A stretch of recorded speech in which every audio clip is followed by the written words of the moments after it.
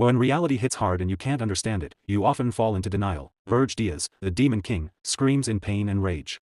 Blood pours from his mouth. He never saw this coming.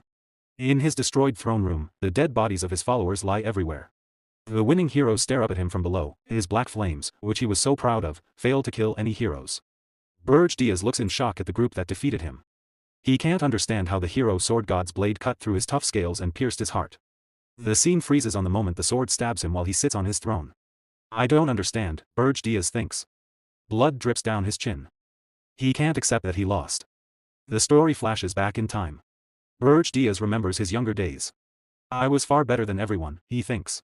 A young, confident, smiling Berge stands at the Demon King Military Academy. He graduated as the top student with the highest honors.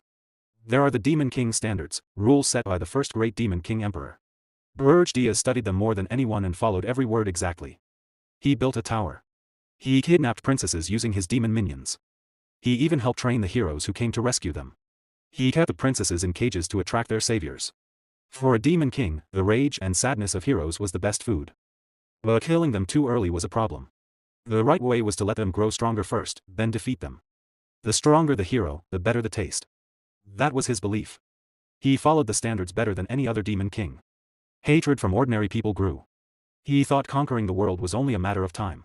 His power increased with every battle. He absorbed the anger and sadness from heroes and people. He became the strongest demon king ever, back to the present. But why did I lose in the end? How? Berge asks himself again and again. His face shows confusion and despair. A mocking voice breaks the silence. You demon kings always say the same thing, the sword god hero says with a smirk. You bring this on yourselves. Why act so surprised? I don't understand, Berge thinks, eyes wide with shock and cold sweat. Liar, the hero replies. You always kidnap the most famous princess and leave clues so we can find you and fight. You're stupid. If I were the demon king, I'd kill the human king first. The kingdom would fall into chaos. Berge suddenly realizes, kidnapping a king would make humans fight each other for the throne. Their anger would not focus on him, so he would not gain power. It went against the standards. The image of the standards book flashes in his mind, the cause of his downfall. The hero continues with a cynical smile. And that's not all. If we don't come to your tower, you send monsters to villages so we can train and get stronger. Thanks for the help. Your tower makes everything easy for us. Images show heroes walking toward the tower. It was their perfect training ground. The first floor has only weak monsters. We train at our own pace and improve our skills. Berge feels burning rage. He was careful not to let heroes die too soon, just to gain more energy. But it was all pointless. That's what the standards taught me. The sword god stabs him again as a final cruel act. Berge eyes widen in agony and shame. When the tower gets boring. We just kill the demon king. A new one appears with a new tower. It's the perfect hunting spot for heroes, right guys? The other heroes laugh and mock him. Of course. Thanks, Demon King. You helped us get stronger. You're more like a teacher than an enemy. Berge looks up helplessly as they thank him with sarcasm. My tower was just their hunting ground. His world falls apart. The hero says coldly, you were strong. Many heroes died this time. But that's fine, I became famous. Goodbye, Demon King. He raises his sword for the killing blow. Rage explodes inside Berge. How dare a hero humiliate me like this? His hand claws into the bloody floor. What the hell are the Demon King standards? With his dying breath, he refuses to give up. I can't die like this. I am a Demon King. In primal fury, Berge releases all his remaining power. A massive explosion of red demonic energy bursts from his body. It swallows everything in a storm of rage and destruction. His form dissolves into blinding light. The blast shakes the entire castle. Heroes fly through the air in chaos. Blood and debris rain down. The demonic energy destroys everything. In his final moments on the ground, Berge promises revenge. Those who look down on me will pay. The last thing he sees is the reflection of the triumphant sword god hero. One hero shouts excitedly, don't touch his head. The horns are mine. But the energy consumes everything. The hero realizes too late. Wait, no. Purple energy explodes violently, a final act of fury from a betrayed demon king. The hero screams as he is torn apart. I'll ruin everything. The explosion kills all the heroes in the throne room. A complete final revenge. In the darkness, Verdilos thinks, if I had known the truth, I would never have followed the standards. If I get another chance, forget the standards. I'll just unleash chaos. The tower explodes into darkness. A distant voice calls, Berge. His eyes snap open. He is in a grand hall lit by moonlight through tall windows. He looks around in confusion. Students in uniform surround him. What? I'm alive? A strong voice calls, Berge Diaz. Step forward. He walks forward, mind racing. This place, it's impossible. The academy headmaster stands before him. Berge Diaz, why act like this on your graduation day? He sees the red emblem in the headmaster's hand, the symbol of a demon king. This is graduation day at the Demon King Military Academy, 15 years ago. All graduates must take the stage and swear to follow the Demon King standards. As class representative, Berge Diaz must read them aloud. A large hologram appears, showing the standards, the same rules that led to his humiliating death. He thinks, I memorized this perfectly. I followed it with all my heart. This garbage turned me into a toy for heroes and ruined me. Memories of his death burn in his mind. Do I really have to read this now? Do I have to swear loyalty again in front of everyone? His throat tightens. The headmaster and teachers smile, unaware of the rage building inside him. Berge Diaz clenches his teeth hard. His face becomes a mask of pure anger. The host says, Berge Diaz, please read the Grand Demon King standards. Rage explodes. His voice rings out clear and strong, I refuse. Dead silence falls. Students freeze in shock. Berge Diaz shouts, I will not swear loyalty to something so stupid. The Demon King standards are trash. His words hit like a shockwave. Students stand with mouths open. One boy's glasses even crack from surprise. The headmaster's face twists in fury. Berge Diaz's rebellion echoes through the hall, breaking years of tradition. This was the moment the academy's greatest student became its biggest disgrace. A new path of vengeance had just begun. In the grand ceremonial hall of the Demon Kingdom, anger exploded. The Archduke, Arcane Blur, slammed his fist on the podium. His eyes were red with rage as he shouted at Berge Diaz. He threatened to execute him for insulting the standards of the Demon King. From his tall throne, Archduke spoke again. He said that because of Berge Diaz's great achievements and talent, he would get one last chance to save himself. He must take back his foolish words and apologize to the entire Demon Kingdom. If he refused, he would be sent to Arian. Gasps filled the hall. Everyone knew Arian. It was a dangerous dimension where dozens of Demon Kings had died. It was almost certain death. Some demons muttered that a person who insulted the standards deserved to die. They said even an apology was not enough. The Archduke reminded Berge Diaz about Arian's terrible reputation. It was the worst realm, where countless demon kings had lost their lives, but Berge Diaz smiled, showing his sharp teeth. His eyes showed no fear. He broke the heavy silence with simple words, send me there.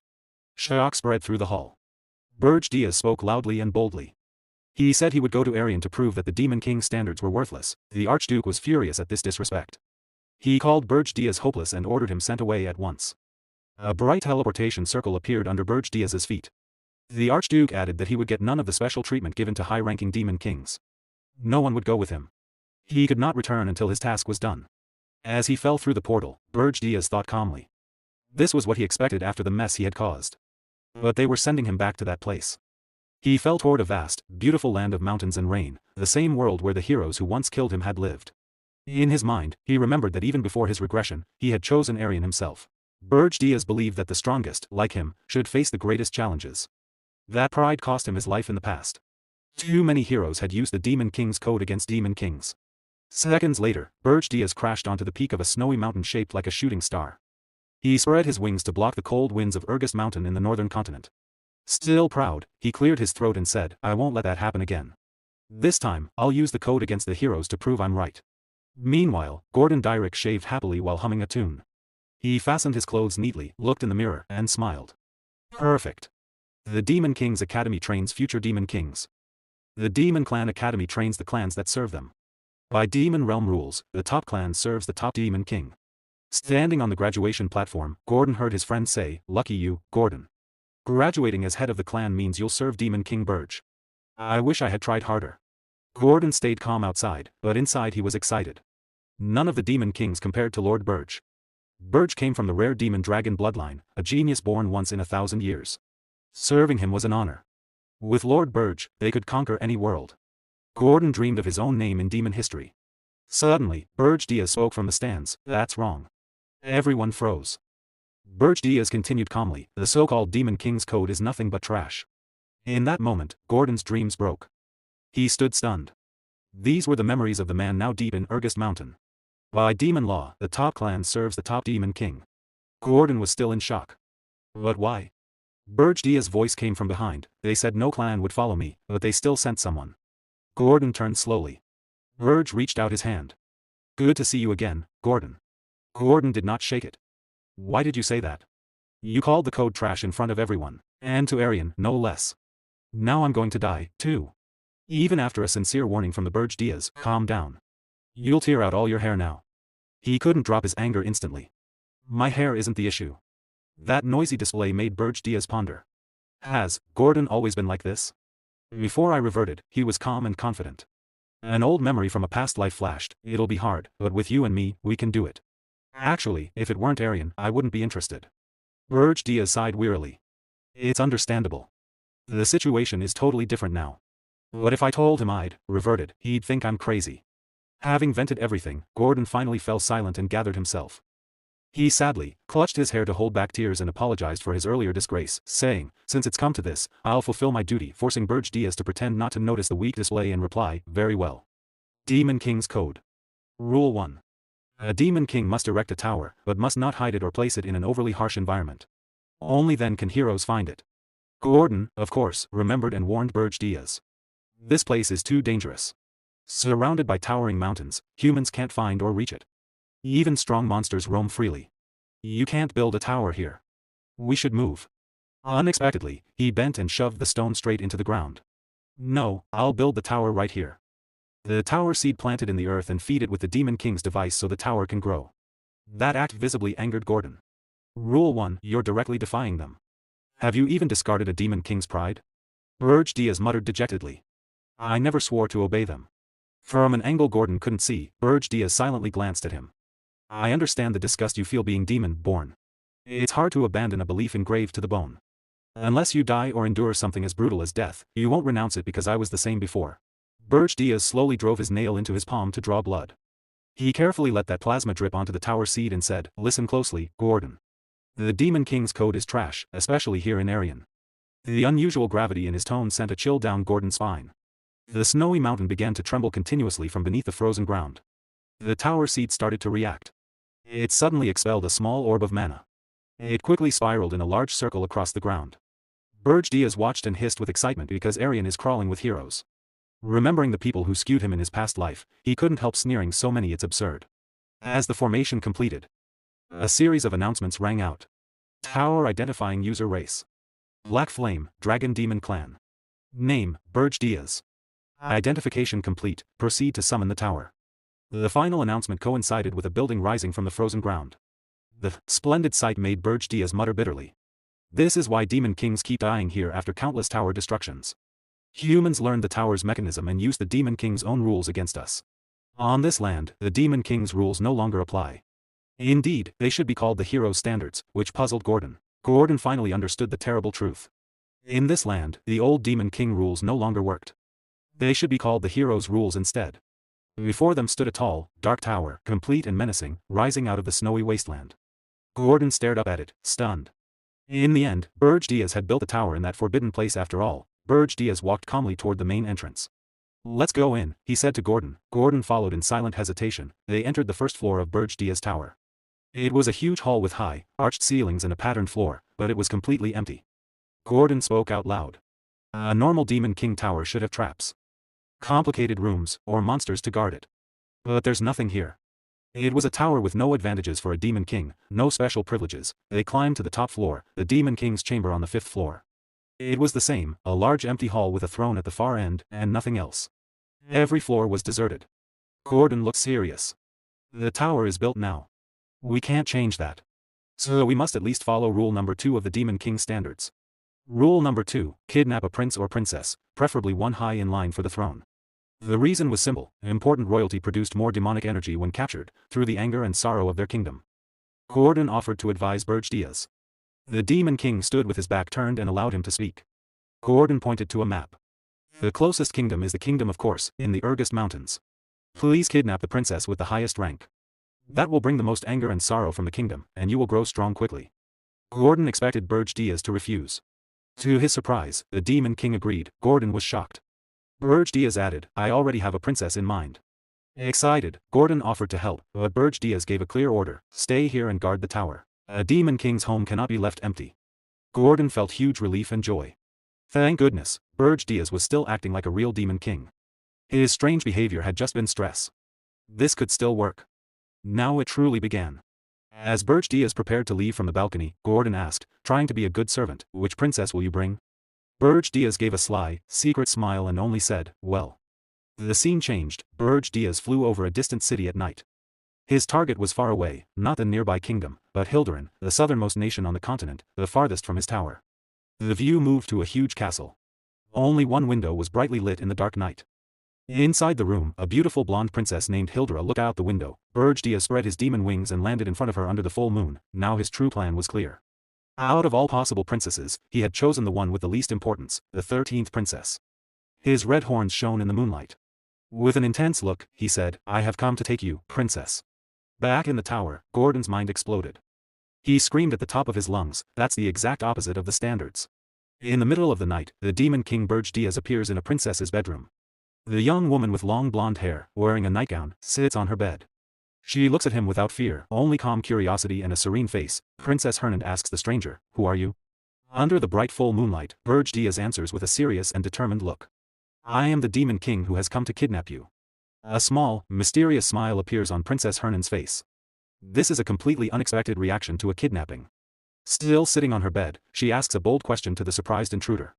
Demon King, are you sure you can handle me? Berge Diaz feels confused by the odd question. He wonders if she thinks Demon Kings are a joke. He replies confidently, of course I can. I am a Demon King. To his surprise, Princess Hernand holds out her hands and offers herself willingly. Then take me. Berge Diaz grows suspicious and asks what she is planning. Hernand thinks for a moment and says that, as a princess, she always expected something like this might happen one day. Berge Diaz refuses to be tricked so easily. He warns her not to expect him to lower his guard. He is in a desperate situation himself and will not fall for any tricks. Hernand says she is not planning anything. With clear logic, she asks how she could have set a trap when she did not know a Demon King would come that night. Berge Diaz quietly admits to himself that she has a good point. Still, he feels uneasy about the whole situation. Finally, they stand face to face. Princess Hernand seems ready to leave. She holds out her hand and says, then, shall we go? The scene changes to a snowy mountain landscape. Berge Diaz, in his demonic form with wings, flies toward his tall fortress. He lands, carrying the princess wrapped in a cloak. A subordinate with long black hair and pointed ears greets him. Berge Diaz orders the subordinate, named Gordon, to house her on the 4th floor. Gordon is shocked. He thought the princess would go to the dungeon. Berge Diaz explains that since she did not resist, she will get some kindness. Meanwhile, the princess waves cheerfully. Right after, Gordon approaches Berge Diaz and says he has something important to report. The scene moves to the 4th floor of the tower. It is a huge empty hall with cold stone floors. Princess Hernand sits alone on the freezing floor and whispers to herself, I really have been kidnapped.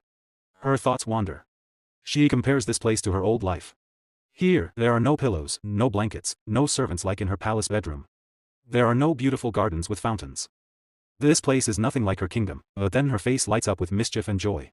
In her mind, she thinks of a but and she says to herself, it's not that bad. Back with Berge Diaz, Gordon tells him about an invitation from the Beast Tower. It is a welcome banquet for the new Demon King. Berge Diaz is doubtful.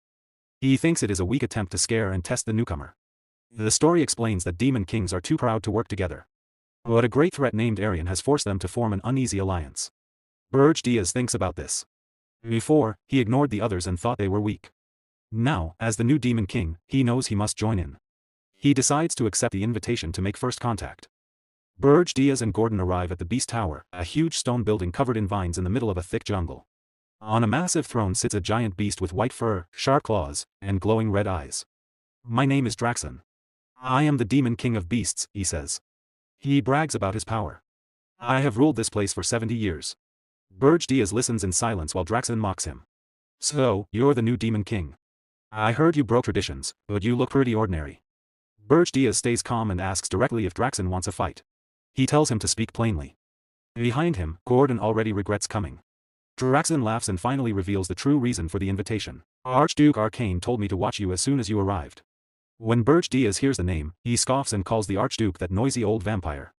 He adds that dropping him in Arian wasn't enough to improve his mood. This insult makes Draxon furious. How dare you speak of the Archduke like that? He shouts. In rage, he slams the meat he was eating onto the floor in front of Berge Diaz. Lick it, Draxon orders. Do it, and I'll forgive your disrespect.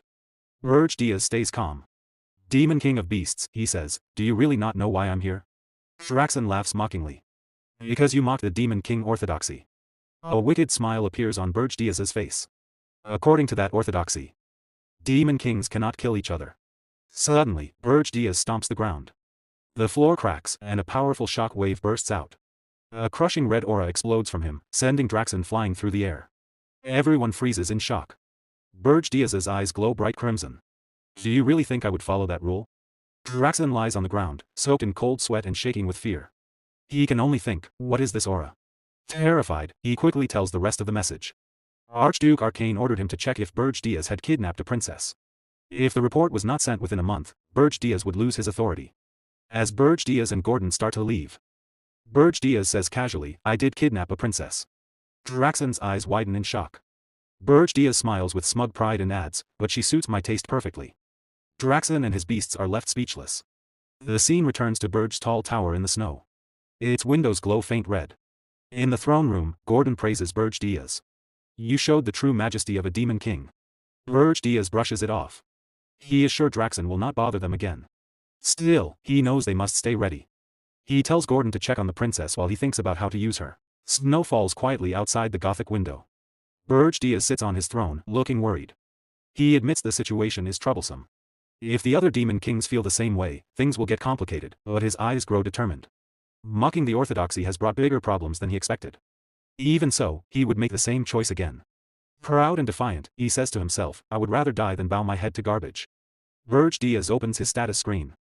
He expects only a few hundred demon energy points for kidnapping a low-ranking princess, the safest option. Instead, the number is huge, 13,000 points. Sweat runs down his face. Why do I have so many points? A notification appears. He has received a recorded message from the Beast Tower, the one Draxen promised. Berge Diaz opens it. Draxen now speaks in a fake-friendly voice. New Demon King, I send this to congratulate you. Our first meeting was not pleasant, but as your superior, should help you. What you did in Arian was impressive. Perhaps your mockery of the orthodoxy was just an act.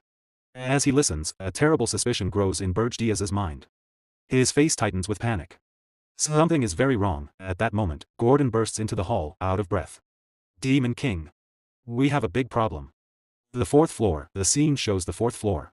It has turned into a beautiful paradise. Clear water flows from a waterfall.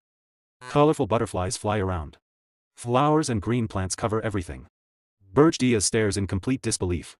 He cannot find words. A system window appears, fourth floor status, naturalization in progress. The barren hall is slowly changing into a living natural paradise. In the center stands the princess, gently petting slimes. Fire, wind, and cloud elemental spirits float around her. Berge Diaz realizes in horror, she has created a full ecosystem inside a magic tower. Only someone who has mastered all four elements could do this. He remembers visiting the castle for the 13th princess. But only one spiritualist on the entire continent can achieve something like this. He finally speaks to her directly. You are not the 13th princess. The princess smiles calmly while petting a slime. As I thought, you mistook me for Elena. Berge Diaz's face twists in panic as everything clicks. Wait, don't tell me you are. She gives a proud, mischievous smile. Correct. My name is Irana Hilderan. I am the first princess of the Hilderan kingdom. The scene shifts to the kingdom of Hilderan. The news spreads like wildfire, the first princess has been kidnapped by a demon king.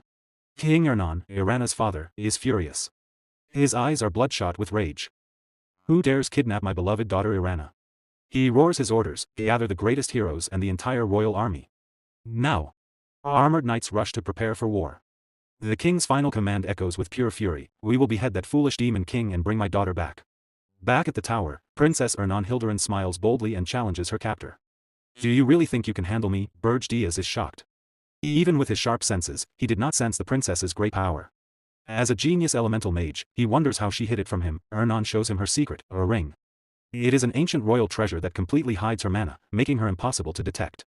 She looks satisfied and asks directly, so, do you plan to send me back? Berge Diaz thinks about it. If he returns her now, he will look weak to other kingdoms. It will also make it harder to gather demonic energy. With a strong look, he decides. There is no going back. He will follow his plan to the end. A system alert appears, showing Berge Diaz's demonic energy points, 9511. He tells her calmly that nothing has changed. It does not matter that she is not the 13th princess. She is still his queen. Ernan looks at him with a calm and happy expression. She does not seem scared at all. The scene moves to the rich Hilderan kingdom. The king hears the news and becomes very angry. He orders his men to kill the stupid Demon King and bring his daughter back. A nervous minister tries to calm him. He says they do not yet know which Demon King did it, and patrols are already searching. The king shouts at them to hurry. He cannot believe his daughter was kidnapped. While the men stand still, another minister speaks up. He wears glasses and thinks carefully. He says something is strange about this. He reminds them of the recent event with the Demon King of Lust. That Demon King drew too much attention and was killed by heroes. Now, right after that warning, another Demon King kidnaps a princess. It is very suspicious. The royal council gasps. They finally understand. This may not be simple. The king's hand shakes as he holds his throne. He is full of anger and frustration. He grinds his teeth and decides, if it is not one of the known Demon Kings, it must be a new one. Just then, a knight runs into the throne room. They found traces of teleportation magic. The trail leads north toward the Urgest Mountains. The king's face shows shock and disbelief. The Urgest Mountains are the most dangerous and remote place on the continent. The scene changes to the snowy Urgest Mountains. A dark tower stands alone. It is Berge's tower. Inside, Gordon Derrick, Berge's loyal but worried servant, speaks up. He says the Hilderan army will come soon, and his lord cannot fight them alone. Berge Diaz only smiles with full confidence. He says there is nothing to worry about. The kingdom of Hilderan will never reach this place. Gordon looks confused. Berge stands in front of a map and explains. His tower is far north. Hilderan is deep south. Many countries are between them, so a direct attack is impossible. He smiles smugly. He knows the other nations will not help. Hilderan will have to hire the Hero Guild. Back in Hilderan, the king has no choice. With a heavy heart, he orders his ministers to contact the Hero Guild. The scene moves to the huge Hero Guild fortress. It is surrounded by snow. Heroes and mercenaries crowd around a quest board. The poster about Princess Ernon's kidnapping causes a big reaction. When they see the location is Urgest, everyone refuses. One mercenary says no way, he did not sign up to die in a monster-filled wasteland. Another laughs and says the king of Hilderan will suffer. Berge Diaz had predicted all of this. The Hero Guild cares only about money. They will never take such a dangerous job without a huge reward. That is why he built his tower there. Gordon is amazed by his master's smart planning. Berge thought of everything. He knows so much about the human world of Arian, even though he ignores its rules. Gordon wonders how Berge Diaz knows so much about the human world. It feels like his master has lived here before. Back in the Hilderan throne room, the king shouts in anger. He cannot believe that no hero will take the job. How can they call themselves heroes, he roars. A minister sighs and explains the truth. There are many heroes in Arian, but most care more about money than duty. They only choose easy or well-paid missions. Meanwhile, Berge Diaz looks at his system interface. He knows it will take time for the kingdom to find heroes willing to come. Even then, the journey to his remote tower will be long. Sitting on his throne, Berge Diaz thinks quietly. His current demonic energy is not enough to fight a full group of heroes. A dark memory comes to him, the heroes who defeated him in the past. He remembers that fear well. He will never underestimate them again. He turns to Gordon and gives a surprising order. Contact Draxon. I will sell demonic energy for human gold. Gordon is shocked and screams, sell demonic energy? That's crazy. He reminds his master that demonic energy is precious. It is used to unlock tower powers and summon monsters. Why trade it for simple money? Berge Diaz stays calm. He knows Draxon will pay a huge amount. With that gold, he can do something important to stop the heroes. The scene moves to Holton Work, a busy fortress city near the dangerous Urgest Mountains. This is Berge Diaz's next stop. Wearing a black cloak to hide his face, Berge Diaz reaches the city gates. Two guards stop him and ask who he is. I am a mercenary, he says calmly. The guards look suspicious. No mercenary travels alone to these mountains. Berge Diaz flips a gold coin into the air. One guard catches it and his eyes go wide. The bribe works right away. While they stare at the coin, Berge Diaz walks past and says with a smirk, don't you trust me? Inside the city, he looks around the busy streets. He needs a guide. So he heads to the Scarlet Hawk Mercenary Guild. The guild is a noisy tavern filled with the smell of beer. Mercenaries talk loudly and brag. One man sits with his feet on the table. He boasts that mercenaries have an easy life. Soldiers do the hard fighting, and mercenaries just kill monsters and take the rewards. The talk turns to rumors. One mercenary laughs about the new Demon King in the Urgest Mountains. He says it must be fake. Real Demon Kings build towers in easy places so heroes can reach them. Another says he heard this Demon King kidnapped Princess Ernon of Hilderan. The first man laughs harder. No Demon King would travel across the whole continent for that. A third mercenary says the Hero Guild refused the quest when they heard the location. The others say it is just a trick to ask for more money. Rescuing a princess is worth a fortune. They all laugh loudly, mocking how greedy the Hero Guild is. Suddenly, a dark figure stands behind them. It is Berge Diaz. He smiles coldly and says, I see. So that's how it works. The laughing mercenary turns and screams in fear. In seconds, the others draw weapons and surround Berge Diaz. Who are you? They shout. Berge Diaz smiles like a predator. You know a lot, he says. You will make good guides. He orders calmly, leave one here. The rest, get out. The mercenaries are furious and attack him all at once. Berge Diaz moves with incredible speed. He knocks them down with powerful, precise strikes. Dozens fall in moments. One huge mercenary tries to hit him from behind with a club. Berge Diaz stops the attack without looking, breaking the weapon easily. His eyes glow red as he punches back with dark energy. The big man looks terrified. The surviving mercenaries run away in panic, screaming. The one Berge Diaz chose to spare stays on the floor, shaking. He whispers, monster. Berge Diaz grins wildly, his eyes shining with demonic power. Outside, people hear the screams and noise. A mage and her friend watch without worry. They're fighting again, she says. It happens all the time. Inside, the tavern is silent except for the bodies on the floor. Berge Diaz stands unharmed. He looks down at the terrified mercenary and says gently, do not be afraid.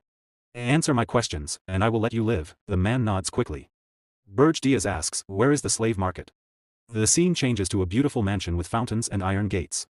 It looks rich, but it is really the slave market. The scared mercenary leads Berge Diaz there. A merchant greets them with a big smile and shows a cage of human slaves. Do you like them? He asks. Berge Diaz looks bored. Do you have anything rarer? He throws a heavy bag of gold. The merchant catches it, his eyes shining with greed. A golden tooth flashes in his smile. Yes, of course. This way, please. As they walk deeper into the building, Berge Diaz thinks to himself. This merchant does not care that his men were just beaten. Humans who want money are no different from demons who want demonic energy. They go down stone stairs to a secret area. Behind a wooden door is the special merchandise. A flashback shows Berge Diaz telling Gordon his real plan. With human gold, I will buy slaves, rare races captured by humans. An elf would be perfect. In a cell, a green-haired elf named Granada is chained and muzzled. He glares with pure hate. Berge Diaz smiles darkly. He will use this elf as a spy to cause trouble among the heroes. Suddenly, the scene cuts back to the Hilderan throne room. A Hillen announces, the savior has arrived. Hero Hillen Cargill is here. The king looks relieved. He is sure Cargill will accept the mission. Cargill is a strong man in shining armor. He kneels before the king and promises, I will rescue the princess and bring back the Demon King's head. I swear it in the name of justice. His eyes burn with determination. Back at the tower, Berge Diaz explains the plan to his subordinate. He will use the elf as a spy to confuse and disrupt the heroes. The subordinate nods and says it will work well because elves are seen as pure and innocent. Then the scene changes back to the slave market. Berge Diaz walks up to the two slave traders and says he is there to buy the elf. He tells them his servant will pay the price. The traders are shocked. With a scary glare, Berge Diaz asks if they have any problem with that. The terrified trader quickly says no. His partner nervously gets the payment ready. Berge Diaz orders both traders to leave the room. He says he needs to check something with the elf alone. One trader warns him that the elf might attack. Berge Diaz ignores the warning and says if anything happens, the trader will pay for it. The trader looks disgusted but has no choice and agrees. Both traders leave, now alone. Berge Diaz walks to the cage. Granada is sitting on the floor in chains. Berge Diaz uses his demonic power to break the chains and free Granada. Granada is surprised. He feels the dark energy and realizes Berge Diaz is a demon. Angrily, he asks what a demon wants with an elf. From outside the cage, Berge Diaz offers him a chance to get revenge on humans. Granada thinks the offer sounds good, but he says he cannot trust demons any more than he trusts humans. Berge Diaz says he is different. He offers a deal. If Granada stays loyal for exactly 50 years, Berge Diaz will keep him safe and then give him freedom. He adds that 50 years is not long for an elf, and it is much better than staying a slave. Granada has been humiliated by humans, but he is still not convinced. He reminds Berge Diaz that demons are trying to destroy the world tree, which the elves protect. Looking straight at him, Granada asks how he can trust a demon at all. He also says it is strange that a demon would need help from an elf. Berge Diaz realizes Granada has good points. After thinking for a moment, he smiles in a clever way and changes his plan. Fine, he says. Let's do it this way. He summons a magic contract book and makes a serious promise under the rules of the great Demon King. He swears he will not harm the world tree. To demons, the Demon King's rules are as sacred as the world tree is to elves. In return, he asks Granada to swear loyalty to him for 50 years, using the world tree as his oath. Granada smiles. He finds the whole thing very strange. You are weird, he says. But you are willing to make a fair deal. Granada stands up and introduces himself properly. I am Granada of the Maple tribe. He agrees to take the oath, but only after he meets the Demon King who sent Berge Diaz. Berge Diaz looks confident and says, I am the Demon King. Granada freezes in shock. He can't believe what he just heard. He stammers, what? Then he suddenly bursts into loud, crazy laughter. Still laughing, he grabs Berge Diaz by the shoulders and shakes him. That's impossible, he says. A Demon King would never leave his tower, his power gets weaker outside, just to buy one slave. Between laughs, Granada mocks him. If you really are the Demon King, then I'll swear loyalty for 100 years, not 50. Later, Berge Diaz, Granada, and the subordinate arrive at the 5th floor of the tower. The place is grand but completely silent and empty. Sitting on his throne, Berge Diaz reminds Granada, the 100-year contract was your idea. Granada finally realizes it is true. He goes into shock. His face changes from disbelief to anger. He explodes in rage. This is all a scam, he yells. You never said the whole tower would be empty. The first 3 floors are barren, and the 4th floor is just plants.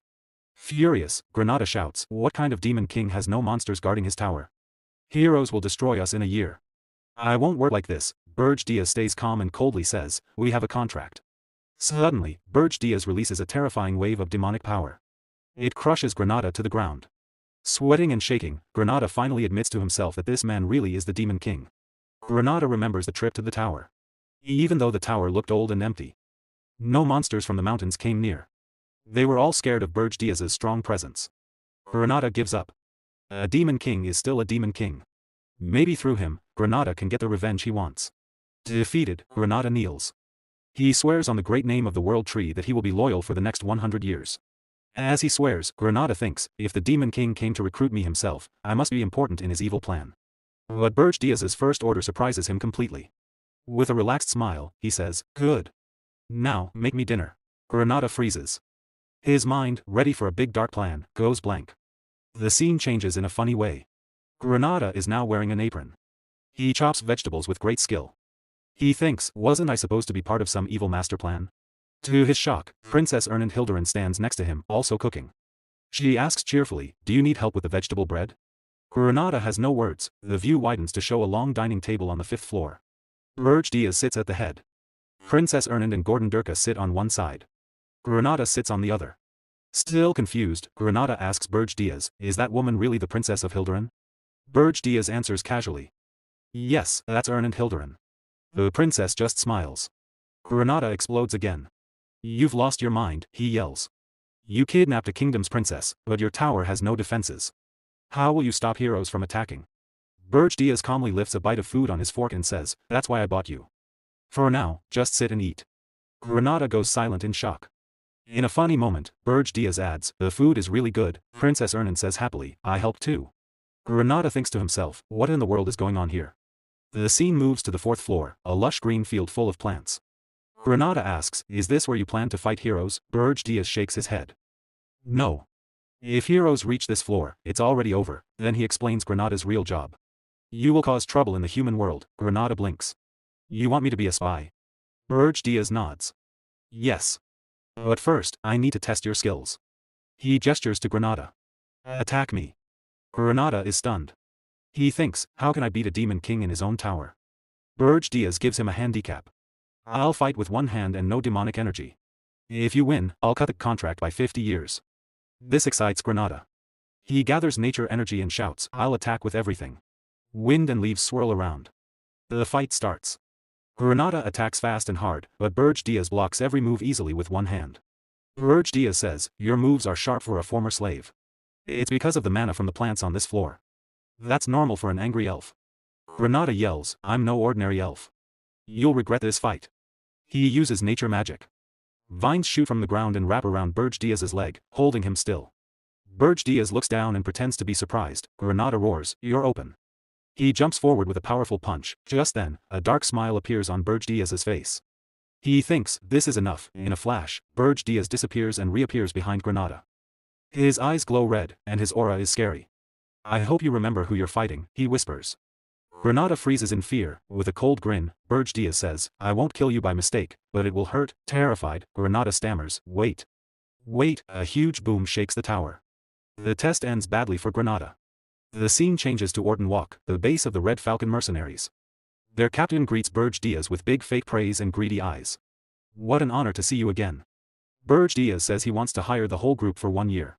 The captain quickly asks about payment. His men whisper about how Berge Diaz beat them badly last time. Berge Diaz drops a huge bag of gold as a down payment. Everyone goes quiet in surprise. The mercenaries cheer and promise loyalty. The captain secretly thinks about finding a new job. Berge Diaz introduces a new member. This man will give you my orders from now on. The mercenaries look confused until the man speaks. Hello, my name is Granada. The elf's face is swollen, bruised, and covered in bandages from the training with the Demon King. The mercenaries stare in shock, then feel sorry for him. Some even cry a little. They welcome Granada warmly, patting his back and cheering for him. Berge Diaz watches quietly and thinks, they look average, but the Red Falcon mercenaries are tough fighters from the dangerous regressed region. They are skilled, strong, and hard to control. Berge Diaz thinks to himself about his real target. At this time of year, the only hero likely to answer Hildurin's call for help is Cargill, the one who defeated the Demon King of Lust. With his plan clear, Berge Diaz turns to his new mercenaries. Granada stands among them. He gives them their first official order, investigate Hill and Cargill, the hero hired by Hildurin. The mercenaries are now well paid and excited. They shout loudly together, yes, sir. In the lonely tower of Berge Diaz, surrounded by endless snow, the Demon King thought about his next step. He had already given the job of handling the heroes to Granada. Now it was time to make himself stronger. Sitting on his throne, Berge looked at his helpers and decided to focus on gaining more power. Normally, demonic energy could be used to improve the tower or to make the Demon King himself stronger. But Berge had used all of it on the tower. The only way left was to find a spirit flower. This was a special mana crystal that gave great power when eaten. Spirit flowers grew deep in the dangerous regressed mountains. The area had strong mana storms, powerful monsters, and no humans had ever touched it. The flowers had soaked up natural mana for many years, so the place was full of treasures. Spirit flowers were not as good for demons as pure demonic energy, but Berge decided it was better than nothing. He got ready to search for them. His helper, Gordon Dirk, warned him it would be risky. Looking without a plan was like finding a needle in a huge desert. Monsters would attack if they sensed weakness. Berge was sure he could beat any monster, but he knew finding the flowers would be hard without a good mana detector. Just then, someone knocked on the door. Berge and Gordon looked at each other, confused. The door opened slowly. Princess Ernand Hildurin peeked in. A small slime sat happily on her head. Are you busy? She asked shyly. Berge and Gordon were shocked to see her. A short time later, outside the tower, Princess Ernand walked excitedly through the snow. Her little spirits danced around her. Berge stood nearby, watching with no expression. I'm so excited. I have been bored lately, she said. You promised I could decorate the 4th floor any way I want, Berge agreed, but inside he wondered how strange her ideas would be. Who decorates a Demon King's tower? Princess Ernand felt very lucky. She never thought Berge would let her go outside. She was glad she came at the right moment. She looked at the small flame spirit floating in her hand. Suddenly, Berge opened his demon wings and grabbed her. Hold on, she screamed, not ready at all. A loud roar came from behind them. They shot into the sky very fast, leaving trails of mana in the cold air. Ernand closed her eyes tightly at first. She was scared. But soon the fear went away. She opened her eyes and gasped. The world looked huge and beautiful below her. There were mountains, valleys, and endless snow. She had not seen any of this the night she was kidnapped. Her heart filled with emotion. She remembered her old life, endless magic lessons, strict rules in the palace. And walls that felt like a prison. She thought she would be trapped forever, still flying. She whispered, you are the only person who has ever flown over the regressed mountains. Berge answered coldly, your job is to find the spirit flowers. Then Ernand said, just call me Ernand. We'll be together a lot. Berge got annoyed. Remember your place, he said in a cold voice. If you don't focus, I'll throw you in the dungeon. Ernand quickly said sorry and focused. She sent her small water spirits to search the mountains below. Berge thought they would not find anything soon, but he knew her spirits were faster than him or Gordon. Just seconds later, Ernand shouted happily, I found one. Berge looked and saw a beautiful spirit flower glowing in the snow. Its petals shone with icy blue mana. But then they saw a big group of huge, fierce orcs guarding it.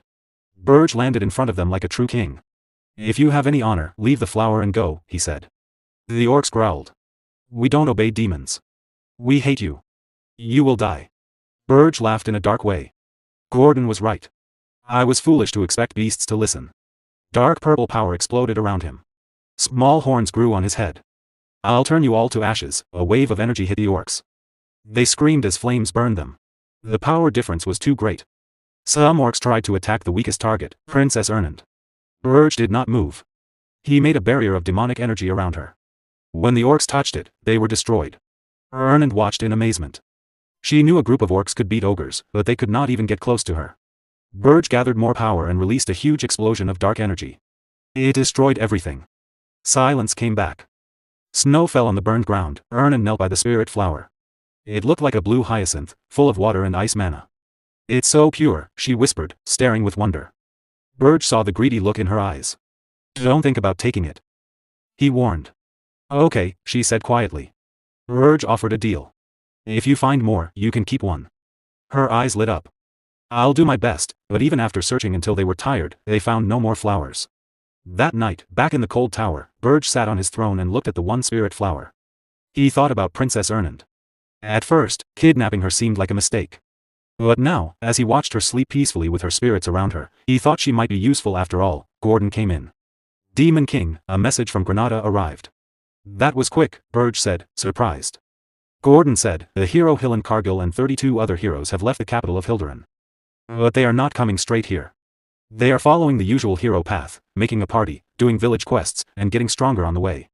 Gordon showed many plans on holographic screens, but Berge waved them away and threw them in the trash. Gordon was shocked. Berge smiled. "This time, we won't send monsters to attack them." "What?" Gordon shouted. Berge explained, "Weak attacks only make heroes stronger." Then he gave a surprising order for Granada: "Join the heroes. Help them and gain their trust." Gordon could not believe it. His king was again doing things differently. He worried. The tower is not strong enough yet to stop heroes. Berge said he would make it stronger soon, and told how, with a dwarf. Gordon yelled, "What? Now a dwarf too? We already have a human and an elf. People will laugh at us." A burst of demonic power quieted him. Berge said, "I don't plan to stop heroes with just a dwarf. I need dwarven magic weapons," he explained. "Heroes expect weak monsters on the first floor. But what if they find dozens of cannons instead?" Gordon was amazed. No hero would expect that. But it was very unusual. Then he realized something terrible. Wait, to get a dwarf here means another kidnapping. The scene moved to the underground dwarven city of Wolfner. It was made of stone and glowing crystals. In the center, a blacksmith worked hard. His hammer hit the metal with strong rhythm. This was Lozier Friedrich, the best dwarven smith alive. And he was next on the Demon King's kidnapping list. The underground city of Wolfner was home to dwarves. Before his regression, Berge Diaz had fought many dwarves, but this was his first time visiting their city. He bribed the guard at the entrance with human gold and asked for the best blacksmith. The dwarf smiled, took the coins, and said, "For a human, you know how to do business." Berge Diaz hid his demonic power completely, so no one knew who he really was.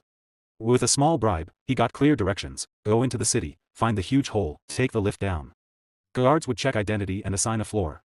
It was strict security, no intruders allowed. But Berge Diaz did not need the lift. He jumped straight down to the lowest level. Then he walked to the deepest chamber, the heart of Wolfner. That was where the famous blacksmith Lozier Fredericks worked. The first thing Berge noticed was the dwarf's skill. The metal glowed with mana, and the flames seemed to dance. For a moment, Berge wondered if this dwarf was truly the best. He decided he would find out after kidnapping him. He moved fast and tried to grab Lozier, but the dwarf was not ordinary. A wave of fire rushed toward Berge. Then a huge hammer swung at him. That flame has a touch of demonic power. Suspicious, Berge thought. He blocked the hammer with one hand. His bones cracked from the force. "Are you a hero?" he asked calmly. Lozier lifted his chin with pride. "I am a hero. How dare a demon enter dwarf land? You will not leave alive." Berge grinned his famous Demon King smile. "For all your big words, you are weak. Also, I am not just a demon. I am the Demon King." With ease, he slammed the hammer into the ground and grabbed Lozier by the throat, lifting him up. Guards rushed in after hearing the noise, but the chamber was empty. Panic spread. The hero Lozier Fredericks had been kidnapped. High above the city, on a terrace, Berge held his prisoner. "Make a sound and I will kill you," he warned. Lozier was shaking but still asked, "Why is the Demon King here? Are you after the princess?" Berge shook his head. He had no interest in dwarf royalty. He wanted to know about secret underground passages, routes only master blacksmiths knew for emergencies. Lozier thought this was a trick to reach the princess. He could not fight the Demon King anyway. He was terrified, even if he talked big. He refused to answer at first. So Berge whispered, "Fine. I will kidnap your princess and then let you go. Everyone will think you betrayed her to save your life. The shame and torture rumors will destroy you." Everyone already knew Lozier was not brave. No one would doubt the story. His life would become miserable. Berge gave him one last choice: guide him or sell out the princess. Lozier stayed quiet, but inside he was planning how to escape while still protecting the princess, a greedy little schemer. To close the deal, Berge made an oath. On the Demon King's honor, I promise your safety if you help me. To dwarves, such an oath from a Demon King was sacred and unbreakable. Lozure's attitude changed at once. He became confident, obedient, and almost happy. Berge felt sick watching it. Deep in the city, Princess Louise wharfed paced with worry. Lozure had disappeared while making her weapon. Guard said he was kidnapped, but she snapped, quiet. He is a hero too. How could a hero be kidnapped? One guard tried to explain softly, Your Highness, he is a hero, but he is a very poor fighter. She glared at him. Find him now, or I will take all your heads. No one argued. In Lozure's hidden tunnel system, Berge was growing impatient. The passage was narrow. Berge had to walk behind the dwarf the whole way, much too close. Move faster, Berge growled. If I have to look at this ugly view any longer, I will burn the tunnel. Lozure laughed nervously. Just a moment. These tunnels were not made for tall people. At last, they came out outside the city. Lozure brushed off his clothes with relief. That's it. My job is done. I will go now. Berge shifted into his full demonic form. Dark wings spread wide, like a shadow covering the moon. What nonsense, Berge said. Lozure froze. You swore on the Demon King's honor, he stammered. Berge shrugged. I do not care about trash oaths. Lozure became the newest victim of the Demon King's tricks. Panic hit the dwarf. Wait. I am useful. No one is better at metalwork. I can make anything you want. Berge frowned. A hero should not switch sides so easily. Lozure no longer cared about pride, only survival. Berge gave one final order. Swear loyalty to me. Lozure instantly dropped and pressed his forehead to the ground. Yes, I swear. Thank you for your mercy. Of course, inside his head he was already planning escape. Too bad plans mean nothing when you are knocked out. Moments later, Lozure woke up in a beautiful garden filled with spirits. He felt confused and scared. Berge was pacing nearby. You kidnapped a hero, a dwarf hero, someone said. An elf appeared on a floating screen. My lord, did you really bring a dwarf here? Berge cut them off. Report later. Princess Ernan walked up to Lozure calmly. She studied him. Did you come to rescue me, hero? She paused. Probably not. Lozure still could not understand. Why am I here? You promised safety. Berge smirked. That is why you are still alive. I knocked you out and carried you. I could not trust a scared little dwarf. Lozure forced an awkward laugh. Right. Wonderful. Berge smirked and asked, Are you that happy to be my subordinates? Lozure Friedrich emotionally while laughing said, Yes, I'm very happy. Berge wasted no time. Your first task, install many cannons on the first floor. If heroes come, destroy them. The scene began at the heroes' preparation station. A holographic communication link flickered on. Granada, an outsider, gave his report. With calm confidence, he told his superior that rumors were spreading quickly among the heroes. According to the latest news, the new Demon King was said to use black flames. Because of this, the heroes were now equipping themselves with fire-resistant gear, getting ready for battle. Granada added that another rumor had started. Many heroes believed the Demon King had not sent out any demonic beasts because he was afraid. They saw his silence as weakness, not a plan. Berge listened without showing any emotion. His face stayed blank, and he did not move. When he finally spoke, his voice was cold and uninterested. He said the heroes still wanted to kill. Whether they fought for glory or for money, it did not matter. In the end, they would gain nothing. They would lose everything, even their will to fight. Before ending the call, Berge gave one last order. Granada was to keep watching the heroes closely and report any changes right away. Granada agreed and cut the connection. Alone now, Berge thought to himself. By holding back the demonic beasts, he was slowly breaking the hero's spirit and confusing their expectations. This Demon King clearly understood human thinking in a scary way. Granada wondered if there had ever been a Demon King like this before. The thought gave him a rare chill, but then he felt real relief. Berge was not his enemy. The scene changed to the cold halls of Berge's tower. Berge gave his first command to Lozure Friedrich. He wanted fire cannons built on the tower's first floor. But there was one strict rule: no mana stones could be used. Lozure Friedrich panicked right away. He said building such weapons without mana stones was almost impossible. Even if they could be made, they would not work well against heroes. Berge cut him off sharply. He said finding a way was Lozure Friedrich's job. He explained that heroes were favored by the world itself. They could sense energy very sharply. Any trap using mana stones would be spotted from far away. That was why mana stones were forbidden. Lozure Friedrich tried to argue again. Berge's face grew dark. Calmly, he formed a sphere of black magic in his hand. He reminded Lozure Friedrich that he had been brought here because he was the greatest blacksmith. If he failed, there were plenty of others who could take his place. Terrified, Lozure Friedrich broke down. His voice shook as he quickly said there was another way. Berge Diaz smiled coldly and said he should have mentioned it sooner. Lozier Friedrich explained that he had once invented a device that could completely hide mana traces. It had taken him 3 years to make, and the finished prototype was still in his workshop back in Wolfner. Berge Diaz's face hardened. He asked if this was just an excuse. Crying and shaking, Lozier Friedrich swore it was true.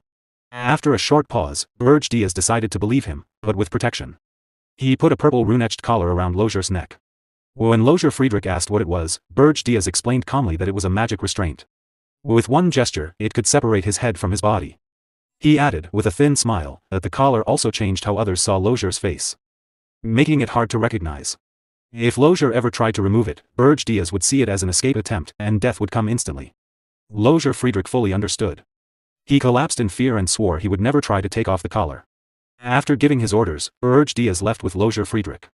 Together, they traveled through several kingdoms to gather rare supplies and materials that worked with mana. The trip lasted almost a full month.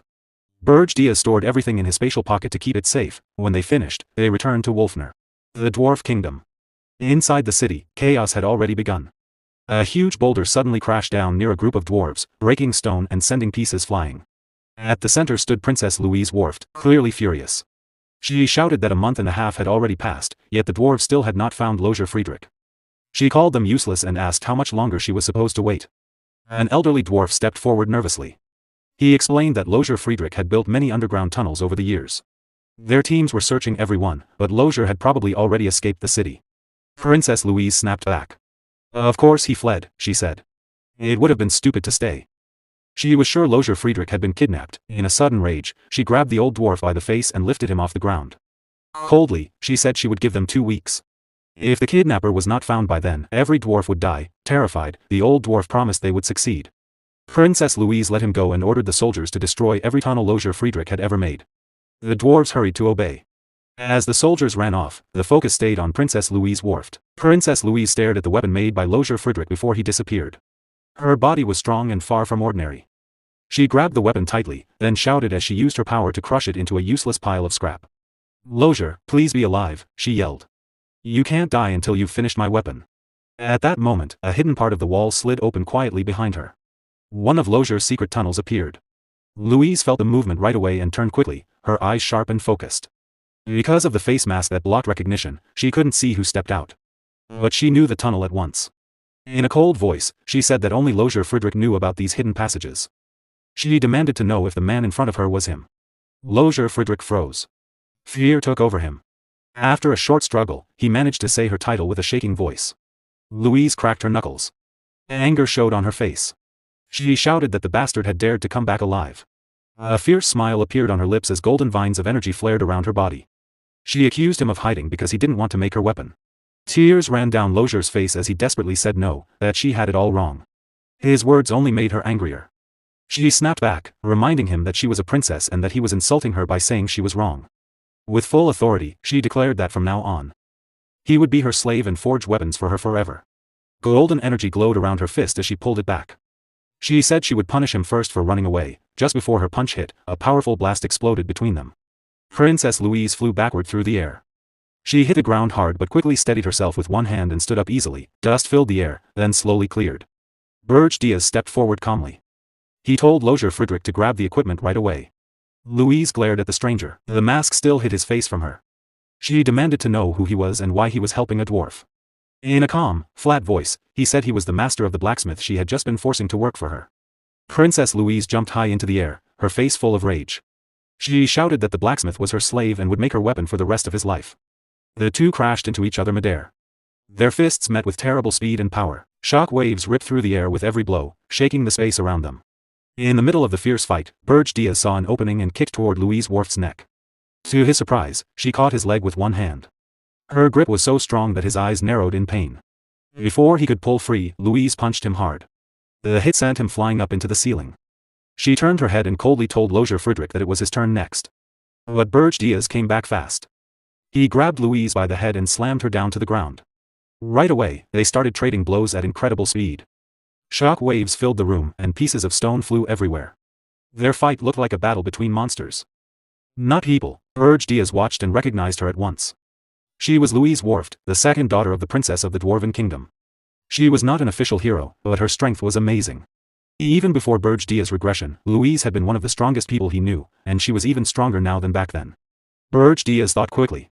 If she kept growing stronger, she would become a real danger. The smart choice was to kill her now. But to do that, he would have to use his full demon power.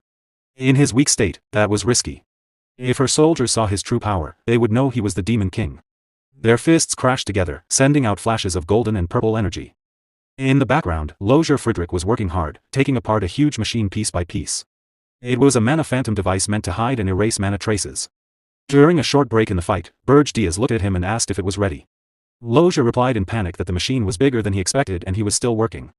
Berge snarled that if Lozier wanted to live, he had 1 minute to finish. Lozier swore he was going as fast as he could. Louise's aura suddenly exploded. 12 streams of bright golden power burst from her body.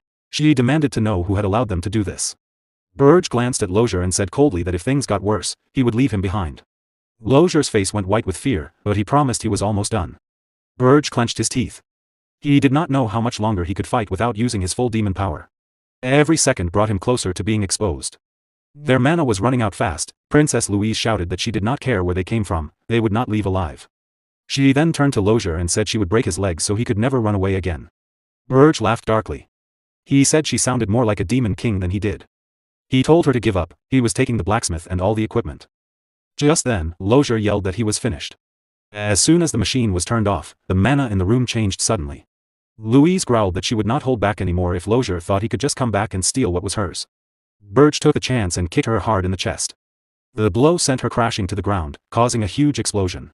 Without waiting, Berge opened his subspace pocket and told Lozier to hurry. Louise stood up from the dust and said attacks like that meant nothing to her.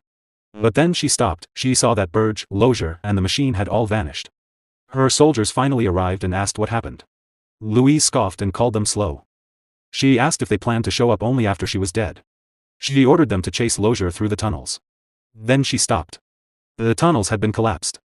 Grinding her teeth, Louise realized the truth. Lozier really did not plan to come back and make her weapon. A cold smile appeared on her face as wind blew through the destroyed room. She said this was much more interesting than she expected. With angry, burning eyes and a twisted grin, she swore she would hunt Lozier down herself, even if she had to search the whole continent. When she found him, she would make him regret everything he had done that day. Then she shouted Lozier's name in rage, her eyes full of fury. Lozier Friedrich. Inside the first floor of Berge's tower, the Demon King stood calmly in front of a huge magical machine. He looked at it carefully and said firmly, "This is the magic we need to stop the hero. No matter what it costs, I must have this device." Behind him, Princess Ernand, the first princess of the Hilderan Kingdom, opened her eyes wide in surprise at its size. "It's enormous," she whispered. Nearby, Gordon, the Demon King's loyal servant, tilted his head in confusion. "What does it do?" he asked, sounding worried. "I was cleaning when all this started." He pointed to a strong metal frame built next to the machine. Lozier Friedrich stood straight and reported, "The Mana Phantom framework is complete. Installation is finished." The Demon King nodded once. "Good. Activate it now." "Yes, my lord," Lozier Friedrich answered quickly. Moments later, the Demon King released his dark energy. A scary purple glow spread across the floor, and heavy pressure filled the air. His voice turned cold. "After everything it took to bring this here, it better work."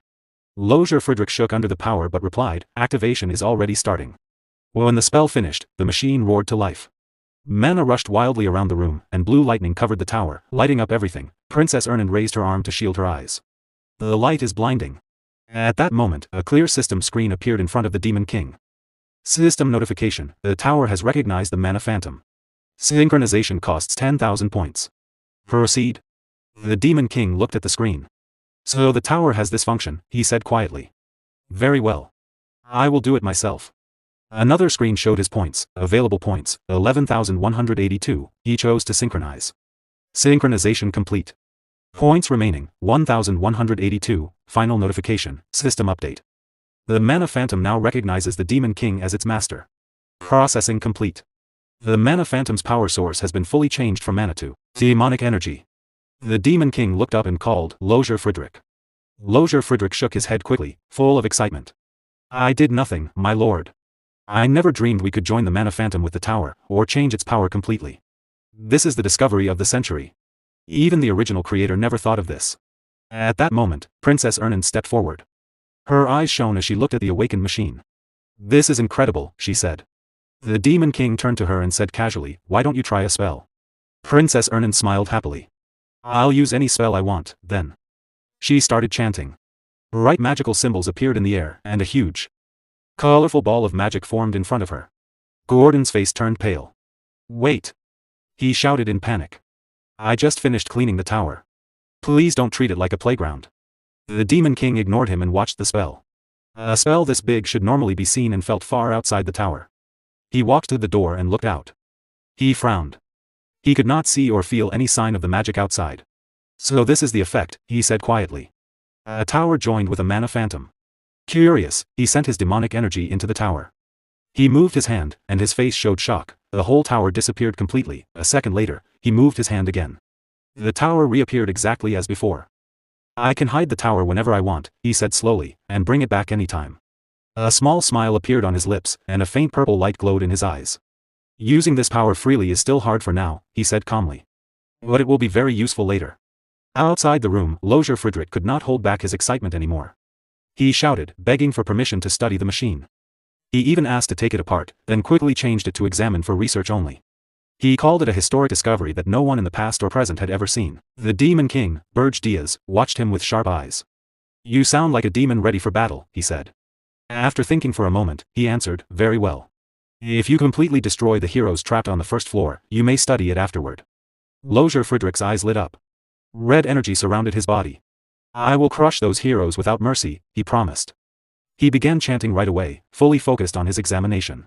Berge turned to Princess Ernan. In a calm voice, he said, "You will face the heroes who reach the fourth floor." Princess Ernan froze. "Me?" she asked, surprised. "But I'm a princess." "You are also a powerful spirit user," Berge replied. "And you do not plan to return to the palace." He knew it might be unfair. She was still an innocent princess who did not know the world's cruelty, and asking her to fight her own people was heavy. But she stayed silent for a moment, thinking about what spells she could use. Berge stopped her thoughts. "You don't need to fight directly. Just disturb the heroes and show them you are now my ally. If this works, I will grant you another wish." She looked at him seriously and nodded. "I'll do it," she said. Then she added, "But introduce me as your subordinate, not as a princess." Berge was surprised for a second, then agreed. "Very well." Princess Ernan's face lit up with joy. Like a happy kitten. "Thank you. I'll do my best." She blinked playfully and added, "Should I charm the heroes with my beauty? They'll probably fall for me." "No," Berge said flatly. "Do exactly as I say." She nodded. "Understood." Later, Berge sat alone, looking at the system screen. He checked all the plans. The first floor would attack with powerful mana cannons to reduce hero numbers. On the fourth floor, Princess Ernan would act as bait to draw in the rest and finish them. Still, with more than 200 heroes coming, this might not kill even half. He needed to become stronger himself. His eyes moved to the shining treasure in his hand. Thick demonic energy wrapped around it. It was an icy water spirit blossom, corrupted by demonic power, very strong, even against demons. He decided to find more. In another place, Princess Ernan stood in a snowy land with freezing wind. She looked around and sighed. "Nothing here either. This is our third try." Berge answered, "Maybe our earlier success was just luck." Suddenly, a huge figure appeared in front of them. Berge raised his arm, dark energy gathering. "You again?" he asked coldly. "I'm tired of these visits." The large orc made a deep sound and bowed low. "I am Krodu of the Blue Forest tribe," he said politely. "I greet the Demon King." He bowed even lower and begged, "We seek your protection." Berge looked at him coldly. "You want to become my kin?" All the orcs knelt at once. Their leader spoke for them. "Our ancestors were demons who betrayed the demon realm. Because of that old sin, we ask to serve you." Berge stared down without warmth. "Stop the flattery. You want to grow stronger by joining me." His eyes narrowed. "You are better suited to demonic energy than spirit blossoms." An orc elder nodded to his group. "He sees through us. No need to hide." He ordered, "Bring it out." They opened a box. Inside was a dark rim lotus, its petals sealed in ice. Berge recognized it at once. "So that's why we couldn't find it," he said quietly. "You planned this. You know how to bargain, unusual for orcs known only for strength." The orcs bowed their heads. "To survive here, we need wisdom more than strength. Our tribe values brains." Berge gave the box to Princess Ernan and turned back to the orcs. "You came because you lack power. You want strength." A small smile appeared on his face. "Wisdom over strength, I like that." He raised his hand and began chanting. I will accept only one, Kurutu. A demonic mark appeared and entered Kurutu's body. Dark power filled the snowy field. Roam the land. Grow your tribe under my name, Berge said. Wait for my orders. I will give you a reward greater than strength, your tribe will last forever under my rule. Demonic energy covered Kurutu. His body changed and grew stronger, he became a true demon. Kurutu knelt deeply. I give my life and loyalty to you, Demon King. The whole tribe knelt behind him. Later, at Berge's mountain tower, power flowed through the building. Outside, an army of orcs stood in perfect rows. On the first floor, Lozier Friedrich waited with 60 mana cannons. Berge checked everything in his mind, orcs in position, tower floors ready, Princess Ernan waiting on the fourth floor. Everything was set. He looked up, his dark eyes hard. I will pay back the pain from my past life, he promised silently to the coming enemies. Far away, the hero looked up at the tall mountain and said to his friends, we finally arrived. Regressed Mountain stood in front of them. In the grand city of Holton Walk, a great banquet was held in the central hall. It honored the heroes before their final journey to defeat the Demon King. The room was filled with laughter, music, and the sound of glasses clinking. Warriors, nobles, and dignitaries celebrated together. A young hero named Lord Hillen, dressed in shining armor, spoke with the elderly Lord Castellan. The Lord smiled and said Hillen was too modest for his great deeds. Hillen thanked him for the wonderful banquet. The Lord replied that it was an honor to be part of this historic quest. After a pause, Lord Castellan suggested that Hillen should speak to the crowd. Hillen hesitated, feeling uncomfortable. But the Lord insisted. It would lift everyone's spirits. Hillen finally agreed. Lord Castellan announced it loudly, and all eyes turned to Hillen. He stepped forward, cleared his throat, and spoke calmly. He greeted his comrades, heroes, nobles, knights, mages, mercenaries, and merchants. He said their long journey was nearing its end. With a confident smile, he joked that their march had scared the Demon King so much that no monsters had blocked their path. The hall burst into laughter.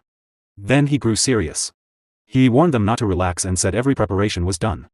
His voice rose as he declared that tomorrow they would take the Demon King's head. He asked who dared to kidnap Princess Ernan of Hilderan. With fury, he shouted that it was time to show the world who the true masters were.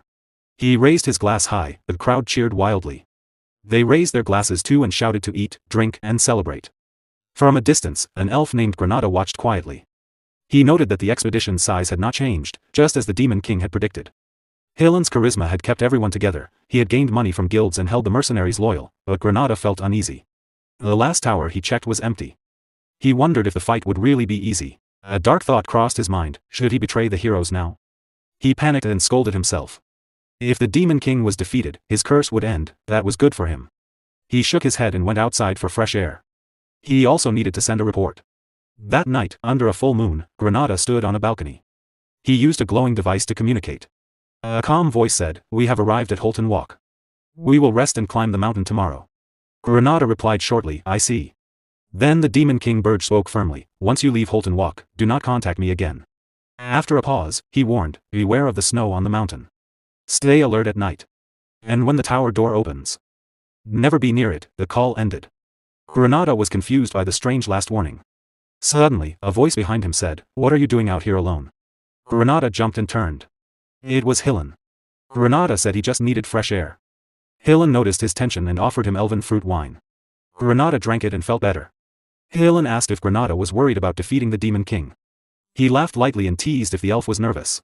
Granada admitted, yes. Hillen looked into his wine and said quietly, actually, I don't know either. Granada was surprised. Hillen explained that attacking a Demon King's tower was always hard. Granada mentioned that Hillen had already beaten the Demon King of Lust. So a new one should be easier. But Granada realized no one knew the details of that victory. He asked Hillen to tell the story. Hillen avoided it. He smiled heroically and said his win was thanks to brave comrades who fought in front. He put a hand on Granada's shoulder and said, comrades like you. He asked Granada to guard his flank in battle. Together, they would win. Granada smiled and agreed. Hillen led him back inside. Later, alone, Hillen smirked darkly. He looked at a ring with a red gem and thought, I'm counting on you this time too, Elf Granada. The next morning, the city of Holton Walk was full of activity. The huge expedition got ready to leave. As the heroes started their march, crowds of citizens lined the streets. They cheered loudly, shouting words of encouragement and good luck.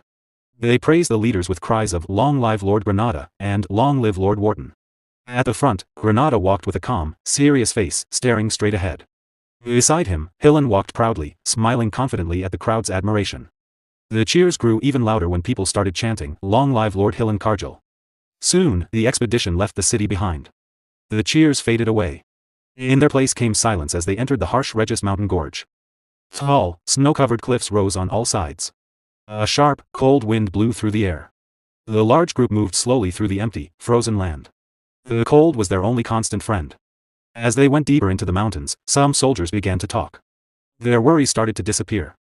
One said the weather was surprisingly good, little snow and a clear, sunny sky. He added that they would reach the tower easily at this speed. Another smiled and agreed. The goddess of victory must be helping us. A big warrior laughed and said there were no signs of the dangerous monsters everyone had feared. His friend smirked and replied, "The monsters are probably too scared to show up now that Hero Hillen is here." While the warrior kept boasting, one of his friends suddenly tapped his head. When the warrior touched the spot, his hand came away covered in strange, sticky purple slime. Confused, he looked up slowly. A massive ghoul towered over them.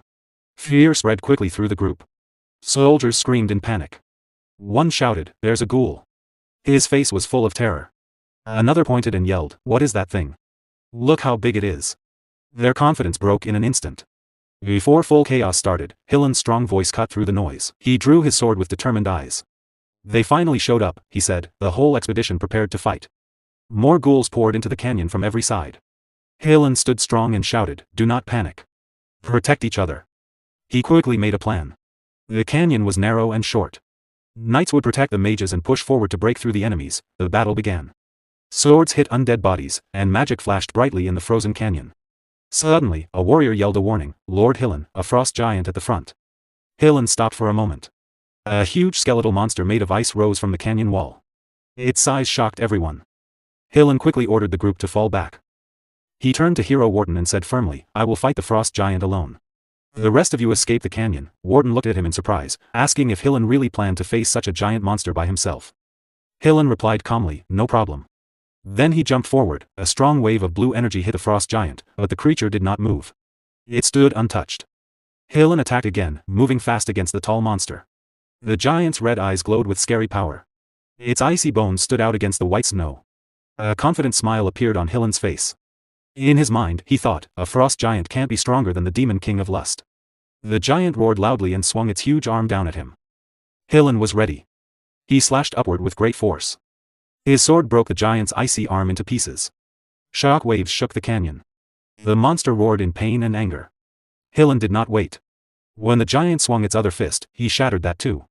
With quick, powerful moves, his sword glowing blue, Hillen cut deep into the giant's body. He attacked without stopping. While keeping the giant busy, Hillen looked back and saw the group could escape.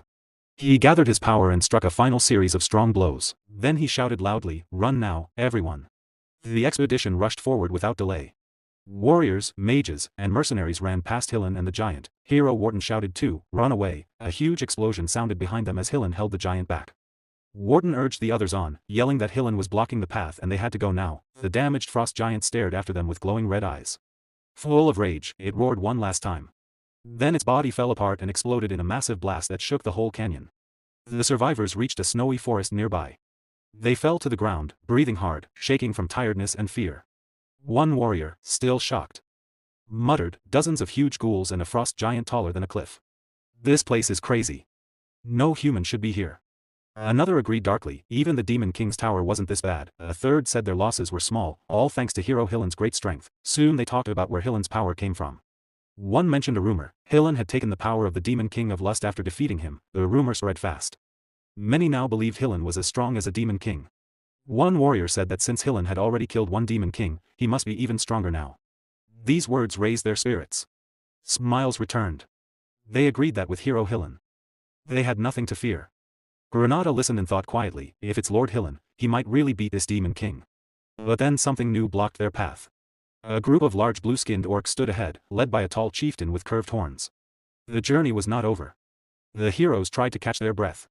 Hero Wharton said seriously, "No time to rest." Granada looked closely at the orcs and recognized them. "These are kill orcs." Hillen's face grew hard. "I feel demonic energy from them," he said coldly. "They serve the Demon King." The orc chieftain, named Crew, stepped forward. His huge body and strong muscles made him scary. A cruel smile showed on his face. "Foolish heroes," he growled in a low, mocking voice. Welcome to Ergist. Warden gripped his weapon and said angrily, I'll deal with garbage like you right now. He started to charge. But Granada quickly raised his hand. His sharp elf ears heard a strange, deep rumble far away. Wait, Lord Hillen, he said quickly. This sound. The rumble grew louder. Granada remembered the Demon King's warning, beware of the snow. Fear filled his face. This is what he meant, he whispered. Crew looked down at them coldly. None of you will reach the tower, he said with certainty. The ground started to shake hard. Cracks appeared in the snow on the mountain. The loud sound of moving snow and ice filled the air. An avalanche rushed down the slope. Granada screamed in anger and fear. How were we supposed to know about this? In rage, he cursed, you crazy Demon King bastard. The avalanche hit fast. Tons of snow and ice buried the whole expedition in seconds. It swallowed warriors, mages, and heroes. As the snow carried him away, Granada's face showed pure terror. With his last strength, he yelled, everyone run. But the roaring snow covered his voice. Far away in his tall fortress, Demon King Berge sat on his throne. Screens in front of him showed the disaster. One by one, pictures of the heroes went dark. A dark smile appeared on his face. Heroes, welcome once again, he said softly, full of mockery. With an evil grin, Demon King Berge watched the heroes' final screams. His plan had worked perfectly. He leaned back, eyes cold and pleased, and whispered to the dead, this time, I will hunt you all down.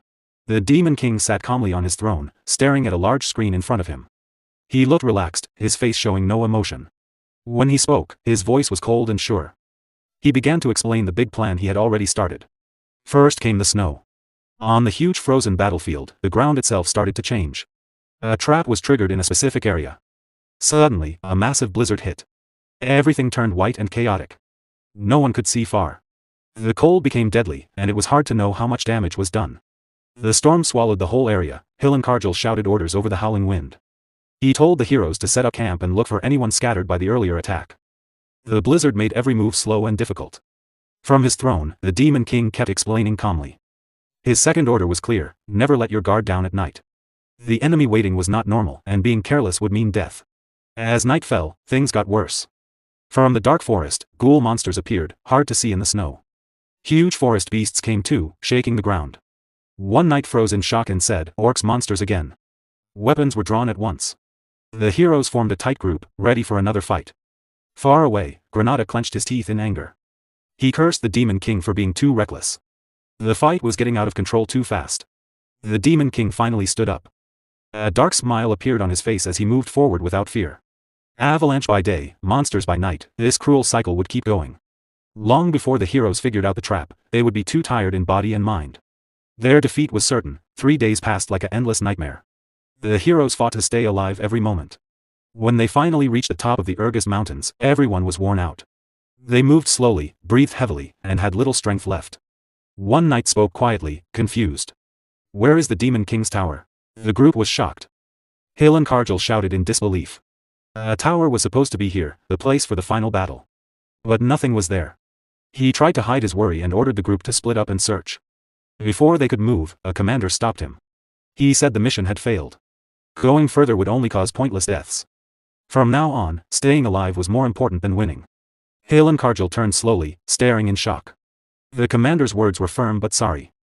Hillen said nothing, teeth clenched. 6 days after entering the mountains, they finally found the tower. When it appeared, the heroes exploded in anger. One knight yelled about the destruction of Mintanya and called the Demon King mad. When they forced the gates open, confidence returned. A knight laughed and said the first floor was full of weak monsters. He ordered everyone to charge ahead. That was when the Demon King spoke. His cold voice echoed everywhere in the tower. A scary smile spread across his face. His true demon form appeared, filling the air with heavy pressure. This was his third order. The moment the doors opened, anyone who entered would face hell. Magic cannons appeared all around, surrounding the heroes. Lightning cracked loudly. Hillenkargel stared in horror and asked what they were up against. Then bright blue energy beams shot out. The cannons fired. The Demon King sat still in his control room, watching. He said calmly that this was just the first attack, to test how long they could last. When the firing stopped, he smiled faintly. Hillenkargel was still standing. On the battlefield, Helen struggled to stand straight. He gripped his sword tighter, breathing hard. Rage and confusion filled him. Nothing made sense, no strategy he knew explained this. Then Granada stepped out of the smoke, unhurt. Helen felt relief and quickly said they should push to the next floor. Granada looked at him carefully. Only the two of them were left. It was dangerous. But Hillen said he had once beaten the Demon King of Lust and taken his power. This enemy was not stronger. With Granada's help, they could win. Granada nodded, and they moved on. The second floor was empty. The third floor was empty too. Hillen grew angry. A tower this size should be full of monsters, but there was nothing. Granada stayed quiet. He felt something planned was happening. Empty floors meant someone powerful was controlling the fight. He thought of Princess Ernan. They stayed careful and reached the fourth floor. Both stopped in surprise. A beautiful green forest stretched ahead, like a peaceful garden inside the tower. Hillen could not believe it. A forest inside a tower made no sense. Granada said it was a curse, advanced magic that twisted space. Before Granada could say more, Hillen saw a figure. A young woman in dark, demonic clothes stood there. She gave off strong dark mana. She looked delicate but dangerous. She spoke lightly, almost like a child having fun. She said she was one of the 4 heavenly kings who served the Demon King, the Dark Spirit Master. She looked at Hillen and smiled.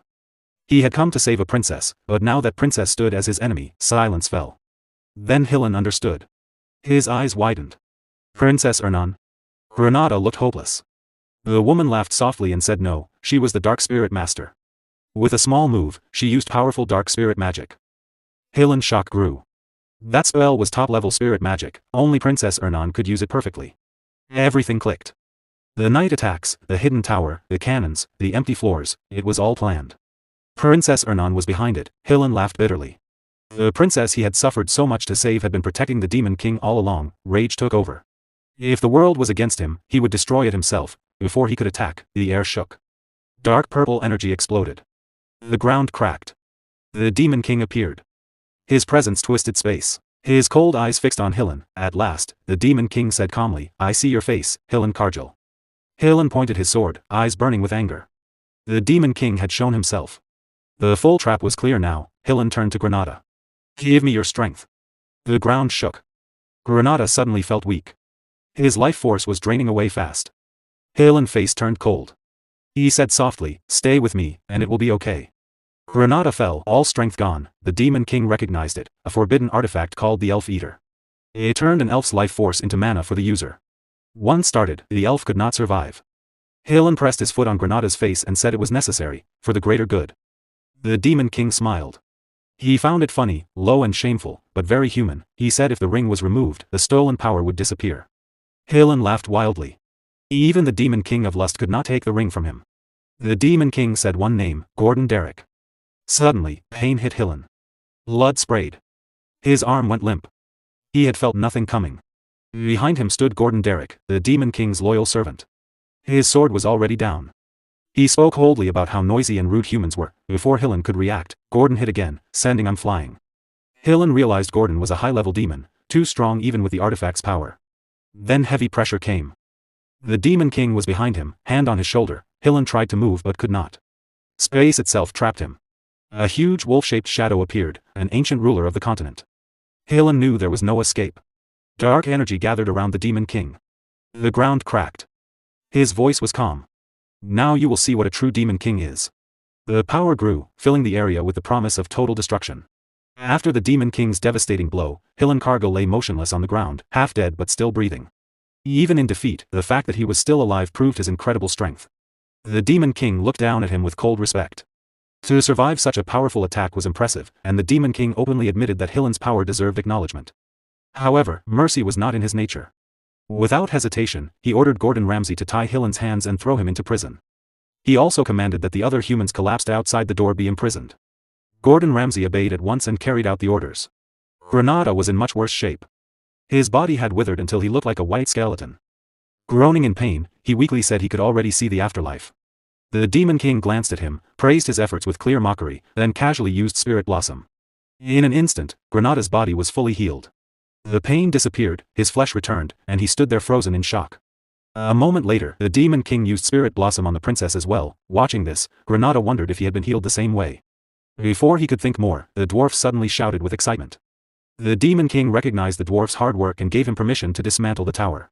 The dwarf burst into loud celebration, bowing repeatedly and thanking the Demon King again and again.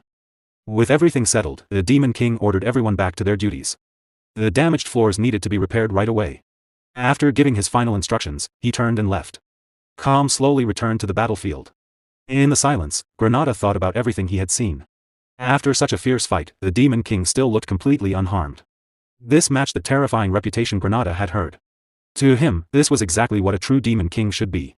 The princess stood quietly, deep in thought. When Granada asked what was wrong, she said it was nothing. But inside, she could not shake the feeling that the Demon King had been tired. Away from everyone's eyes, the Demon King, whose true name was Berge, collapsed on the floor, completely exhausted. He clenched his teeth and admitted to himself how close the fight had been. A Demon King could never show weakness in front of others. He cursed Hill and Cargill under his breath, recognizing how dangerous that human truly was. Facing one of the 10 stars, the 10 strongest heroes on the continent, was no small matter.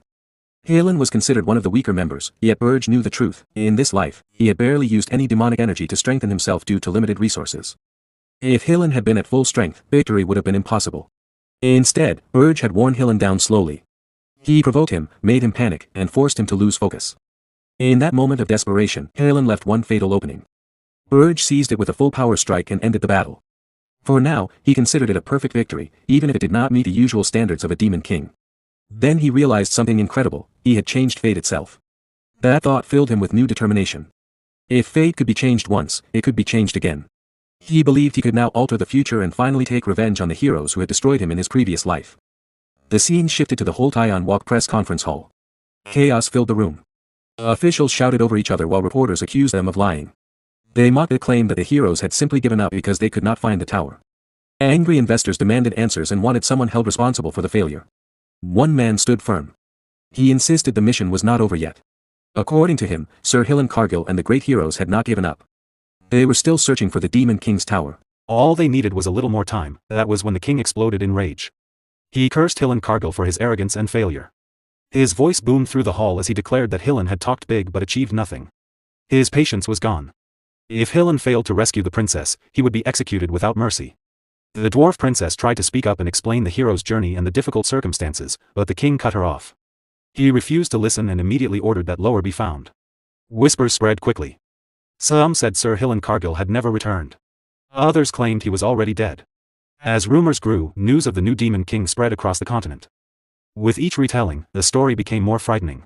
Fear and despair filled people's hearts, and the world sank into sorrow. Because of this widespread despair, Berge's demonic energy points began to grow rapidly. The scene moved to the Heroes Guild headquarters, where a tense meeting was taking place. The gathered heroes questioned Hero Warden repeatedly, asking if there was any lie in his report. Warden swore on his name that everything was true. One elder hero spoke coldly. The situation was very serious, but since the new Demon King's identity was unknown, they needed to be cautious. He reminded everyone that Hill and Cargill was one of the 10 stars and could not be defeated easily. After long discussion, they decided to wait 10 more days for news of Hillen. If nothing came, all 4,728 heroes across the continent would launch a full attack to destroy the new Demon King. Deep underground in Berge's Tower prison, the Demon King visited Hillen. He noticed Hillen was already awake and commented on his fast recovery. Hillen spoke right away, saying that if he was being kept alive, the Demon King must want something. He demanded to know what it was. The Demon King smirked, pleased that Hillen was willing to talk. He made his offer clear: Hillen Cargill must become his vassal. Hillen froze, unable to believe what he had heard. The Demon King calmly placed a bag of gold coins in front of him and explained the harsh reality of a hero's life. A hero's journey cost enormous amounts of money: food for hundreds, security, lodging, guild fees, armor, weapons, and high-quality supplies. Usually, merchants and nobles paid these costs. When a hero defeated a Demon King, life became rich and comfortable. But when a hero failed, they were buried under crushing debt. This time, all the investments had been placed on one person, Hillen Cargill, the party leader. Even if he escaped, he would be labeled a failed hero and hunted by debt collectors for the rest of his life. Hillen stayed silent, knowing it was true. What disturbed him most was how the Demon King knew all this. Granada stepped forward and admitted he had told him. Hillen shouted Granada's name in fury, accusing him of betrayal. Granada shouted back, calling Hillen a scammer and reminding him of everything he had suffered. He declared he had been on the Demon King's side from the start. The Demon King explained the real reason for Hillen's defeat: there had never been a Demon King like him before. Hillen thought bitterly about those words. He himself had once broken the old standards. Now this Demon King would soon adapt and clear towers even faster. The Demon King laughed and revealed Armani's orb in his hand. He pointed out that if one of the strongest heroes was secretly working against humanity, could humanity ever succeed? The orb was a magical tool used to control subordinates. Once inside the body, it attached to the brain. The Demon King would instantly know any hostile thought, and with one gesture, he could destroy Hillen's brain. This was the test. If the orb could not attach, it meant rejection, and Hillen would die. There were plenty of other heroes to use. The scene shifted to Hillen's companions, lying half dead on the ground, groaning in pain. Seeing them, Hillen panicked and begged the Demon King to stop. He claimed a hero of his strength was immune to mind control and that the orb would simply vanish. Granada grinned and explained that a hero's mental defenses could be lowered by their own will. The Demon King added with a mocking smile that Hillen's own words had already shown his choice. Enraged, Hillen insulted the Demon King, calling him a mad elf with no shame for wasting a precious tool. He swore he would never submit. The Demon King silenced him and forced the orb down his throat. Terrible pain tore through Hillen's body as the magic took hold. Granada watched and remarked that Hillen was stubborn. Then wondered aloud what would happen if he chose death. The Demon King remained calm. A greedy man who treated his comrades as tools for money would never choose death. A status window appeared. Name, Hillen Cargill Equipment, Armani's Orb. Status, Demon King's vassal. Hillen cursed bitterly, his hatred echoing in the prison. Later, in the castle, Gordon Ramsay reported to the Demon King. Although Hillen was now a vassal, his 100,000 gold debt would limit his actions greatly. The gold coins previously traded for demonic energy points had only amounted to 2,000 gold, enough to match a small nation's yearly budget. Gordon Ramsay asked how they could gather more. The Demon King smiled confidently and said it was time he received a certain message. When Gordon Ramsay looked confused, the Demon King explained, the annual gathering of Demon Kings, the unison of towers. In his thoughts, Berge remembered his past life. He had always avoided such gatherings, finding the idea of Demon Kings working together disgusting. But now he realized those older Demon Kings had survived for centuries. They must have huge amounts of gold and treasure. Gordon Ramsay understood at once. The Demon King planned to trade demonic energy points for money again. In the past, Gordon Ramsay would have objected strongly, but after facing the heroes himself, he now saw the necessity. Following old traditions would never have stopped the heroes. He accepted the truth and decided to trust his Demon King completely.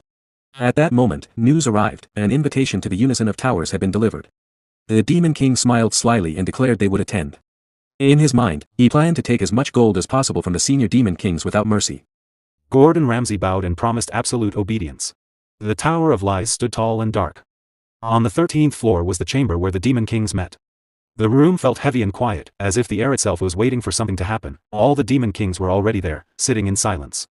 Then the doors opened. Berge Diaz, the Demon King of Flames, a demonic dragon, walked in calmly. His presence filled the room at once. He looked around and smiled slightly. I'm not late, but you're all here already, he said. Do you have a lot to talk about without me? The others did not smile back. Draxen Doldorf, the Demon King of Beasts, a werewolf, stared at him with clear anger in his eyes. Next, Reyna Soldian, the Demon King of Winters, a frost demon, spoke in a cold voice. So, you're the one everyone is talking about. Yugur Belva, the Demon King of Indestructibility, a titan, scoffed. Here comes the arrogant newcomer who insults our ways. Finally, the host of the meeting spoke. Jason Cockmund, the Demon King of Lies, race unknown, smiled calmly. Welcome, Berge Diaz. Berge Diaz laughed loudly, full of mockery. You fools, he said. You made an alliance. Aren't you ashamed to call yourselves Demon Kings? Inside his mind, though, he thought differently. Of course I understand why you did it. It makes sense for the situation in Arian. Yugur Belva's face turned red with rage. You're the fool. He shouted. Who are you to interfere, newcomer? What do you even know about Arian? Berge stayed calm on the outside. In his thoughts he noted, a simple provocation shows what someone is really thinking. Then he looked straight at Yugur and said coolly, you call me a fool? I'm the only elite one here. Yugur roared, if you want to die, I'll grant your wish right now. Both released their power at the same moment. Terrifying energy crashed through the room. Suddenly, Jason Cockmund stepped between them and clapped his hands once. The killing intent from both Demon Kings vanished instantly. Yugur and Berge kept glaring, but the fight stopped. Jason spoke calmly. Yugur. Berge. We are here to talk about cooperation. Please do not waste time. Berge felt uneasy inside. That wasn't magic. How did he do it? Is it his power? Or the power of this tower? The Demon Kings moved to their seats. Jason said, thank you for understanding. Now, let us begin. Speak freely. Berge answered with quiet disdain, so this meeting is nothing special. Draxen Doldorf spoke next, his voice low and threatening. If no one else will start, I will. Where is Hillen Cargill, Berge Diaz? He released his energy toward Berge as he asked. Berge stayed silent for a moment. Then began, Hillen Cargill was, the scene changed. Deep inside the Tower of Lies, in a reception room, aides of the Demon King of Beasts and aides of the Demon King of Lies stood facing Gordon. Their eyes were cold. One asked bluntly, what happened to Hillen Cargill? Is he already dead? Gordon stiffened and quickly shook his head. I don't know anything, he said. I never reached the upper floors. Maybe he's still near Mount Ergust. He bowed low. Please don't ask me more. A beast man scoffed. That doesn't make sense. If he was near the mountain, he would have seen the tower. Gordon answered quietly, this isn't our tower to begin with. Another beast man muttered, maybe the rumors about that Demon King are true. Gordon felt a chill. He remembered Berge Diaz's orders, if anyone asks about Hill and Cargill, say you know nothing. Keep everything secret, but something felt wrong to Gordon. Unease grew inside him. Suddenly he burst out, the Demon King I serve is a rebel and a fool. He never listens to anyone. If he's left alone for even a moment, he does the most ridiculous things. If it's going to be like this, just do everything without him. When he finished, strange relief washed over him. He felt lighter. The beast men looked at each other and nodded. We know exactly how you feel, one said. Then they all began complaining about their own demon kings, sharing the same frustrations. The scene returned to the 13th floor. Uger stared at Berge in disbelief. You seriously expect us to accept this? Berge answered calmly, yes. Uger exploded. Hill and Cargill hasn't even arrived. You didn't build the tower on the mountain. It's only 82% complete. Who do you think you're fooling? Berge replied casually, I can build my tower wherever I want. Jason spoke next. The situation hasn't changed. Warriors are still coming for the tower. Why did you leave your own tower and come here? With a mocking smile, he added, a demon king who lost his tower. Didn't we all learn better at the Demon King Academy? You were supposed to be the greatest leader. Berge brushed it off. There's nothing to worry about. I will protect my tower myself. Inside, he thought, something about the Demon King of Lies has bothered me for a while. When Jason tried to keep mocking, Berge cut him off sharply. Draxon, annoyed, asked, do you really think Archduke Arcane will just ignore this? Berge shrugged. I don't care what that old man says. Draxon thought to himself, he's as stubborn as ever. Berge turned the question back. Is something bothering you? Draxon brushed it off. No. Let's move on. Inside, Berge thought, even if I caught something suspicious, I couldn't prove it. For now, it's enough. Better to avoid trouble. Our real goal is to collect 100,000 gold. Everything else comes second. As the meeting went on, Berge spoke more than expected. He watched carefully and noticed a clear hierarchy among demon kings. Jason Kochman sat at the very top. He also noticed which demon kings seemed desperate for magic points. Suddenly, Reyna Soldian gave him a cold, sharp look. Berge was confused by the hostility. Later, on the balcony of the 13th floor, Reyna stood alone, looking outside. Berge approached. What's wrong? She answered calmly, nothing secret. After hearing the rumors, I wanted to speak with you privately. Berge was surprised. With me? She nodded. I agree with some of your opinions. He was shocked. In his past life, he could not remember her ever saying anything like that. She quickly added, don't misunderstand. I don't hate the standards like you do. I believe in traditional values. But sometimes we need flexibility, especially in Aryan. That's why I wanted to talk. At least I can communicate with you. Unlike the others. Berge shared his honest thoughts. She replied, your view isn't bad. You're better than I expected. She handed him a small item, a personal communication device. If you ever need advice, contact me. As long as you don't insult the Demon King standards in front of me, I'll tolerate you. She finished softly, I hope someone who can communicate properly doesn't disappear too soon. Berge asked, why not talk to the Demon King of Lies instead? She answered, he can't read your mind the way you think. He's better than the other two, but even he has limits. Then she left the balcony. Alone, Berge thought, I still don't fully trust her. But her clear, honest attitude is valuable. This talk alone made the meeting worth it. At the same time, in Berge's own tower, on the first floor, a princess arrived carrying a tray of fresh cookies she had baked. Her eyes were bright and happy. She offered them to Lozier Friedrich. Please try one. Lozier stared in surprise. Snacks inside a Demon King's tower? The princess smiled. The Demon King bought the ingredients himself. I baked them with help from spirits. Lozier praised her skill with spirits. The atmosphere felt warm and comfortable. She urged him again to taste one. He thought to himself, a princess who never had to work, she probably can't cook well. But I'll praise it anyway. He took a bite. The flavor was incredible. His mana surged wildly. He had never tasted anything so good. It felt like heaven. The princess watched nervously. I added spirit blossoms to the dough. How is it? Lozier could not stop eating, completely stunned, she smiled warmly. This is a gift to build friendship for the future.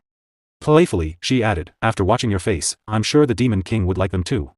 Lozier agreed, excited. The moment felt gentle and sweet. The scene returned to the Tower of Lies.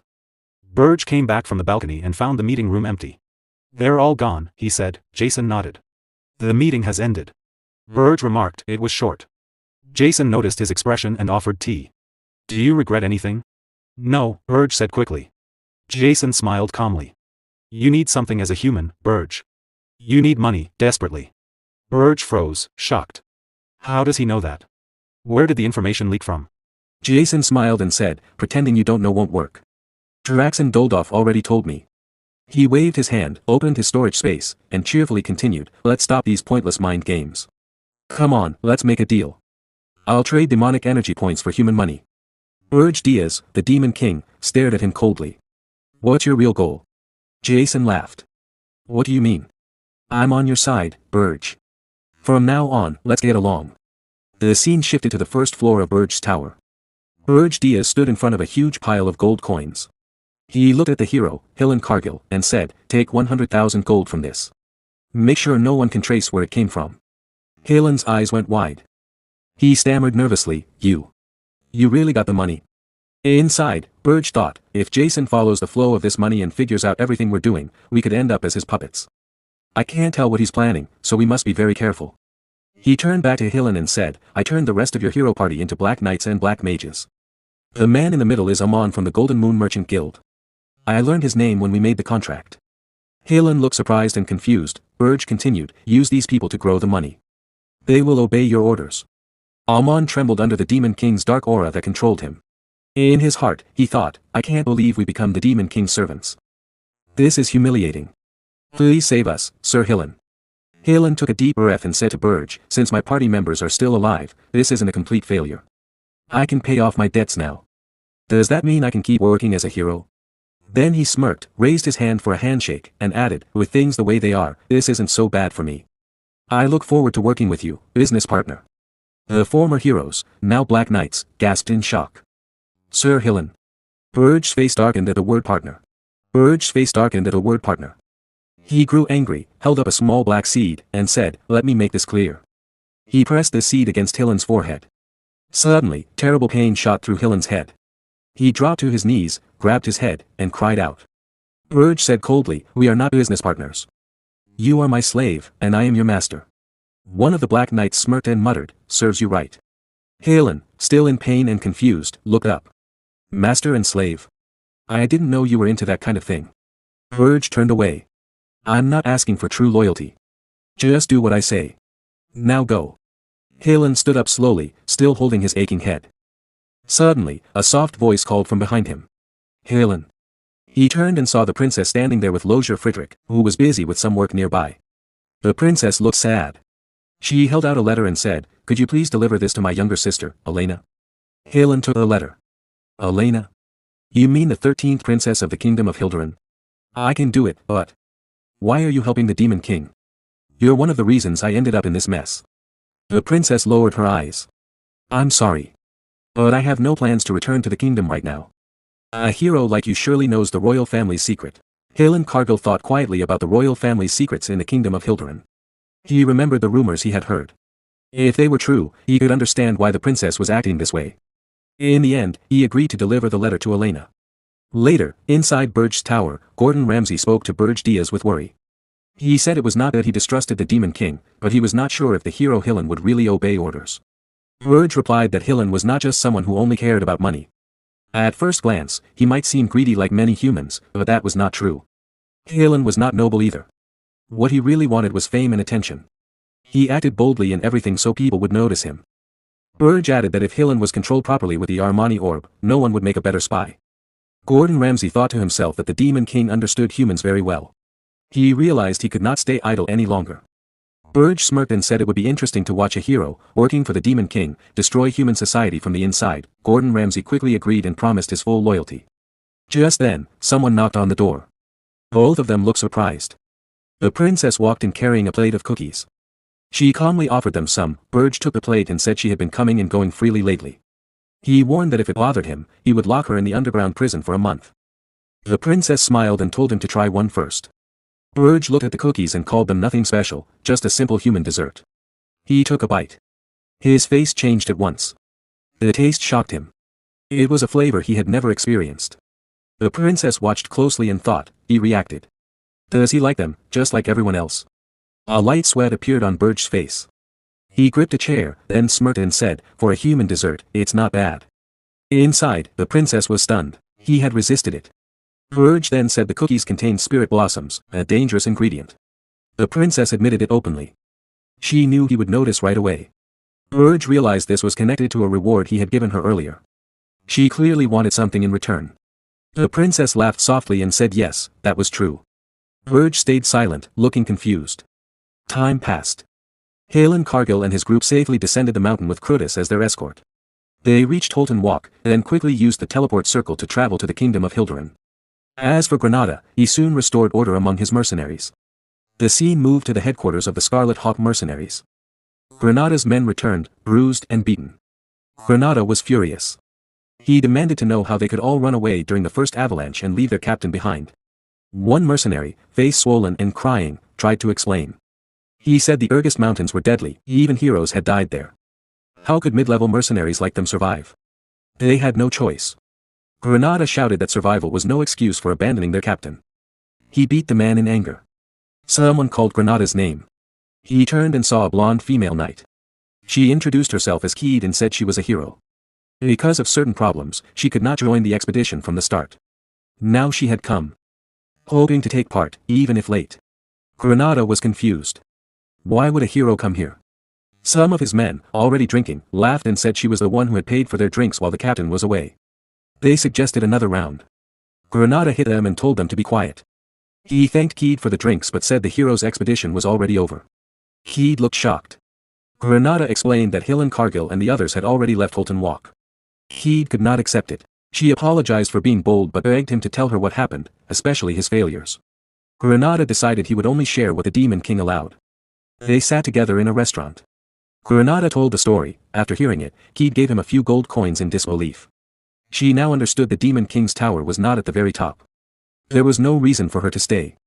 She thanked him for his time and said the gold was a gift. Then she left. Once she was gone, Granada's men laughed and called her a naive hero who knew nothing about the world.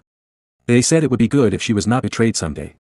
Granada grew angry and threatened to cut off their hands if they kept talking. He watched the female knight leave.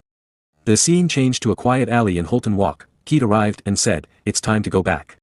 The princess's fiancé is waiting." A firm voice answered, "No. I want to live as a hero." Granada watched secretly from a hiding spot, driven only by curiosity. He noticed the bulky figures moving silently. They wore masks that hid their faces. He realized that hero was actually a princess. Kingdom matters should stay within the kingdom. Suddenly, a knight stopped Granada. He pressed a sword against Granada's throat. Granada began to sweat, filled with fear. The knight demanded to know who he was and accused him of spying. He also noticed Granada was using strange magic. Granada panicked inside. The item was a magical artifact from the Demon King. If they caught him, they would learn he served the Demon King. The knight's face grew darker. He decided Granada was a spy from another realm and could not be allowed to live. Terrified, Granada thought of the Demon King.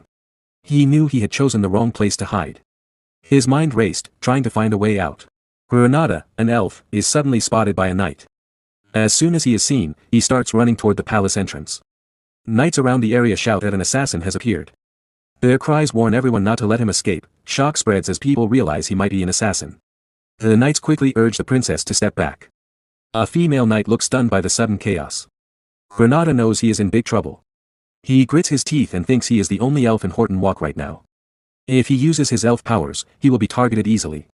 Still, he decides he must use his strength to survive. He doubts if he can escape safely. The knights surround the princess to protect her.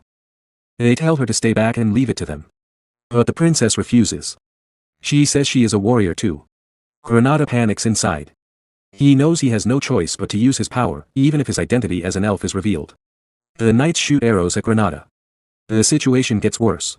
At that moment, Berge appears. He says he was wondering why everything was taking so long. He uses his power to destroy the arrows in midair. Granada is shocked. Berge spreads his wings, flies up, and holds a magic flame in his hand. He tells Granada he must have been playing around in a place like this. Granada looks at him in disbelief and anger. He recognizes Berge as the Demon King. Even after seeing such power, Granada cannot fully believe it. Berge casually says there is no need to worry about wounds that heal with saliva. Granada replies angrily that he is being serious. The knights panic and shout. They think the Demon King has come to kidnap the princess. They believe he wants sacrifices. They focus on protecting her. The princess, who is also a knight, steps forward. She says she does not care about her own safety. She tells the knights not to hesitate. She says this is their chance to capture the Demon King. She orders them to attack without worrying about her. Berge looks at the princess with mild surprise. He learns something new about her. The knights do not believe it. They shout and get angry. They question why the Demon King is even there. Granada, annoyed, agrees with the knights. He demands to know why the Demon King is here. Berge answers calmly. He says it was a coincidence while he was running an errand. The knights get angry. They call him a liar and refuse to believe it was just a coincidence. The scene shifts to an earlier time. Berge is in a tower. He listens as the princess tells him what she wants. She asks for senile powder. Berge knows senile powder is used for spirit contracts. The princess smiles and confirms it. She tells him a story from hundreds of years ago. An elf named Senya returned to the human kingdom. The king ordered her to make a supplement so humans could form spirit contracts more easily. This led to the creation of senile powder. Berge says the princess does not need it because of her talent. She pretends to look sad and says he overestimates her. She explains there is little mana in the tower. Without senile powder, her spirits would not work well. Berge says he is thinking of contracting a higher level spirit. The princess gets flustered, turns away, and pouts. Her fire and water spirits do the same. She admits it might be true. Berge confirms it. The princess thinks about a past life with Ernan. He contracted a high-level spirit at age 27, and it caused chaos across the continent. Few humans ever did that. Now, a contract is happening 7 years earlier. She wanted it to be a surprise, but Berge already knew. She reflects on leaving the palace and living in the tower for months. She wonders if it changed things. In the end, she decides it does not matter if the tower's power grows. Berge takes a cookie, says he ate well, and says goodbye. The scene returns to the present. Berge creates a powerful mana flame in his hand. He says he has his own reasons and wants to finish quickly. The princess, now called the warrior princess, is shocked by the flame. Berge releases it, causing a huge explosion. Everything around is destroyed. But the warrior princess still stands. A strong green aura flows from her body. Berge is surprised. He comments on whether a warrior is truly a warrior. The knights warn her not to move. They say her life is in danger. Her anger grows. A stronger aura bursts out. She charges at Berge with her sword. She shouts that a warrior's aura can destroy demons. She says warriors are the natural enemies of the Demon King. She refuses to stay in a suffocating palace. She says her place is on the battlefield. She uses Jesspine's top sword technique Crescent Slash. The swing causes a massive explosion. She grits her teeth and focuses. Crescent Slash is the hardest technique. It releases aura instantly to cut the enemy. Only the best in the imperial family inherit it. She thinks about her honor. She is a lower-ranked princess with little value. She was to be sold to a foreign king. She refuses to accept he is a pervert. She feels deep injustice. She questioned it and trained hard with the imperial sword instructor. She trained day and night to be seen as a warrior, not just a princess. If they capture the Demon King here, she can be recognized as a true warrior. Then, even under command, she can gain freedom. She resolves to save her husband. The tension rises. Berge gathers power in his hand. He destroys her sword completely. He smirks and says it was a useful sword. The warrior princess stares in shock at the broken pieces. Berge says his ultimate skill is out. He adds a warrior would not die from this. A dark red negative aura pours from his body. He hovers above her, dominating the space. The princess looks up in terror. Sweat drips. Her body shakes. In a trembling voice, she says this enemy is unbelievable. Berge grins evilly. He says being both princess and warrior makes her useful in many ways. Her fear deepens. She freezes in panic. She worries the perverted Demon King will take her too. The knights rush to protect her. They stand between her and him, knowing the danger. Berge unleashes a massive explosion. Powerful aura destroys everything around. After a few minutes, the fog clears. Many knights lie dead on the ground. 2 healers arrive. They are shocked by the destruction. They wonder what kind of explosion caused it. They sense demon magic and question if a demon was in Horton Walk. They see an injured person and check for enemies. They rush to the fallen knights and call out. One barely alive knight speaks weakly. He mentions the princess and the Demon King. The healers are stunned. They beg him to stay awake and explain. The knight groans and says the Demon King used black flames. The healers realize it was the Demon King of Urgus. The scene shifts to the dungeon in the Tower of Berge. Berge Diaz has brought the warrior princess there. She lies unconscious, covered in bruises and wounds. Another princess looks at her and asks if this is Senial. Berge Diaz say, she is Kid Jespine, the 9th princess. From now on, they will live together on the 4th floor. She is injured and needs treatment. If raised well, she will be useful later. The princess agrees but asks why another princess was brought in suddenly. Berge Diaz says he saw her on the way and picked her up. He kidnaps princesses to earn magi points. Targets can be high or low rank. The princess asks what magi points are. Berge Diaz is shocked. He realizes he almost revealed a secret. He wonders if she asked on purpose.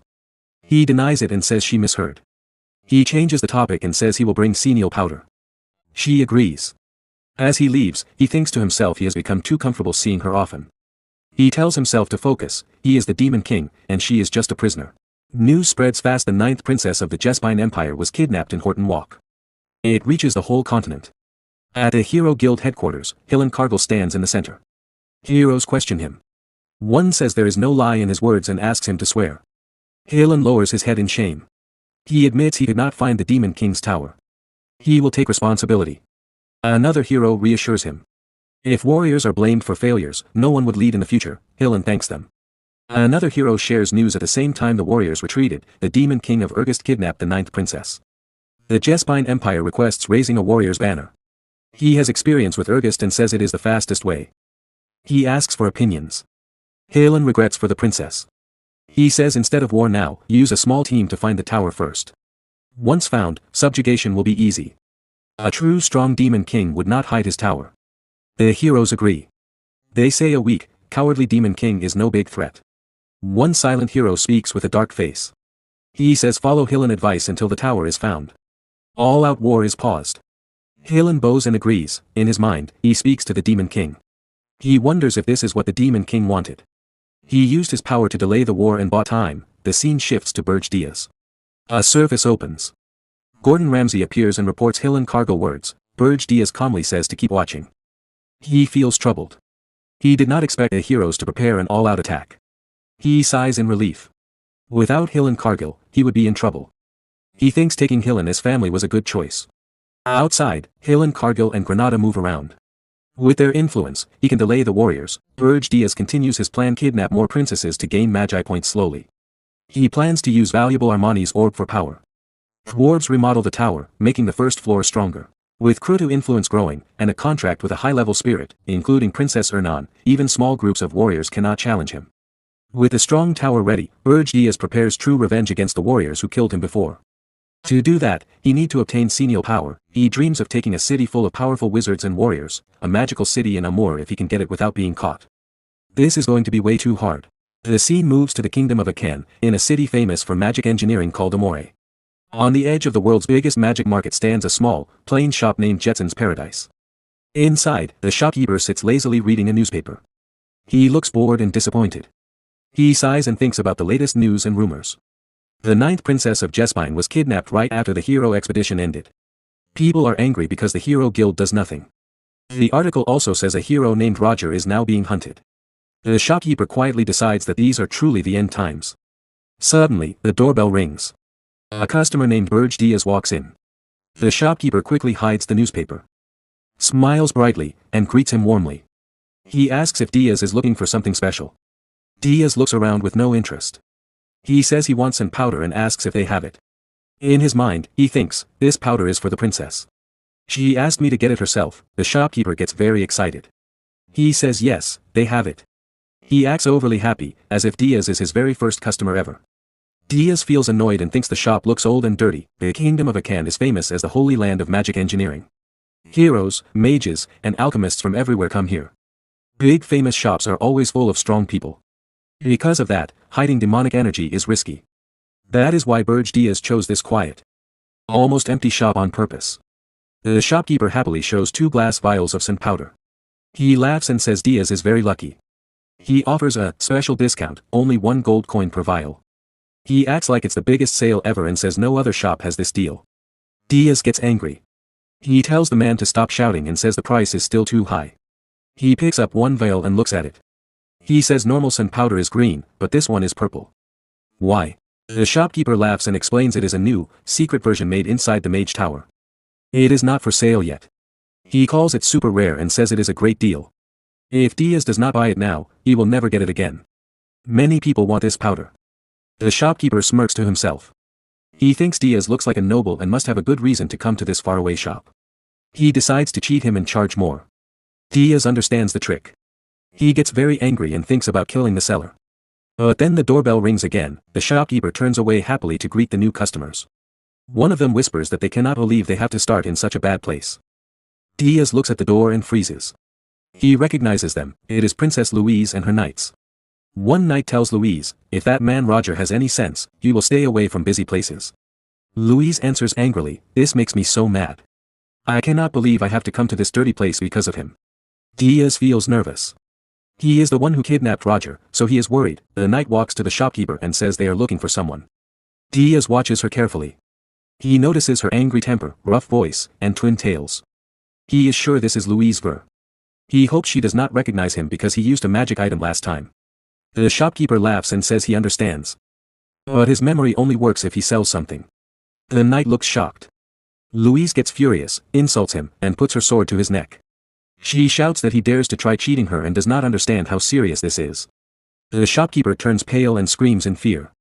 He says murder is forbidden in the capital. He begs them not to kill him. In panic, he says if they threaten him, at least by something. Louise gets even angrier and calls him crazy. But the shopkeeper, still scared, smiles weakly and makes a bold offer, buy something, and I will accept any punishment after. Louise laughs in surprise and says he is interesting. She agrees to see what he has. The shopkeeper quickly renames the purple sun powder as Archie powder. He lies and says it is very useful for dwarf masters. He asks for 3 gold coins. Diaz gets furious inside. He thinks, first he tried to cheat me, now he cheats them too. But Louise looks happy. She buys the fake powder, thanks him, and even gives him blessings. Then she asks if a dwarf named Roger came to the shop. The shopkeeper says no, he never heard of Roger. He suggests they check a place where blacksmiths usually meet in a can. Louise thinks it is a good answer.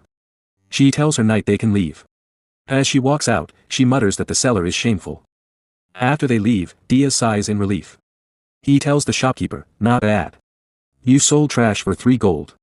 You have real courage. The shopkeeper smiles, pockets the money, and says he is glad Diaz stayed quiet. He thought she was a rich young noble lady who would pay easily and not kill him for nothing. He smirks and says Diaz seems interested in business. For 10 gold, he can share a secret. Diaz thinks the man is a huge scammer, but he actually respects the skill a little. Diaz leans closer, smirks, and tells him to go to the Golden Moon Merchant Guild. If he says he was sent by the mountain, they will accept him. The shopkeeper looks confused.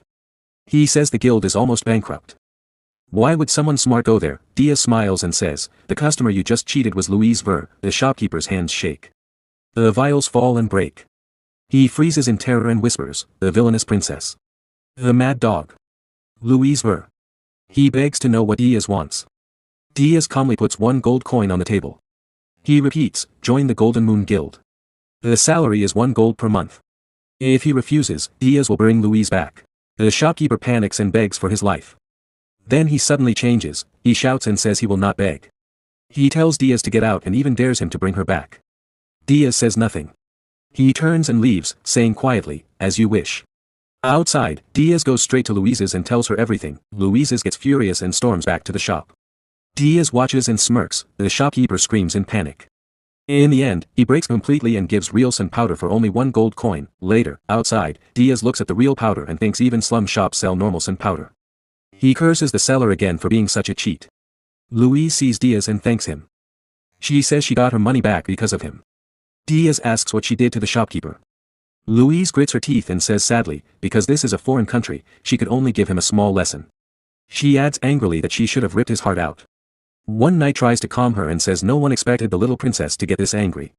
Diaz feels uneasy and thinks she is still strange. He quickly changes the topic and asks if Roger is a blacksmith. Louise gets excited and says yes. She asks if Diaz knows him or where he is. Diaz takes out a necklace and shows it. He asks if it is connected to Roger. The knight is shocked and says yes, it is one of Roger's early works. Diaz tells a made-up story. 2 months ago, he met Roger in a forest in Ormoth. Roger was starving, so Diaz shared food. Roger gave him the necklace as thanks. Louise holds the necklace tightly. Her body shakes with anger. She says she owes Diaz again. She wishes she could invite him to the palace for 5 days of drinks, but she cannot right now. Diaz feels nervous and hopes she controls herself. Louise gives him a badge. She says if he shows it in the Dwarven Kingdom, he can get the best equipment. She asks him to keep it for now because they must catch Roger soon. Diaz thanks her and says it looks useful. Louise and her knights start to leave. One knight asks what is next. Louise says she will contact the queen and ask for more soldiers. She smirks and says this time Roger will not escape. She promises he should wait for her. Diaz stands alone. In his mind, one word repeats, heart. Old memories come back. After his regression, rebirth, he forgot something important. Around this time in the past, Draxen found the heart of a mystic beast. He absorbed it and became much stronger. That power changed everything. Diaz realizes that power is what he wants most now. As the new Demon King, he is still weak because of dimensional limits. If he fights Laos one-on-one right now, with Laos having top gear, he might win, but only barely. That is not enough for revenge or survival. He decides, he must get stronger. His plan is clear. He will send Louise to Ormouth, to the Tower of Beasts. There, two monsters will fight, the mad dog Louise Werft and the Demon King of Beasts, Draxen Doldorf. While they destroy each other, Diaz will hide and wait. When the fight ends, he will take the heart for himself. The scene shifted to the tower's new features. After Lozier Friedrich fused with Mana's Phantom, the ghostly machine upgraded the tower. It gained two new functions, remote activation of the top floor and an item transfer system. Without warning, a box wrapped in swirling purple energy appeared in front of the emitter. A calm voice echoed through the chamber, send item. This is a function far above. On the highest balcony of the residence, Demon King Berge Diaz was talking to Gordon on a telephone-like call. He sensed a disturbance and muttered under his breath, Gordon, something has happened. I'll leave the tower to you for now. He opened his status window and gave a command to his subordinate. Gordon replied, yes, Demon King. Leave it to me. Berge said, deliver this senile powder to Princess Ernan. Using the new transfer feature, he sent a top-grade senile powder. It was a fine powder potion full of high spirit energy, a key material for forming a strong spirit contract. This will greatly help the princess, he added with quiet confidence. Princess Ernan's eyes sparkled as she examined the potion. She could barely contain her excitement. Wow, this is top-tier quality. Did you get it from the Kingdom of Aachen? She asked. Gordon nodded firmly. The Demon King himself secured it. Use it carefully, he advised. Meanwhile, Berge reminded Gordon about the fourth-floor prison. There, a blonde-haired girl, Princess Keed, sat calmly on the cold stone floor. She looked strangely peaceful despite being locked up. Teach her swordsmanship so she can fight at full strength, Berge ordered. I'll test her when I return. In another place, during a fierce training match, Keed faced Gordon. Their swords clashed with great force. Energies exploded as they met. Gordon blocked her strike and glared at her coldly. At least land one hit, he said. Then you can speak to me. Berge also told Gordon about the first floor of the tower, where the new item had appeared. Set up the Hell Force on the first floor. Tell Lozier to reinforce it even more. The dwarves were filled with excitement. One rushed to the massive blast furnace, his eyes shining like a child who found treasure. What is this? I've never seen a furnace like this before. How does it even work? He shouted, inspecting every detail. Behind him, Gordon watched silently. The dwarf ran his hand along the glowing surface in awe. That color, it almost feels alive. This is all thanks to the Demon King's grace. His mouth hung open in disbelief. This is incredible. I'll forge equipment worthy of the Demon King himself. Elsewhere, Berge asked Gordon, how are the Pearl Orcs doing? Gordon replied. We've unified 3 tribes so far, and our numbers have doubled. They've grown strong enough to hunt most monsters in the Ergest Mountains. At that moment, a screen flickered on as Gordon gave his report. The Demon King nodded. Good. Guard the tower until I return. Yes, my lord, Gordon said solemnly. I will not disappoint you. The call ended. In one swift motion, the Demon King jumped and landed smoothly on top of a tall building. He thought to himself, so I can manage the tower directly without even going back, a very convenient function. Suddenly, another call came through, from Hillen Cargill. Berge's eyes widened slightly. Can I contact you now? Hillen asked cautiously. Berge's expression hardened. He stayed calm but alert. Speak. What's happening? At the same time, news arrived. The conquest of the summit of the Golden Moon had been completed. From now on, the Golden Moon Merchant Guild will be managed by Amon, the Black Knights, and the Black Mages. The Demon King listened carefully. That is important, he said, thinking deeply. On the other side of the call, Hill Cargill spoke quickly. One of the 10 stars is giving us support, so the guild leader gave his position to my son. I also checked, one failure won't destroy the reputation of the 10 stars so easily. The Demon King gave his order. Good work. Report everything to Granada. Tell her we will send money through the Golden Moon Merchant Guild. She must buy every elf slave on the continent. Hill Cargill's eyes opened wide in shock. Buy elf slaves? He whispered. Full of disbelief, the Demon King's face darkened. A low laugh came from him. There is a con man named Jettison. He will be useful. Let him do what he wants. Hill Cargill blinked in surprise. So it really was a scam, he said quietly. Berge smirked as he remembered the man clearly. Meanwhile, the shopkeeper Jason put his hands over his mouth. He hid under the table, tears falling from his eyes. Berge continued talking to Hill Cargill. He's a pathetic fool who once tried to trick Louise Worft. Then Berge smirked, looked straight at Jetoso and said, I already know all his personal information. If he doesn't show up in 1 month, I will send an assassin to erase him. Hearing those words, the shop owner shook with fear. More tears fell from his eyes. The Demon King stood in front of Jettison, the shop owner, and glared down at him coldly. I know everything about you, he said in a dangerous voice. You think I am nothing? I am the great Demon King. Jettison trembled and cried out in fear. Soon after, his shop was destroyed and turned into ruins. At the Holton Walk shared training grounds, the sound of swords clashing filled the air. Granada subordinate whispered to each other. A man from the Association Connect Granada watched through a screen and gave a strong order. Granada stared in disbelief. Really?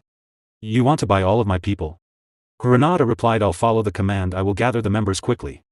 In his heart, Granada felt torn. Saving his people was good, but pulling them into the Demon King's plans would not be easy. His teeth clenched. Did you give this mission only for your own benefit, Demon King? He wondered with anger. Captain, one of his old companions asked while swinging a sword, why are you practicing elf swordsmanship? The captain answered with irritation. I don't know. That old man told me to. He lived 100 years longer than me. A younger soldier stared in shock. The youngest subordinate looked at Granada and asked a voice, Captain, the captain has lost his mind, how about we run for it, Vice Captain? Vice Captain nervously stared but didn't speak. Suddenly someone said lightly. Vice Captain was our captain originally, right? If you go, we'll follow you. Suddenly behind Granada all of his subordinate trying to run away. Granada's jaw tightened. Still thinking, he could feel the Berge's fear. This is troublesome, he thought. As a slave all my life, maybe following the Demon King is better. Granada used his fingers to use magic to stop the vice captain and other subordinate. They looked at fear. Suddenly, confused roots burst from the ground and wrapped around the runaway vice captain, holding him in place. Stop! The vice captain shouted sharply. You are embarrassing me in front of my men. Pain and anger filled his voice. Others shouted too, but Granada ignored them. He focused only on the screen. Hill Cargill looked up with worry. What's happening? It's nothing, Granada replied calmly. Then what he going to do, no? He asked. Hill Cargill replied, who knows? What did he say again? I think he said he was going to look for treasure, Granada asked with confusion. Treasure? Deep in the Ormouth Rainforest Kingdom, the scene changed again. The dwarf princess Louise Worft pushed through thick jungle. Her armor brushed against vines as her companions followed. A dwarf ran up to her in a hurry. Ormouth officers sent an ultimatum. An anonymous source demands we leave immediately. She did not slow down. Her eyes burned with determination. I still haven't found him, she said firmly and kept walking into the dark forest. Cold sweat ran down her face. Her subordinate urged her again. Your Highness, we can only check areas allowed by the anonymous order. She clenched her teeth in anger. No. There are still places I haven't searched. Then her eyes locked onto Beast Mountain in the distance. She froze. No way. Even the Beast King's land was forbidden and very dangerous, Princess. A dwarf shouted desperately, but she stepped forward without stopping. It's fine. They can't touch me. Sweat soaked her armor, but excitement shone in her eyes. She laughed sharply. Dare to challenge me? We are the royal family. Our whole nation uses dwarven weapons. If they want war, we will give them war. Under her breath, she added, and I haven't forgotten the fallen princesses from 200 years ago. Her eyes became hard with resolve. The Demon King, once defeated in one battle, was rising again. I cannot rush blindly, she told herself. Beside her, the companion whispered nervously. But what if there were never any Lozier here? What if that man lied to us? Her glare became sharp. That's possible, she said coldly. But stay quiet, or I'll knock your head off first. She marched forward and looked toward the distant tower. Demon King, this is serious. Inside the tower, the Wolf Demon King slowly lifted his head. A demon girl appeared and bowed. The dwarf princess is approaching Beast Mountain. His eyes widened. What? The Wolf Demon King growled. Rage twisted his face. Why is that crazy princess here? Has she found out about the heart of the summoning beast and come to take it? No. Security should have been perfect. He clenched his fists. Pure mana energy sleeps beneath the magma in the volcano, a mysterious power I wouldn't trade for even 10,000 spirit blossoms. If I absorb that power, I'll hold the strongest force in my hands. The excavation is almost finished. Why now, of all times? Realization hit him like lightning. Stop her, he roared. Do not let that princess get close. Then he added sharply, but you must not kill her. Do not seriously injure anyone. The demon servant hesitated. That will be difficult, my lord. What do you mean? The Wolf Demon King demanded. Back in the forest, the princess stopped suddenly. A tall, muscular figure blocked her path. His presence was heavy and threatening, his voice was calm but deadly. Are you insane? Do you want to die here? Why have you come? The princess narrowed her eyes. The pride of the dwarves will not be scared. This is Demon King territory, the man replied, gripping his sword tightly. Entry is forbidden. Did no one tell you? A dark chuckle came from him. There's always a risk of being killed by demons. He was Max, the second prince of Ormith, the princess answered without fear. They won't touch me. Move aside. I won't leave until I find Lozier. Max's face twisted in anger. Dwarves really lack brains. He remembered the full war 200 years ago near the kingdom of Jaspin, right next to the Demon King's castle.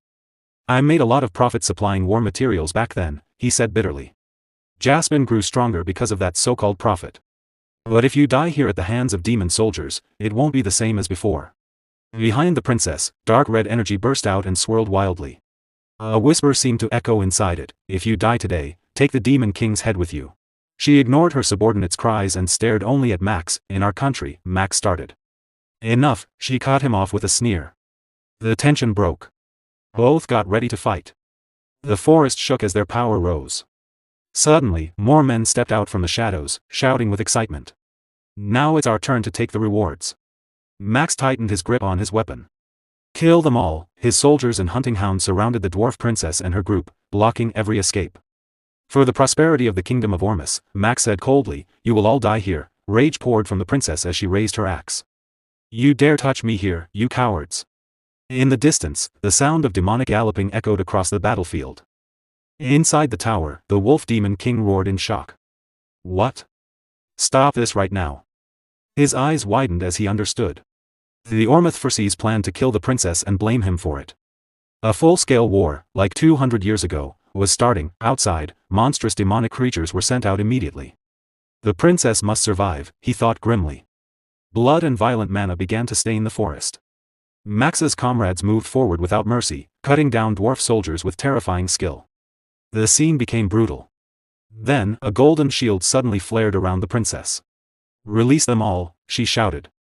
One wounded dwarf cried, Princess, their numbers are too many. We can't win head-on. Run. Clear a path. Her teeth clenched. Fury burned even stronger. So frustrating. I'll smash everything myself. Please calm down. All princess subordinate begged, she ignored it. Max raised his weapon.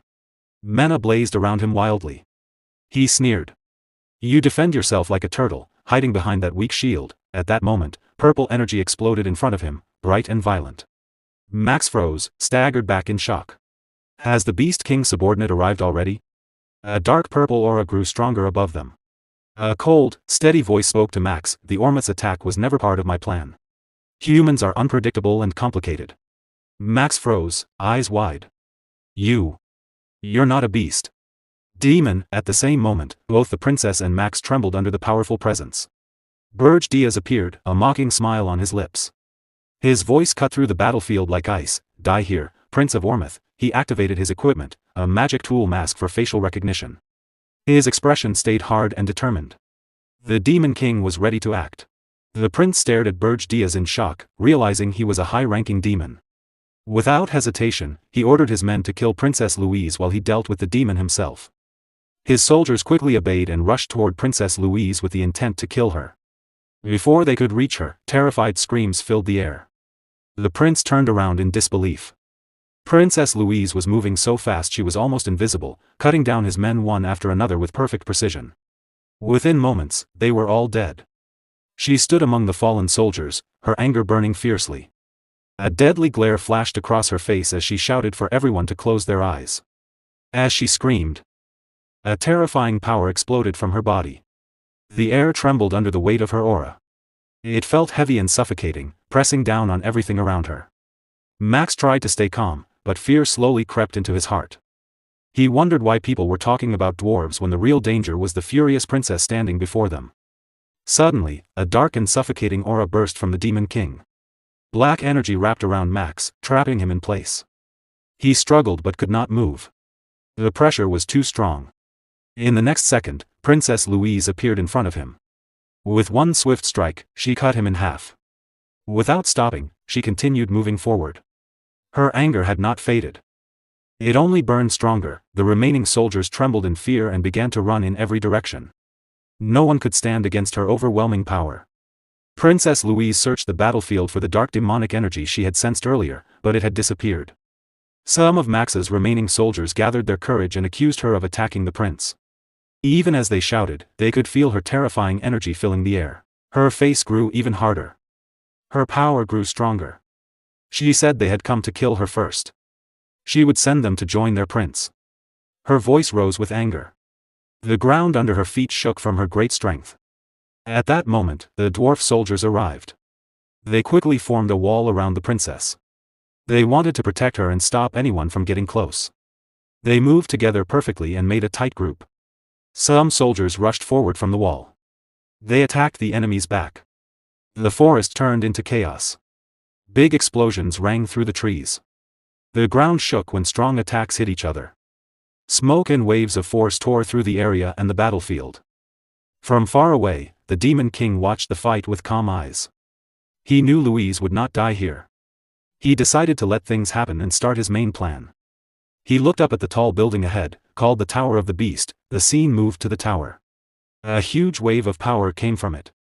The power was thick and strong. It made the air shake. Inside, the Beast King stood in anger.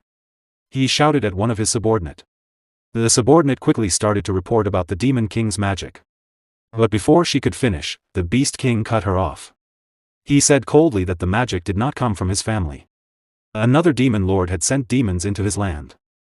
From their strength, they must be top-level demons or even stronger. His face grew dark. His anger rose. In his mind, he thought carefully. While the dwarf princess and Prince Orms fought, other demon groups were attacking at the same time. The timing was too perfect. He decided to check it himself. The scene went back to the forest. The Beast King reached the battlefield. His presence felt heavy and strong. He asked right away what had happened to the dwarf princess and the invading demon. One soldier tried to answer and called him Demon King. But before he could finish, another soldier said they had just arrived. The princess had been surrounded by Orm's soldiers. The Beast King's anger grew. His power rose. A bad thought came to him. He feared that if the big attack from 200 years ago happened again, he still did not have the power to stop it. A beast soldier said nervously that the princess was already surrounded by Orm soldiers. He tried to save her. But before he could explain more, the scene changed to Princess Louise on the battlefield. She cut down every soldier in front of her with fast, strong attacks. No one could stand against her. Her own soldiers saw this and shouted for her to stop. They warned that more would turn into pure killing. But her anger did not slow down. The scene went back to the beast soldier. He lowered his head and finished his report. The princess had fixed the problem herself. They could not help her. He said sorry to the Beast King. The Beast King got angry and hit the soldier. He said the soldier was making things confusing. The soldier bowed right away and said sorry many times. He shook with fear. Soon more soldiers came with strong beasts. One said slowly that Prince Orms too had been killed by the dwarf princess. Another soldier asked what to do with the rest of the Orms warriors. He wanted the Beast King's order first. The Beast King stayed quiet. His face was dark as he thought. Killing the men would make it easy for others to blame him for the prince's death. It might give quick magic points, but taking and killing people had big risks. Even though Worms was a small country, a sad king made crazy by his son's death could cause big problems. After thinking about the risks, the Beast King gave a clear order. Send the living Worms warriors back alive. They must give true statements so no one could blame him wrongly. His voice was cold but tight with worry. Then he turned to his troops and asked if they had found the demon who came into his land. The soldiers paused. They did not know what to say under his strong presence. They said they were still looking. The Beast King grabbed his head in anger. He called them useless. Not only their heads, but even their noses were no good. His anger showed, but then his face turned to deep thought. He thought again. If it was a high-level demon good at hiding, it was no surprise his men could not find it. He narrowed his eyes. It had been a long time since he faced something like this. He used a skill called Super Sense Boost. This strong skill put magic into the senses to make them much better. With it, one could find even tiny bits of hiding magic. The Beast King focused hard. He sent his magic out like an invisible net across the forest. Soon he felt it. There were signs of a strange demon. His face grew dark. He thought this intruder might have chased the dwarf princess. He turned to his soldiers and asked which way she ran. One soldier pointed fast and said she went that way. The Beast King disappeared in a flash. He ran forward at high speed. His angry voice roared through the forest as he cursed the Demon King. Everything became clear in his mind. His eyes grew wide. He understood the truth. The fight between the dwarf princess and Prince Orms, even the magic shown, was all a plan to pull him away from the volcano. Anger burned through him like fire. His power flared as he ran fast toward the mountain. The ground cracked under his feet. The wind howled around him. The scene moved deep into the Beast King's land. Inside a big cave near the volcano, many beast warriors stood guard. Bear demons carried things in and out quickly and carefully. It felt like a secret plan in action. The view went deeper into the cave, to the heart of it. The Demon King had already reached the hidden spot. He stood in front of a huge pool of strange lava and looked at it closely. The hot flow glowed in an odd way. It sent out strong power. He thought to himself that this was no normal lava. The energy of return was moving through it. No matter how strong Draxen was, he could not have jumped in. He wondered if the lava was being taken out through building work, but he did not care. As he spoke, dark power rose around his body. Strange skills showed as his power grew. Flame spun around him but did not burn him. He said calmly that the black flame dragon scales could move even in lava. Just then, someone felt him there. A sharp tiger demon saw him and attacked with full power right away. He put all his strength into his weapon and struck to kill.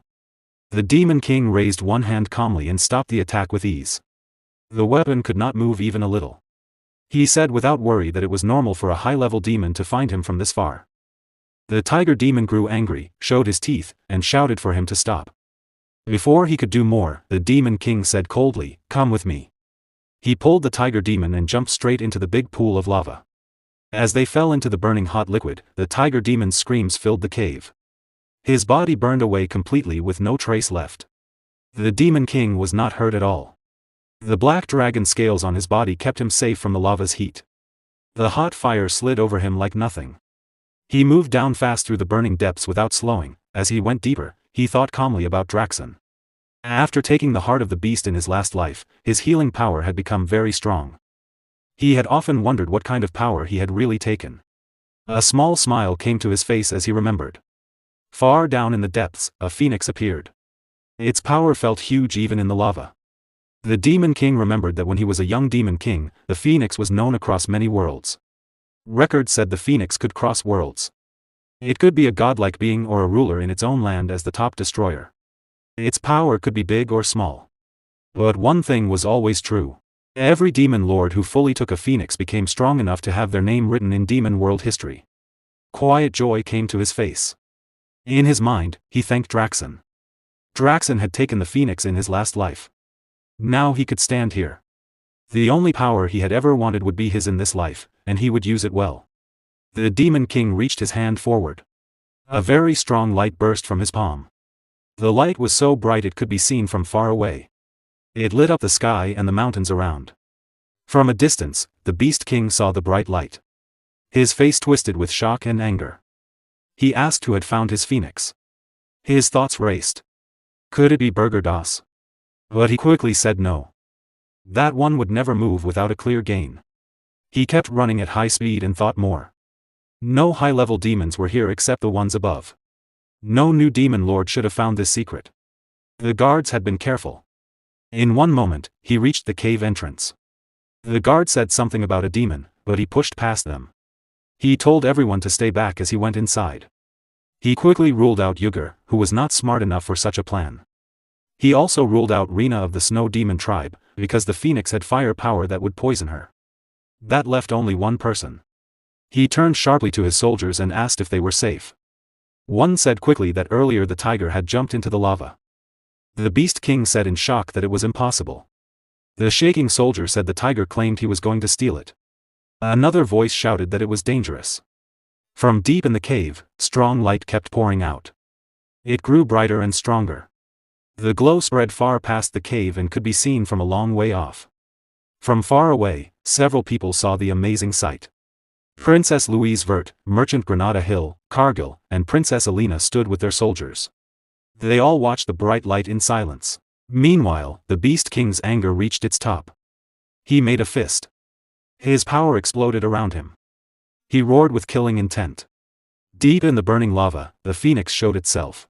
Deep in the forest, a strange sound echoed through the trees. Berge lay on the ground, unconscious. After a while, he slowly opened his eyes and muttered, "Where am I?" Animals gathered around him, watching quietly. He slowly raised his hand and thought about the phoenix. I was going to put the phoenix's corpse into my subspace and take it to the tower. But then he remembered.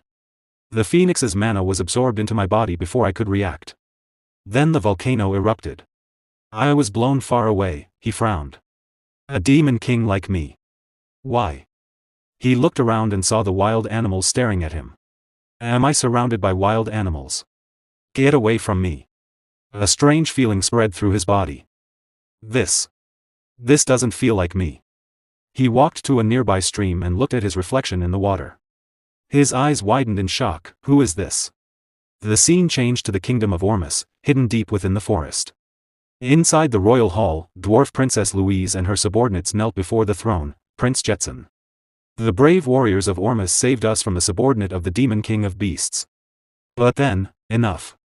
Prince Jetson sat on his throne, his face dark and heavy. I raised my son to be a brave warrior. Princess Louise lowered her head and said softly, to fall on the battlefield while protecting the weak is the highest honor. Suddenly, Prince Jetson slammed his fist against the throne. That's all nonsense. His teeth clenched, tears filling his eyes. I lost my son.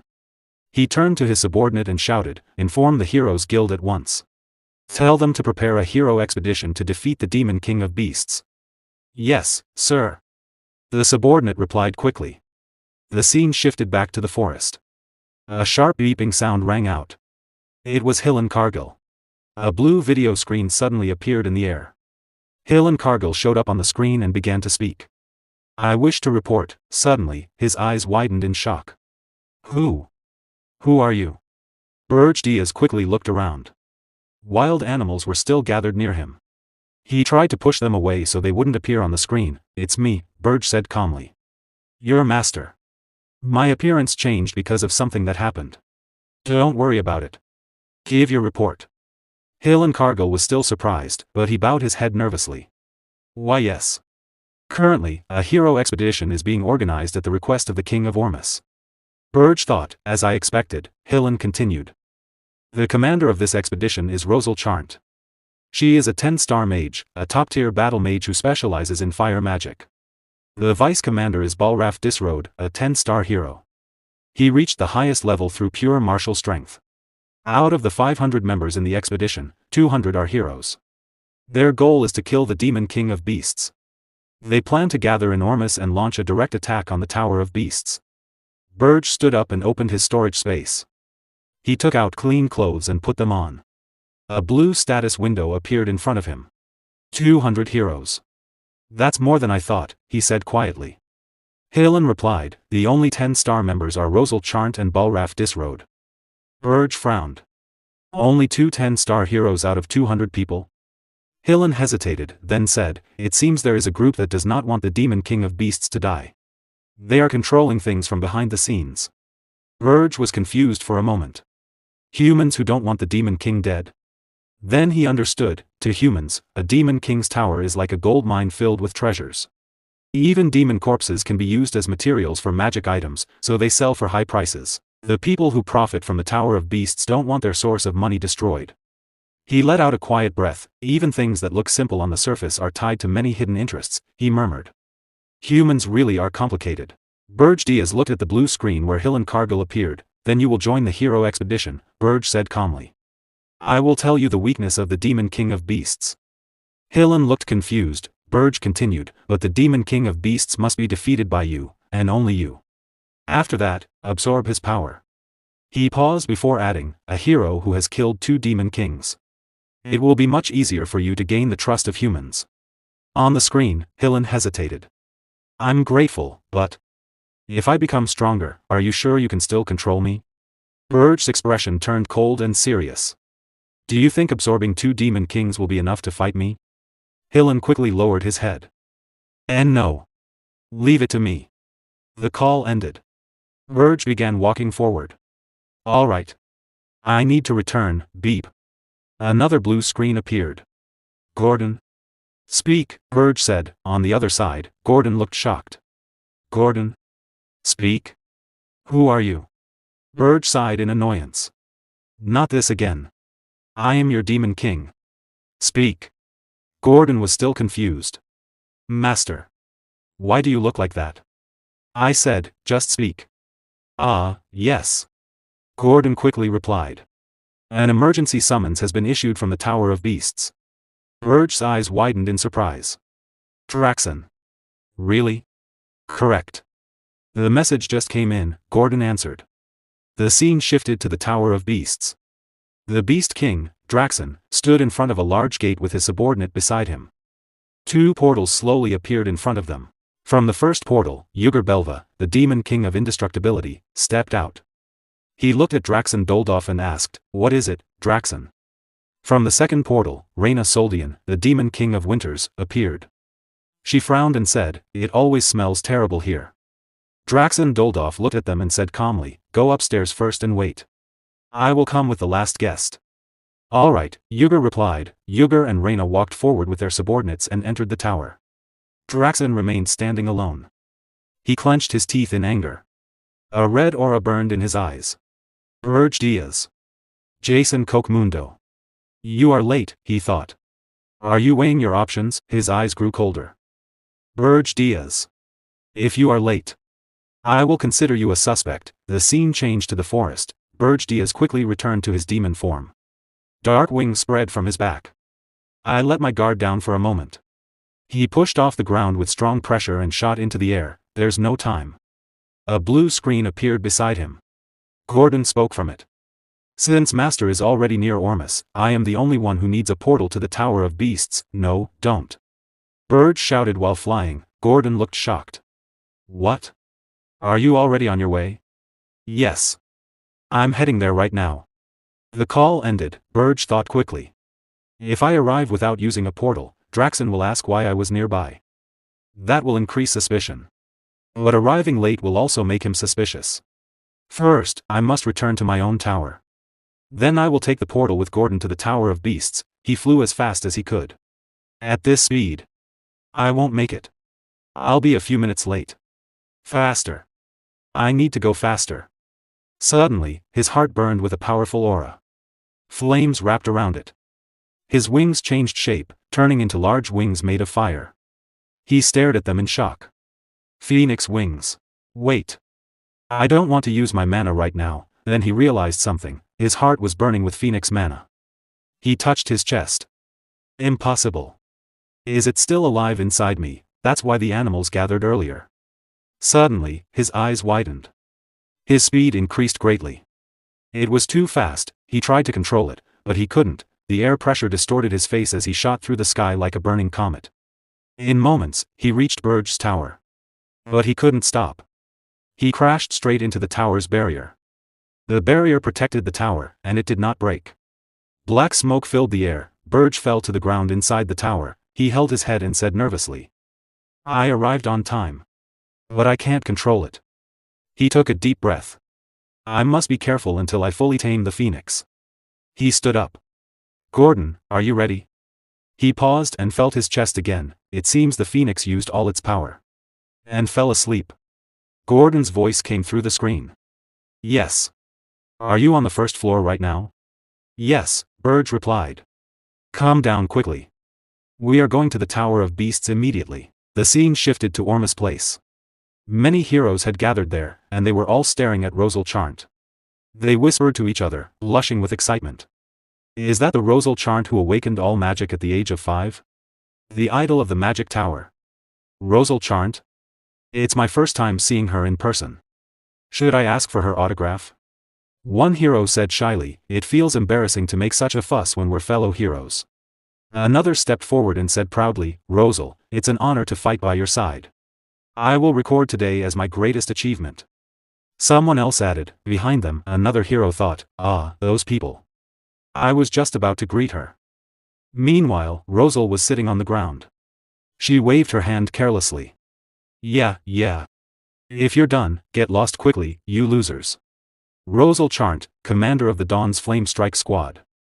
One of her subordinates quickly shouted, "Commander, please watch your language. Our squad's reputation gets worse every day." Rosal narrowed her eyes. "What did I do? As far as I can see, they're just losers. How am I supposed to clear the tower with trash like that?"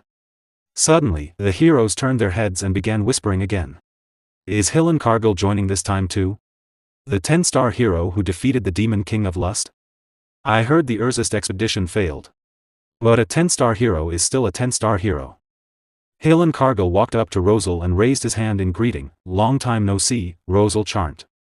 I came to help with this expedition." Rosal smirked. "Still thick-faced as always, I see. You're not wearing that dirty ring anymore. Did you leave it behind because there are no elves here?" Hillen laughed nervously. "Let's save that topic for later. Damn it. She knows exactly how I killed the Demon King of Lust." He thought. "If she starts talking, my reputation will be ruined. If not for the Demon King's orders, I would never have met her." Rosal stood up and said confidently, "In that case, I'll finish off the Demon King of Beasts. Don't bother me with your dirty hands." Hillen laughed. "Of course." But in his mind, he thought, "Funny. The Demon King of Beasts' head is mine."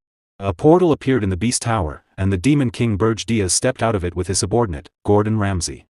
At the same time, another portal opened nearby. Jason Cockmund also arrived with his own subordinate. Standing in front of them was Draxen Doldorf, the Demon King of Beasts. His face showed clear anger, and his eyes were full of fury. He spoke in a harsh voice, "Jason Cockmund, Berge. You made it in time. I will explain everything once we are inside." Berge calmly nodded his head, though inside he felt relieved that they were not late.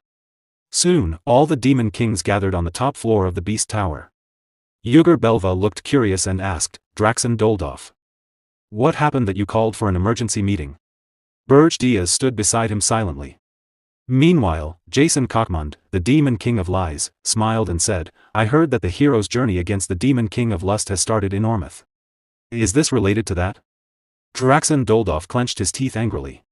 "Since you already know some of it, I'll be honest," he said with anger. "One of the Demon Kings gathered here sent a high-ranking demon into my territory." Hearing this, everyone was shocked.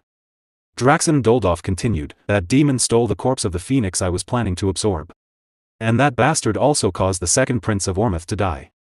Which started the current hero's journey." Yugur Belva was surprised and thought to himself, Draxen Doldorf was hiding a phoenix. Reyna Soldian, the Demon King of Winter, also thought quietly, losing his summoning beast like that was foolish. Jason Cockmund thought to himself, deliberately starting a hero's journey is basically an attempt to kill another Demon King. Draxen Doldorf continued speaking angrily, "Maybe that demon even killed the dwarf princess. He might have been trying to start a full-scale war across the continent." His anger grew stronger as he clenched his teeth. "Someone is trying to kill me. But I'm not going to die alone." Then he shouted loudly, "To kill that traitor, I will purchase the key of the black box. Inside every tower, there is a black box. This box records all the actions of a Demon King. Originally, it was created to analyze past problems and improve future invasions. However, demon kings who follow the pride and standards of demon kings think such tools are unnecessary. Using the black box also consumes a huge amount of demonic energy points. If the tower is destroyed, the black box disappears with it as well. Because of this, most demon kings no longer pay attention to it. When Berge heard about the black box, he felt nervous. The black box. I never expected this, he thought. If Draxen Doldorf opens the black box in my tower, there will be no way for me to escape suspicion. At that moment, Draxen Doldorf spoke. To open a black box, I need permission from the demon king who owns that tower, he said. Everyone here will grant permission gladly, right? His eyes were filled with anger as he continued, well. Unless one of you is the culprit. In that case, you might hesitate. Hearing this, Berge felt nervous and afraid, that bastard Draxen. He thought. Suddenly, Reyna Soldian, the demon king of winter, calmly raised her hand. Reyna Soldian, grant permission. Behind her, Jason Cockmund raised his hand with a big smile. I, Jason Cockmund, grant permission. Yuger Belva also raised his hand and gave his permission. Berge looked at them for a moment. Then, with no other choice, he slowly raised his hand as well. I, Berge grant permission. After hearing that everyone had agreed, Draxen Doldorf said, good. Everyone has approved. Excellent. He clenched his teeth and added, I will contact each of you later with the results. For now, this meeting is over. The black box key is a single-use item. Buying it requires a huge amount of demonic energy points. Its price is 9,999,999 points. Right before a hero's journey begins, Draxen would not waste such a large amount of demonic energy points or risk his life without reason. But once the hero's journey ends, whether it succeeds or fails, and everything settles down, he will definitely buy the key. When that happens, he will open the black boxes of Berge and Jason Cockmund. After returning to Berge Tower with his subordinate, Berge thought quietly, before that happens, I must deal with Draxen Doldorf. Berge quickly said, I'll check the situation in the tower first, and then I'll head out. Behind him, Gordon Ramsay replied calmly, everything is prepared. Good. Then I'll start checking from the first floor, Berge said. Yes, Demon King, Gordon answered. First floor of Berge Tower. On the first floor, Lozier Friedrich was standing on top of a huge magic cannon. When he saw Berge he shouted excitedly, how is it, Demon King? A magic cannon born from the Forge of Hell. This is the Inferno Catapult Mark I. Lozier Friedrich laughed loudly. He was the boss of the first floor. His eyes were shining with excitement as he proudly shouted, behold this majestic and beautiful creation. I have never made such a masterpiece in my life. Thanks to the Forge of Hell, it can unleash 3 or more elemental attacks of hell. It's a mobile catapult tank that can freely move across the terrain, something that has never existed before. He continued explaining proudly, it fires condensed shells made of mana, each one with different attributes. It can even draw mana from the atmosphere when it runs low. It can perform focused fire, multi-target attacks, tracking, area defense, evasion, rapid fire, and even arcing shots. This is a one-of-a-kind, latest model decisive weapon unlike anything ever made. Berge watched him nervously and said quietly, I told him to build whatever he wanted. But is that guy really okay? Gordon Ramsay replied calmly. He's gone a little crazy, but the weapon's performance is reliable. If you are worried, you could take back the Forge of Hell. Berge shook his head. No, leave it. Let's see how far he goes. Behind them, Lozier Friedrich continued shouting happily, thank you, Demon King. I'll make them bigger and stronger. I'll build tons of them. Second floor of Berge Tower. On the second floor, Princess Keed Jaspin, the boss of that floor, shouted angrily, I told you. I would make you regret training me. She released a huge wave of light from her sword. But Berge calmly stood still. He raised one hand, caught the laser-like wave, and easily shattered it into pieces. You haven't changed, he said calmly. Princess Keed did not stop. She gathered aura around her sword and shouted, now the real fight begins. She used her technique, Jaspin Combat Sword Technique, Crescent Moon/Variant, Crescent Moon Shatter. She jumped forward and focused all her aura into one powerful attack aimed at Berge Berge laughed with a wild smile. You've improved a little, he said. But you still need more training. He then summoned a dark magic orb filled with dark energy. When Keed saw it, she froze. Her eyes widened in shock, and sweat appeared on her face. This can't be. You countered my technique so easily.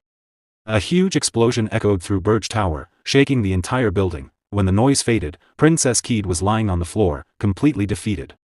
Berge Diaz looked at her and calmly asked, "Why is Princess Keed on the second floor?" Gordon Ramsay replied, "On the fourth floor, Princess Ernan is preparing a summoning. So we temporarily moved Princess Keed here." Berge Diaz looked surprised. "A summoning? Fourth floor of Berge Tower." On the fourth floor of Berge Tower, Ernan Hilderin, the boss of that floor, was using Senial power to perform a summoning. She closed her eyes and raised both of her hands. Many magic circles appeared around her as she quietly chanted the spell. Sweat ran down her face as she continued, "Great Spirit of Water. Guardian of Water." She cut her finger and let a drop of blood fall onto the summoning circle, bound by blood and blood. "Soul and soul. I form a contract." Her blood touched the magic circle, and the light of the spell grew stronger. Then she opened her eyes and said with the last of her strength, "In the name of Ernan Hilderin, I ask you. Please answer my call." Inside the large magic circle, water slowly began to rise. From that water, a spirit appeared. She opened her eyes and looked surprised. "Oh. Someone talented enough to summon me inside a Demon King's tower," she said. "Interesting." She raised her hand and spoke again, "By the primordial covenant, I, Nerunial, a high-ranking water spirit, acknowledge the human who summoned me." She reached out and touched Ernan's hand. "I accept Ernan Hilderin as my sole companion." A bright light filled the entire room. When the light faded, Ernan's body floated gently in the water, unconscious from exhaustion. After a few minutes, her body slowly began to fall, just before she hit the ground. Berge Diaz caught her in his arms. Ernan slowly opened her eyes, weak from using so much energy. "Demon King?" she asked softly. Berge Diaz smirked. "I almost missed a rare sight." "Good work." Ernan gave a small laugh. "It's nothing. It's thanks to the Senial power you saved for me, Demon King." Suddenly her expression changed. With a sweet smile and a red face, she said, "I love you, Demon King." Then she suddenly realized what she had said.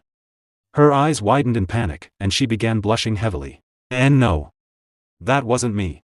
Berge Diaz looked at her with an angry expression. Ernan quickly tried to explain. "Please believe me. That voice sounded like mine, but I really didn't say that." Berge Diaz looked behind her and said calmly, "You summoned an annoying spirit." Ernan turned around and looked behind her. She was shocked. The spirit Nerunial was standing there, laughing. "Oh my, what should I do? I accidentally said it out loud," she said playfully. "But I really do love the Demon King." She smiled mischievously. "That's no fun. You already figured it out?" she continued happily. "I am Nerunial, a high-ranking water spirit. My hobby is reading romance novels. My favorite genre is forbidden love." Berge Diaz thought to himself, "What kind of nonsense is that?" Ernan was also shocked and confused. "What are you even talking about?" she shouted. Princess Ernan blushed and nervously tried to cover her face with her hand. Flustered, she said, "What? Dating? What are you talking about?" The water spirit Nerunial smirked and replied teasingly, "The pure love story of the Demon King and the princess is already famous in the spirit realm, you know." Then she added with a playful grin, "I couldn't miss out on such a juicy situation. So, when are you two making it official? Or is it still just a fling?" Princess Ernan grew even more embarrassed and replied nervously, "Please. Just go back." Nerunial looked surprised. "What? But I was just summoned for the first time in ages." Suddenly, Demon King Berge Diaz standing behind the princess. He slightly and said, "Wait." Then he looked at the High Spirit and asked, "High Spirit Nerunial, how do I look to you right now?" Nerunial cheerfully replied, "What? Well. You look like a handsome Demon King who's destined to end up with the princess." Berge Diaz shook his head slightly. "I'll ask again." He then used his phoenix power, concealing his demonic aura with a layer of pure energy. After doing so, he asked once more, "Now. How do I look to your eyes?" Nerunial's expression suddenly changed in shock. "Just a moment ago you were a lump of demonic energy. But now? What is this pure mana? You're not a Demon King. But a spirit." Behind her, Princess Ernan was also surprised to see Berge Diaz in this form.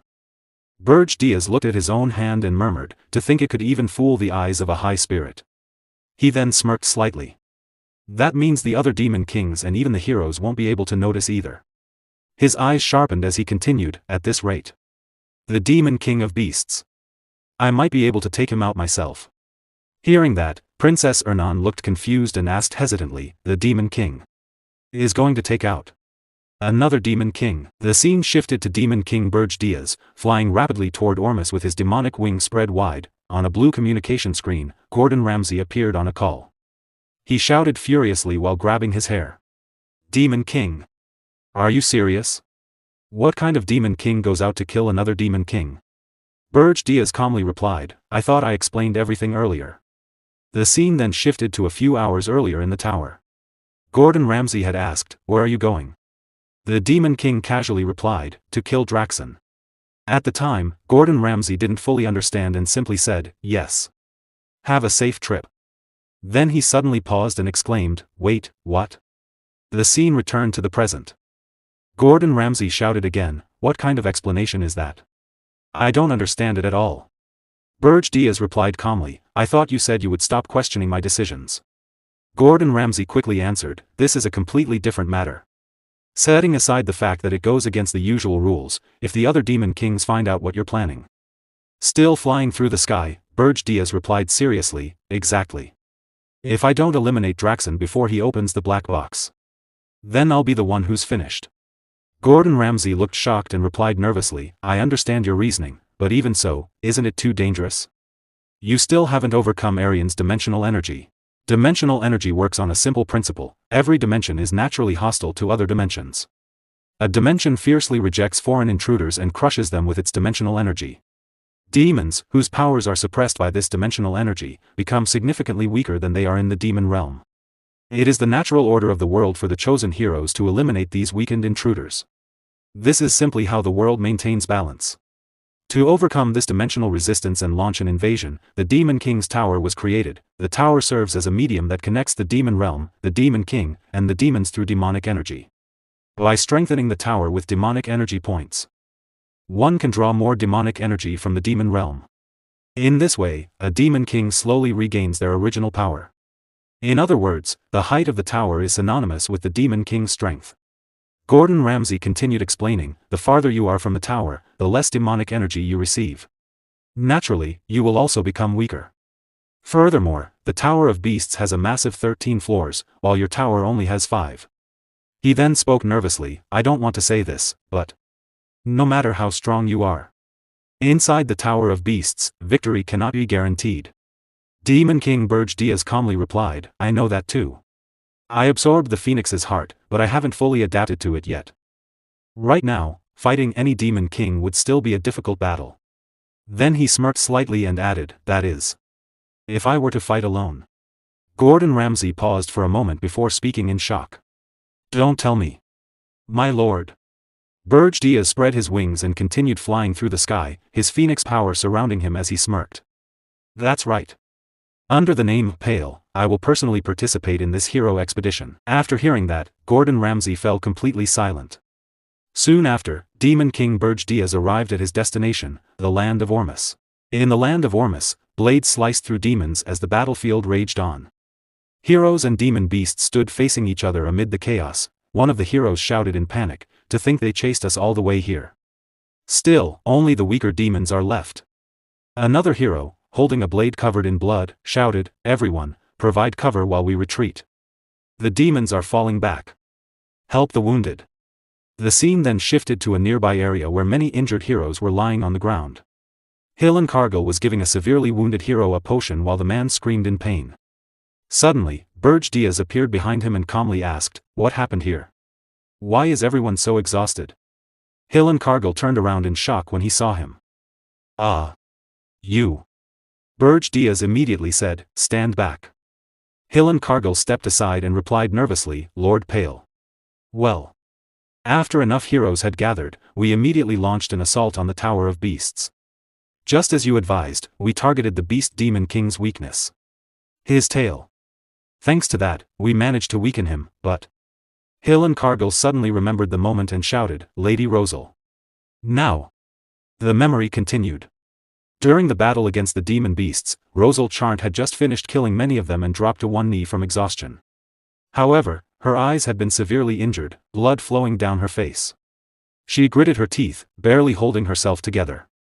Hillenkargel watched in shock, his eyes wide. At that moment, the king of demon beasts, Draxen Doldov, released his full power and roared, unleashing a terrifying aura. As a result, Hillenkargel continued sadly, Lady Rosal suffered severe injuries. So we had no choice but to retreat. He himself had carried Rosal away from the battlefield while the demon beasts continued chasing them.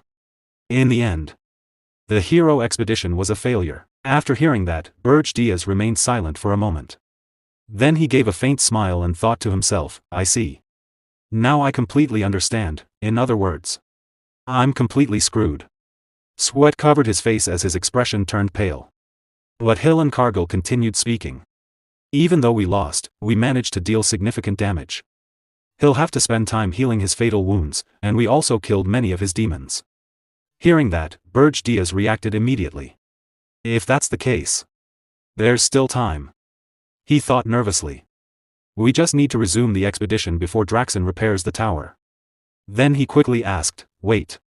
Rosal Charnt was attacked? What was Balraf Disro doing? Wasn't his job to protect the mage? Hillenkargel gritted his teeth and replied. That guy. Disrode. Before he could finish, Rosal Charnt herself appeared in front of them and said coldly, he ran away right before the attack on the Tower of Beasts. Berge Diaz looked confused when he heard that. Rosal Charnt clenched her teeth angrily and said, Balraf Disrode sponsors are the ones who profit from the tower's continued existence. They're all money-crazed bastards. Berge Diaz looked at her and said, you must be Rosal Charnt. Rosal turned around and replied, I see you came to join the expedition late. But as you can see, we're a complete mess right now. Berge Diaz then asked calmly, are you willing to try again? Rosal was shocked at first. What? Then she angrily pointed at her injured eyes and shouted. Of course I will kill the beast Demon King. After he did this to my eyes. There's no way I can back down now. Hillenkargel looked at her nervously and said, but we have too many wounded. We ran out of potions just now. This isn't a situation where we can start another attack immediately. Berge Diaz grinned slightly. That, he said calmly, is actually a surprisingly simple problem. Hillenkargel looked at him in confusion. Berge Diaz smiled and said, I have plenty of potions. I prepared them in advance for the hero expedition. Berge Diaz said calmly, these potions cannot regenerate lost body parts, but they will allow you to fight again. Rosal Charnt looked at him carefully and asked, who are you? Why are you going this far to help us? And what is that faint heat I've been feeling since earlier? I've never felt such pure heat before. How did you cultivate such energy? Berge Diaz placed a hand on his chest and began to say, this is, but before he finished speaking, he paused and looked around at the surrounding heroes. Many of them were sitting on the ground, wounded and exhausted. Their expressions were full of despair after their defeat. It was clear that they had completely lost their morale. Looking at them, Berge Diaz thought to himself, morale that has already been broken cannot be restored with potions alone. Since I have to lead them to kill Draxen anyway, it wouldn't hurt to show them once. At that moment, Berge Diaz released his pure phoenix energy, letting it spread around him like warm flames. Please, he said calmly, just follow me quietly. All the heroes immediately turned their attention toward him as the pure phoenix energy filled the area. Their eyes widened in amazement. Even Rosal Charnt was shocked, and behind her, Hillenkargel stared in surprise. Rosal felt the energy and thought in disbelief, this is. Before she could say anything, Berge Diaz calmly spoke. Who am I, you ask? He unfolded his magnificent phoenix wings, rising slightly into the air. I am the one who possesses the phoenix. Pale. Then he looked down at the heroes and continued, and I have come here to kill the Demon King of Beasts. Rosal Charnt froze in shock. Did he say Phoenix? She thought, that legendary beast. Could this be the source of that overwhelming energy that covered the sky earlier?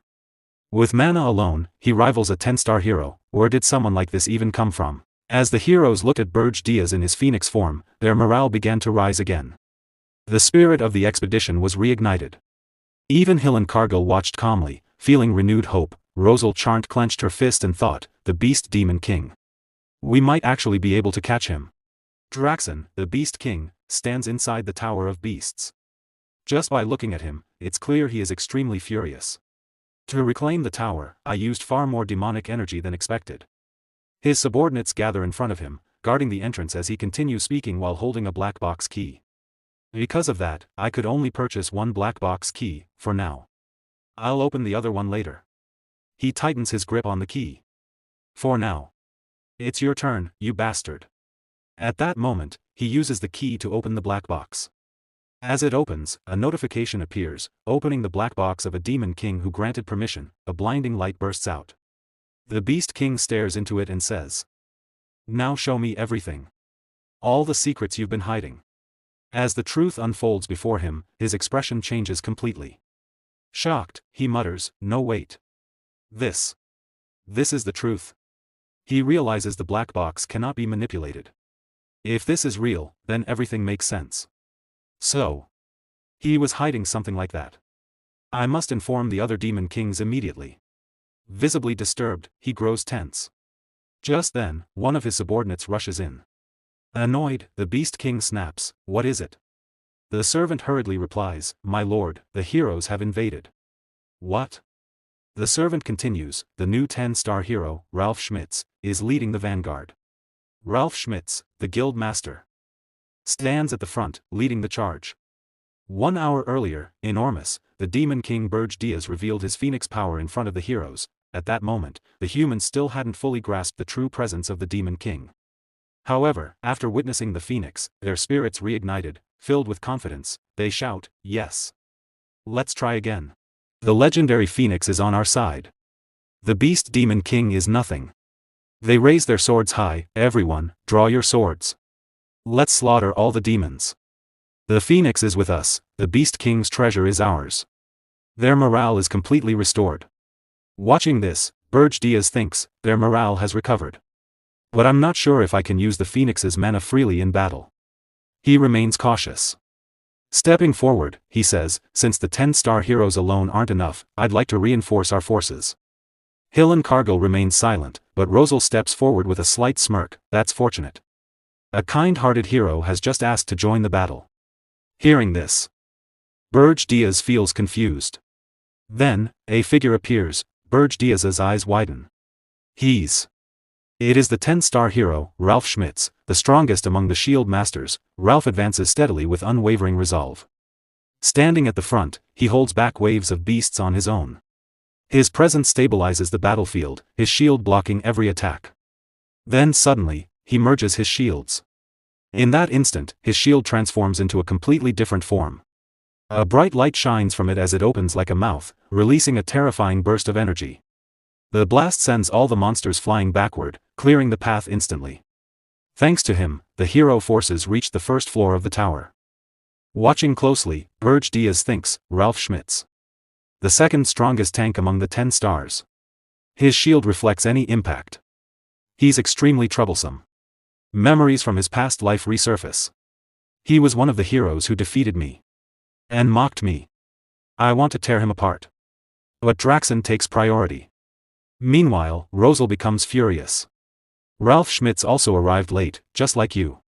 If I had waited a little longer, with both of you here, we could have won without casualties." Berge calmly responds, "Confidence in your abilities is fine. But never underestimate a Demon King." He continues, "A Demon King always has a trump card. Revealed at the brink of death."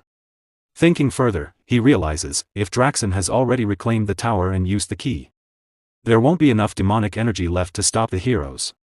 I might finally see it. His trump card. Later, the scene shifts to the top floor, the 13th floor of the Tower of Beasts. The Beast King sits calmly on his throne, waiting. The heroes and soldiers enter, confused. The demons are gone. This is definitely the top floor. So why is it only him? The Beast King glares down at them, holding a red flame in his hand. "You insect-like heroes. I didn't expect you to return so soon. I've been preparing something just for this." Rosal senses something unusual. There's an enormous concentration of magic. Is that why there are no other demons? The Beast King smirks, then swallows the red flame. "That's right. To wipe you all out at once, I gathered all my subordinates' power into one place." His power rises dramatically. Berge analyzes. instead of placing monsters on each floor. He absorbed an entire floor's power. The Beast King declares, "I will kill you without leaving a trace." His aura becomes overwhelming. Even the strongest, Berge Diaz, Ralph, Hillen, and Rosal, are shocked. Then, he's coming. Berge Diaz warns. The Beast King roars. A massive wave of energy explodes outward, pushing the heroes back. Some are forced beyond Ralph's defensive barrier. The pressure becomes unbearable. Some heroes rush forward. The Beast King is trying to increase his power. Now is the time to attack. Stop. It's dangerous. Another shouts. But it's too late. The overwhelming aura blasts them away. Ordinary heroes cannot withstand it, even Ralph's shield begins to crack. But he regains focus, reinforces his power, and restores the shield. Then he releases a powerful wave of energy toward the Beast King. The Beast King steps forward. Now in his true form, his presence is on an entirely different level. His eyes glow with rage as energy swirls around him. With a single wave of his hand, he deflects the incoming attack effortlessly. Hillen is shocked, "My magic." Rosal stares in disbelief, he deflected that so easily. Someone whispers in fear, "So that's the Beast Demon King." The aura feels like poison, choking everyone. What is this terrifying magic? I can't breathe. Some heroes collapse, clutching their throats. Suddenly, Phoenix wings appear. Berge Diaz activates his Phoenix power, spreading radiant wings. A powerful defensive magic fills the area, removing the crushing pressure instantly. The heroes recover, breathing again. We'll never forget this kindness. But Berge Diaz remains focused. "I can't let Draxen gather more demonic energy." He commands firmly, "Stay inside the barrier. Anyone who can still fight, prepare yourselves." The battlefield falls silent. The final battle is about to begin. The Beast King observes them. "There are 4 of you. And one of you has particularly annoying mana." His gaze sharpens. "You. Who are you?" Berge Diaz meets his eyes, and a dark, ominous smile slowly spreads across his face. The battle reached its boiling point as Draxen finally recognized Berge Diaz. Rage exploded within him, and he roared furiously about the theft of the Phoenix. Enraged that Berge Diaz had dared to step foot inside his tower, his fury shook the surroundings. Despite this, Berge Diaz remained completely unfazed. With calm authority, he silenced Draxen by creating a domain and activating sound removal magic. A faint smirk appeared on his face as he declared control over every sound within that domain. The battlefield shifted instantly. Rosal understood the brilliance of the move. While Draxen's roar was nullified, the silence also prevented enemies from hearing spell chants, giving them a subtle advantage. Without wasting time, Rosal unleashed high-rank binding magic, Sage's chains, attempting to restrain Draxen. "You pathetic insect. You think a cheap trick like this can work on me?" Draxen roared in fury. With overwhelming power, he shattered the chains effortlessly and immediately launched an attack with his paw toward Berge Diaz, demonstrating the massive gap in strength. Berge Diaz calmly dodged the attack as Draxen continued shouting in rage. Declaring the battle a one-sided hunt, Draxen promised to tear them apart piece by piece. Berge Diaz mocked him coolly, saying he couldn't hear him over all the barking. The silence status remained permanently active, with Draxen as its sole target. The Beast Demon King gritted his teeth in anger, his frustration growing. Rosal urged the team to focus on Pale. Pale immediately launched a direct assault, colliding with Draxen and causing a massive explosion. The battlefield descended into chaos as rocks and debris flew through the air. Their movements became too fast to track. Rosal admitted she could no longer follow Berge Diaz or properly lock onto Draxen, though she continued attempting to use her summoning chains. Hillen Cargill reassured her, saying that tracking didn't matter as long as they followed Lord Pale's orders. Draxen mocked them, calling their actions madness, yet acknowledged that they had chosen to stand against him. As the tension escalated, he began unleashing waves of energy from his paws one after another. Berge Diaz dodged every attack with precision, using his phoenix wings to maneuver through the battlefield. Then, in a sudden burst of speed, he changed direction instantly. Draxen reacted just as quickly, vowing that none of them would leave alive. Berge Diaz turned and met his gaze without fear. A brief flashback revealed Diaz's strategy. The most important factor in killing the Demon King of Beasts is speed. As you've experienced, he possesses incredible reflexes despite his size. That's why we must bind his feet and exploit his weakness. Rosal, Ralph Schmitz, and Hillen Cargill listened in surprise. Hillen hesitated before asking, "But can I even keep up with him, even with my lightning dash?" Diaz smiled calmly. That won't be a problem. I'll give you the signal at the right moment. Hillen frowned in confusion. A signal. The scene returned to the present. Still consumed by rage, Draxen continued his relentless assault, swinging his paws and releasing waves of dark demonic energy toward Berge Diaz. Diaz advanced swiftly, weaving through the attacks with unmatched speed. Suddenly, he came to a complete stop mid-air and reached into his storage. With a composed expression, he revealed Ahriman's orb. Draxen scoffed in confusion. Ahriman's orb? Do you really think something like that would work on me? Diaz remained calm. It's not meant to affect you directly. It reveals the master's location, to a vessel. Draxen frowned in confusion. And what does revealing your location change? There are no vessels here to help you.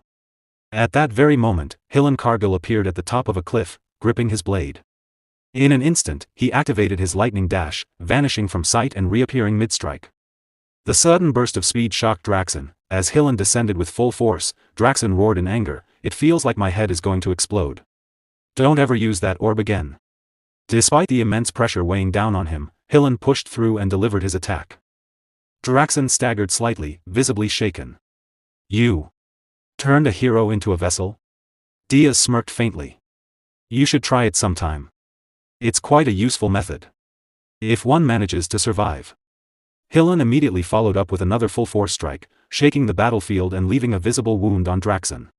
Even so, Draxen barely staggered. He sneered in anger. You're acting cocky over just this much?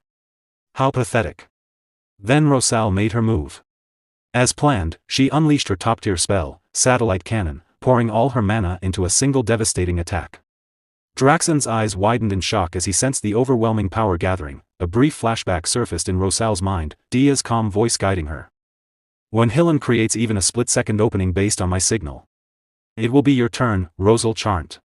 Pour everything you've got into it. The grudge of your lost eye. Turn it into power. Back in the present, Rosal's expression hardened with fury. You dare do this to my eye. With a shout filled with rage, she released all her mana at once. I'll wipe you out in one blow. The blazing beam of Satellite Cannon surged forward, striking Draxen directly. The pressure of the attack was so immense that even Hillen and Diaz felt its force, while Rosal and Ralph could only watch in tense silence. The resulting explosion was catastrophic, shaking both the sky and the earth. For a brief moment, everything fell silent. Then, from within the smoke, Draxen emerged, still standing. His body was covered in blood and scorched by flames, yet he remained alive. You bastards! He growled. Diaz narrowed his eyes slightly, thinking, even after taking that attack, he's still standing. As expected, he won't go down easily. Draxen laughed madly, mocking their efforts. His fury reached its peak as a terrifying red aura erupted around him, forcing the heroes backward. Waves of dark demonic energy surged outward, striking Ralph and tearing into his chest. The force also hit Rosal, leaving her shaken, while Hillen was pushed back and wounded. With pride and rage, Draxen declared, I am Draxen Dulif, the Demon King of Beasts, the right hand of Archduke Alkynes. Consumed entirely by rage, he charged forward again, his movements now wild and unpredictable. How dare you push me to this state? I won't let any of you leave here alive. Berge Diaz observed him calmly, recognizing that the once calculating opponent had now become nothing more than a mindless beast. A faint smirk formed on Diaz's face as he gathered Phoenix energy into his hand. Draxen roared, charging forward. Right now, I'll make you shut that mouth of yours. Diaz replied calmly, I haven't shown you yet, have I? The power of the Phoenix you cherished so much. Before Draxen could react, Diaz unleashed the Phoenix's power. The attack struck Draxen directly, forcing a cry of pain from him. Not yet. I won't die from this. Diaz moved instantly, striking again with precise timing and interrupting any chance of recovery. Draxen was knocked back toward Ralph, who braced himself and unleashed a powerful wave of mana through his shield, slamming it into Draxen's back. Draxen screamed as the attack connected. Meanwhile, Rosal, though wounded and lying on the ground, identified his true weakness, his tails. Without hesitation, she gathered what remained of her strength and launched a precise attack, severing one of Draxen's tails. He screamed in agony as his body reacted violently. Seizing the opportunity, Rosal cast Sage's chains once more. This time, the glowing chains held firm, suppressing Draxen's mana and binding him completely. Hillenkargel stepped forward and activated his healing ability, restoring his allies while reinforcing his own body for the final strike. With Draxen restrained and weakened, the team moved as one. In a single, clean motion, the final blow was delivered, severing Draxen's head. Silence returned to the battlefield. The oppressive aura vanished, the ground stopped trembling, and the air slowly calmed. Berge stood over the fallen Demon King, a faint smirk still resting on his face. After confirming the victory, he calmly declared that he would make good use of the Phoenix. With that, he bid farewell to Draxen. As Hillen moved in a single decisive motion, he sliced off Draxen's head. The severed head flew through the air and landed heavily on the ground, sinking into the dirt as the Demon King's body collapsed lifelessly. For a brief moment, silence fell over the battlefield. Then, the remaining heroes erupted into loud cheers. Overwhelmed with relief and victory, they celebrated the end of the long battle, shouting that they had finally won. Voices rose louder and louder as they declared that Hillenkargel had defeated the Demon King Draxen.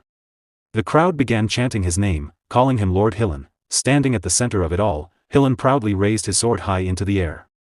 A confident smile spread across his face as he basked in the waves of praise. Inside his mind, however, his thoughts twisted with dark ambition. He craved even more recognition, more admiration, and more worship. He wanted the cheers to grow louder and continue endlessly. In his mind, he declared himself the strongest hero in history, already envisioning a future where he alone stood above all others. Just as the moment reached its peak, the ground began to tremble violently. Cracks spread rapidly across the structure, and the tower started collapsing. Panic instantly replaced celebration as everyone realized the danger. Shouts filled the air, warning that the tower was coming down. Orders were yelled rapidly, heroes were told to grab as many treasures as possible. To prioritize giving recovery potions to the 10-star heroes, and to escape immediately. Amid the chaos, Berge stood still for a moment, staring at Draxen's lifeless body. His thoughts lingered on the fallen Demon King. Reflecting on the path Draxen had taken, he wondered whether someone like him would ever be given a second chance. In the end, he concluded that even if such a chance existed, it would have been meaningless. Draxen had clung to the standards of a Demon King until his very last breath. With urgent haste, everyone finally managed to escape the collapsing tower. Carrying as many treasures as they could, they fled just as the beast tower crumbled completely, turning into a pile of ruins. Outside, Rosal confronted Hillen. She observed him carefully and concluded that he had planned everything from the very beginning, intending to be the one who took the Demon King's head. Hillen dismissed the accusation calmly, claiming it was merely a misunderstanding given the chaotic situation. Rosal responded with indifference, making it clear that she did not fully believe him. In her thoughts, she recalled how suspicious she had been when Hillen suddenly decided to join the battle. She reflected on the Demon King's power, acknowledging that although it had not lived up to expectations, they had still fought at the risk of their lives. In the end, she had survived, partly thanks to Hillen, and she could not deny that. Still, she brought up another matter.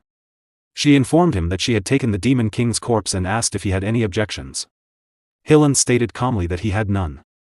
At that moment, loud voices called out to Rosal, urging her to come quickly. Among the wreckage of the Beast Tower, something unexpected had been discovered. The kidnapped prince and princesses had been found. Rosal Charnt rushed over and saw with her own eyes that it was truly the Akan Kingdom's third princess. Lavinia Akan, Levinia Akan lay unconscious at first but slowly began to regain consciousness. Shocked and alarmed, Rosal Charnt questioned why she was there. Lavinia responded in her usual fragmented manner, mentioning materials. Rosal Charnt quickly connected the dots and realized that Lavinia had come to gather materials for creating a chimera. She reacted with disbelief, questioning the princess's sanity. Lavinia simply added that it involved monsters. Rosal Charnt grew even more alarmed, realizing that Lavinia had entered the dangerous tower alone just to obtain monster flesh. The situation was clearly reckless and life-threatening. Observing this strange exchange, others nearby were confused about how Rosal Charnt could understand Lavinia's unusual way of speaking. Concerned, Rosal Charnt asked if the Demon King had harmed Lavinia in any way. Lavinia replied with fragmented words about money and monsters. Rosal Charnt interpreted this as Lavinia having traded monsters in exchange for money, which Lavinia confirmed. Hearing this, Berge quietly pieced everything together. He realized that Draxen's wealth had come from dealings with the princess. The connection between money and monsters now made perfect sense. Rosal Charnt decided to end the conversation and instructed Lavinia to return with her. She supported the weakened princess and began leading her away, calling her reckless but ensuring her safety. Watching this, Berge Diaz reflected on Lavinia's actions. Entering the tower alone and making deals with a demon king for the sake of chimera research was beyond normal reasoning. He recalled thinking the same in his previous life and reaffirmed that she truly was a dangerously unpredictable princess. The scene then shifted smoothly to the Hero Guild, where a meeting of elder heroes was underway. They discussed the aftermath of the battle. Noting that the Beast Tower had been an important hunting ground, they expressed frustration over the effort they had put into coordinating with sponsors to keep the 10-star heroes in check, only for an unexpected figure to lead the expedition to victory. This mysterious individual was known as the owner of the Phoenix. The elders questioned the identity of this person, as there had been no such hero officially affiliated with the guild. They acknowledged that since the Demon King had descended upon Regressed, this was the first time such a threat had been stopped so decisively. Recognizing the shifting balance of power, they decided it was time to tighten their control over the heroes once again. Their first step would be to investigate the identity of the Phoenix's owner. From there, the scene transitioned to the Ormus Royal Banquet Hall. The atmosphere was filled with chatter, though it carried an undertone of exhaustion and grief. The king, overwhelmed with emotion, expressed his deep gratitude to the heroes for killing the Demon King and rescuing the princes and princesses. Despite the limited preparations, he urged everyone to enjoy the banquet. Knights gently advised the king to rest. But he continued to sob, unable to contain his emotions. Among the attendees, Rosal Charnt stood out in a stunning dress. She sipped a cocktail and observed the somber atmosphere, noting that although the banquet felt gloomy, the drink itself tasted good. Hillen approached her and complimented her appearance, remarking that the dress suited her well and acknowledging that the princess had safely returned to the Akan kingdom. Rosal responded with suspicion, questioning whether he was trying to leave a good impression. Hillen laughed it off, saying such an attempt would be meaningless in her presence. Rosal shifted the conversation, asking about Pale. She wanted to speak with him, especially regarding the Phoenix. Others nearby echoed her curiosity, expressing their desire to meet Pale and thank him for saving them. Ralph then spoke up, praising the owner of the Phoenix. His voice shocked everyone present, as they had not expected him to speak at all. The crowd reacted with disbelief. Hillen then revealed that Pale had already left, causing further surprise among the attendees. The narrative then moved to the Regressed mountain range, specifically Berge Tower. Gordon expressed disbelief as he thanked Berge Diaz, questioning whether he had truly killed the Demon King of Beasts and returned. Berge Diaz confirmed it without hesitation. Gordon was stunned, realizing that Berge Diaz had actually accomplished such an impossible feat. He began to worry about the consequences and how Berge Diaz planned to handle the aftermath. Berge Diaz dismissed his reaction, telling him to stop staring. Taking his seat on the throne, Berge Diaz explained that with Draxen dead, other demon kings would soon make contact. If he were absent during that time, suspicion would fall on him. Gordon understood and acknowledged the reasoning behind his immediate return. Berge Diaz then reflected on the battle. He admitted that he was still weak. Even though Draxen had used his final attack, the damage had not been as severe as expected, partly because Draxen had already been weakened. Berge Diaz realized that it was not enough to rely on his original strength alone. He needed to further strengthen the power of the Phoenix as well. At that moment, he received a message from Jason requesting a meeting among the Demon Kings at his tower. That very day, Berge Diaz found the timing sudden, noting that there should have been more time before such a gathering. Jason informed him that Draxen Doldov had died. Internally, Berge Diaz smirked, already aware of this fact because he had been the one to kill him. However, outwardly, he feigned shock and concern. Jason then added that there was something important to discuss regarding the situation and revealed that a new Demon King had already descended. Berge Diaz was genuinely surprised by this. Realizing how quickly a replacement had appeared, he considered the possibility that Archduke Alkine might have anticipated Draxen's death and prepared in advance. Despite this, Berge Diaz reassured himself that there was no evidence linking him to the incident. As the black box had disappeared along with the tower, he felt confident in his position and decided to attend the meeting. The scene transitioned to the Tower of Lies, specifically the 13th floor, where the Demon Kings had gathered. Reyna Soldian, the Demon Queen of Bitter Cold, Jason Kochmund, the Demon King of Lies, and Yugur Belva, the Demon King of Adamant, were all present. Draxen's absence was noticeable. Among them was a new and unfamiliar face. She introduced herself as Vivian Blunt, the Queen of the Blood Moon clan. Berge Diaz showed little interest, briefly correcting her on his name before taking his seat. Vivian was surprised by his indifference, as he did not even glance at her despite her striking appearance. She recalled her superior's instructions, which emphasized that Draxen's fall was suspicious and that the intruding demon should be investigated thoroughly. She had been specifically told to keep an eye on Berge Diaz, as he was the most likely suspect if any Demon King had broken the rules. in the present, she found his personality intriguing and considered him easier to manipulate because of his sharp and dismissive nature. She decided to test him. As the meeting was about to begin, Vivian stood up and approached Berge. She spoke about how fascinating the dimension of Aryan was, pointing out the unusual cooperation among demon kings and their collective effort to find the cause behind one death. However, she admitted that what interested her more was Berge himself. She moved closer and sat boldly in front of him. Berge questioned her actions, clearly irritated. Vivian claimed she was simply curious about what kind of demon could disrupt the entire demon realm so drastically. She then complimented his appearance and made a suggestive advance. Berge immediately rejected her, pushing her hand away and insulting her. Vivian was left shocked and offended by his blunt rejection. In disbelief, she reminded herself that she was a succubus queen, someone who was rarely ever dismissed, let alone insulted so directly. Reina Soldian, slightly irritated, bluntly told Vivian to return to her seat. Vivian stood there, stunned by the sharpness of her tone. Reina continued firmly, explaining that although the gathering was meant to welcome Vivian, it also served a more serious purpose, to uncover the cause behind Draxon's senseless defeat. She emphasized that everyone present must maintain their dignity. Jason, observing the situation, was shocked that Lady Reina herself was presiding over the meeting. Meanwhile, Vivian responded with a grin, teasing Reina by suggesting that she desired the same man. Growing frustrated, Reina dismissed Vivian's thinking as shallow and foolish. Vivian brushed it off casually, saying that was enough for the day before taking her seat. Jason then stepped in to restore order and called for the meeting to resume. The discussion shifted to the 10-star heroes, who were described as the main force behind the current hero expedition. From there, the meeting continued in a rather monotonous manner. The Demon Kings began sharing the information each of them had gathered individually. As the discussion progressed, one topic stood out above the rest: the emergence of a new powerhouse known as the Owner of the Phoenix. Opinions among the Demon Kings were divided, with varying interpretations and concerns. Despite these differences, they ultimately reached a unified decision to investigate the Phoenix's owner more thoroughly and to proceed with caution. Meanwhile, Berge reflected that since he had been in the middle of the hero expedition disguised as Pale, it was unlikely that the demons had been spying on him. However, he realized that from now on, he would need to be more careful about revealing his identity. His thoughts then shifted to Vivian Blunt, the Inquisitor sent by Archduke Alkine. At that moment, Vivian playfully blew him a flying kiss. Berge turned his face away, dismissing her as unworthy of his attention. The scene then shifted to the first floor of Berge Tower.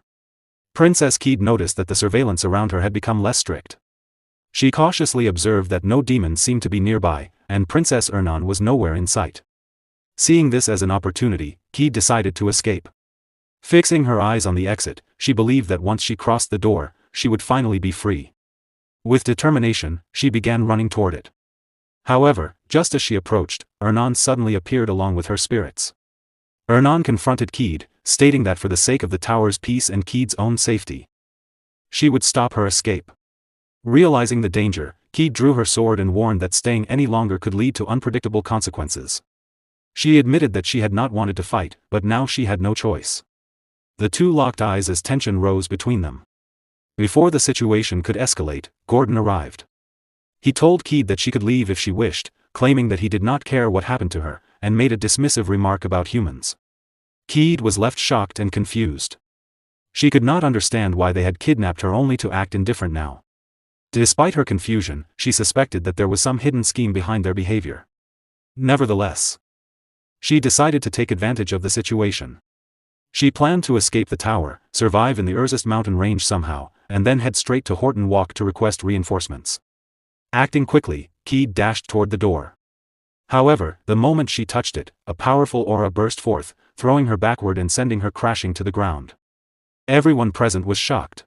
Gordon calmly explained that this reaction was normal. It meant that anyone not permitted by the Demon King could not leave the tower. Despite his warning, Ernan stepped forward and approached the door. Gordon cautioned her not to touch it carelessly, but to everyone's surprise, Ernan opened it effortlessly. Gordon was stunned, and even Ernan seemed confused, awkwardly admitting that she simply felt like she could open it. As she attempted to close the door, Berge suddenly appeared from outside, pushing it open with a smirk. He asked whether Ernan had finally decided to escape. Ernan was visibly shocked. Gordon acknowledged Berge's arrival, addressing him as the Demon King. Observing the situation, Berge asked what had been happening. The scene then shifted to the Demon King's chamber within Berge Tower. Berge Diaz ordered Gordon to lock Princess Keed in the underground dungeon for attempting to escape. Gordon accepted the order without hesitation but raised a concern about Princess Ernan. He pointed out that only those recognized by the Demon King could leave the tower, yet Ernan had opened the main gate. Berge Diaz explained that the tower had already recognized Princess Ernan as one of its members. This revelation shocked Gordon. Berge Diaz then observed Ernan through a system window, reflecting that since she had formed a contract with a high-ranking spirit, escaping the tower and crossing the Arist region alone would not be difficult for her. He wondered why she had not attempted to escape, especially during his long absences, and began to question her true intentions. The scene shifted again to the underground dungeon, where Keed was imprisoned. Ernan came to visit her and reminded her that she had warned her not to attempt an escape.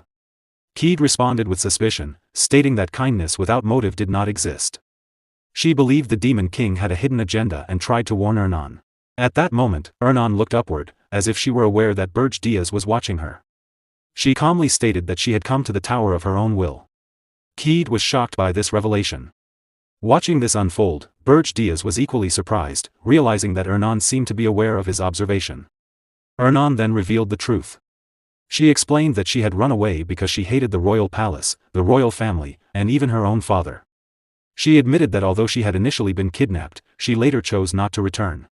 Keed was left stunned by this confession. Keed then recalled that among all the princes and princesses of Hilderin, Ernan alone possessed extraordinary talent. She questioned why someone destined to become the future queen would abandon such a promising future to become a subordinate of the Demon King. Ernan responded by revealing a shocking truth. She explained that there were actually 62 princes and princesses in the Hilderin royal family, the largest number on the continent. However, aside from her, none of them were known by name. Keed was confused and insisted that the official number was 28. Ernan clarified that while 28 was the official count, the true number was much higher. She suggested that Keed ask the emperor upon returning to the empire if she wanted confirmation. Keed worried that if such a secret were revealed, it would damage the honor of the royal family.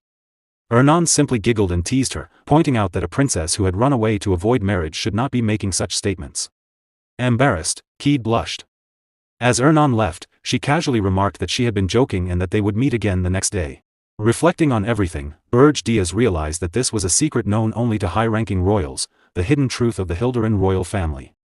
He then ordered Gordon to prepare Ernan, stating that he would be heading out to gather spirit herbs. The scene shifted once more to the Arist mountain range. A water spirit, along with other spirits, enthusiastically searched for herbs. Ernan tried to restrain it, noting that it seemed overly excited after being outside for so long. She also mentioned that Berge Diaz himself had been away from the tower frequently.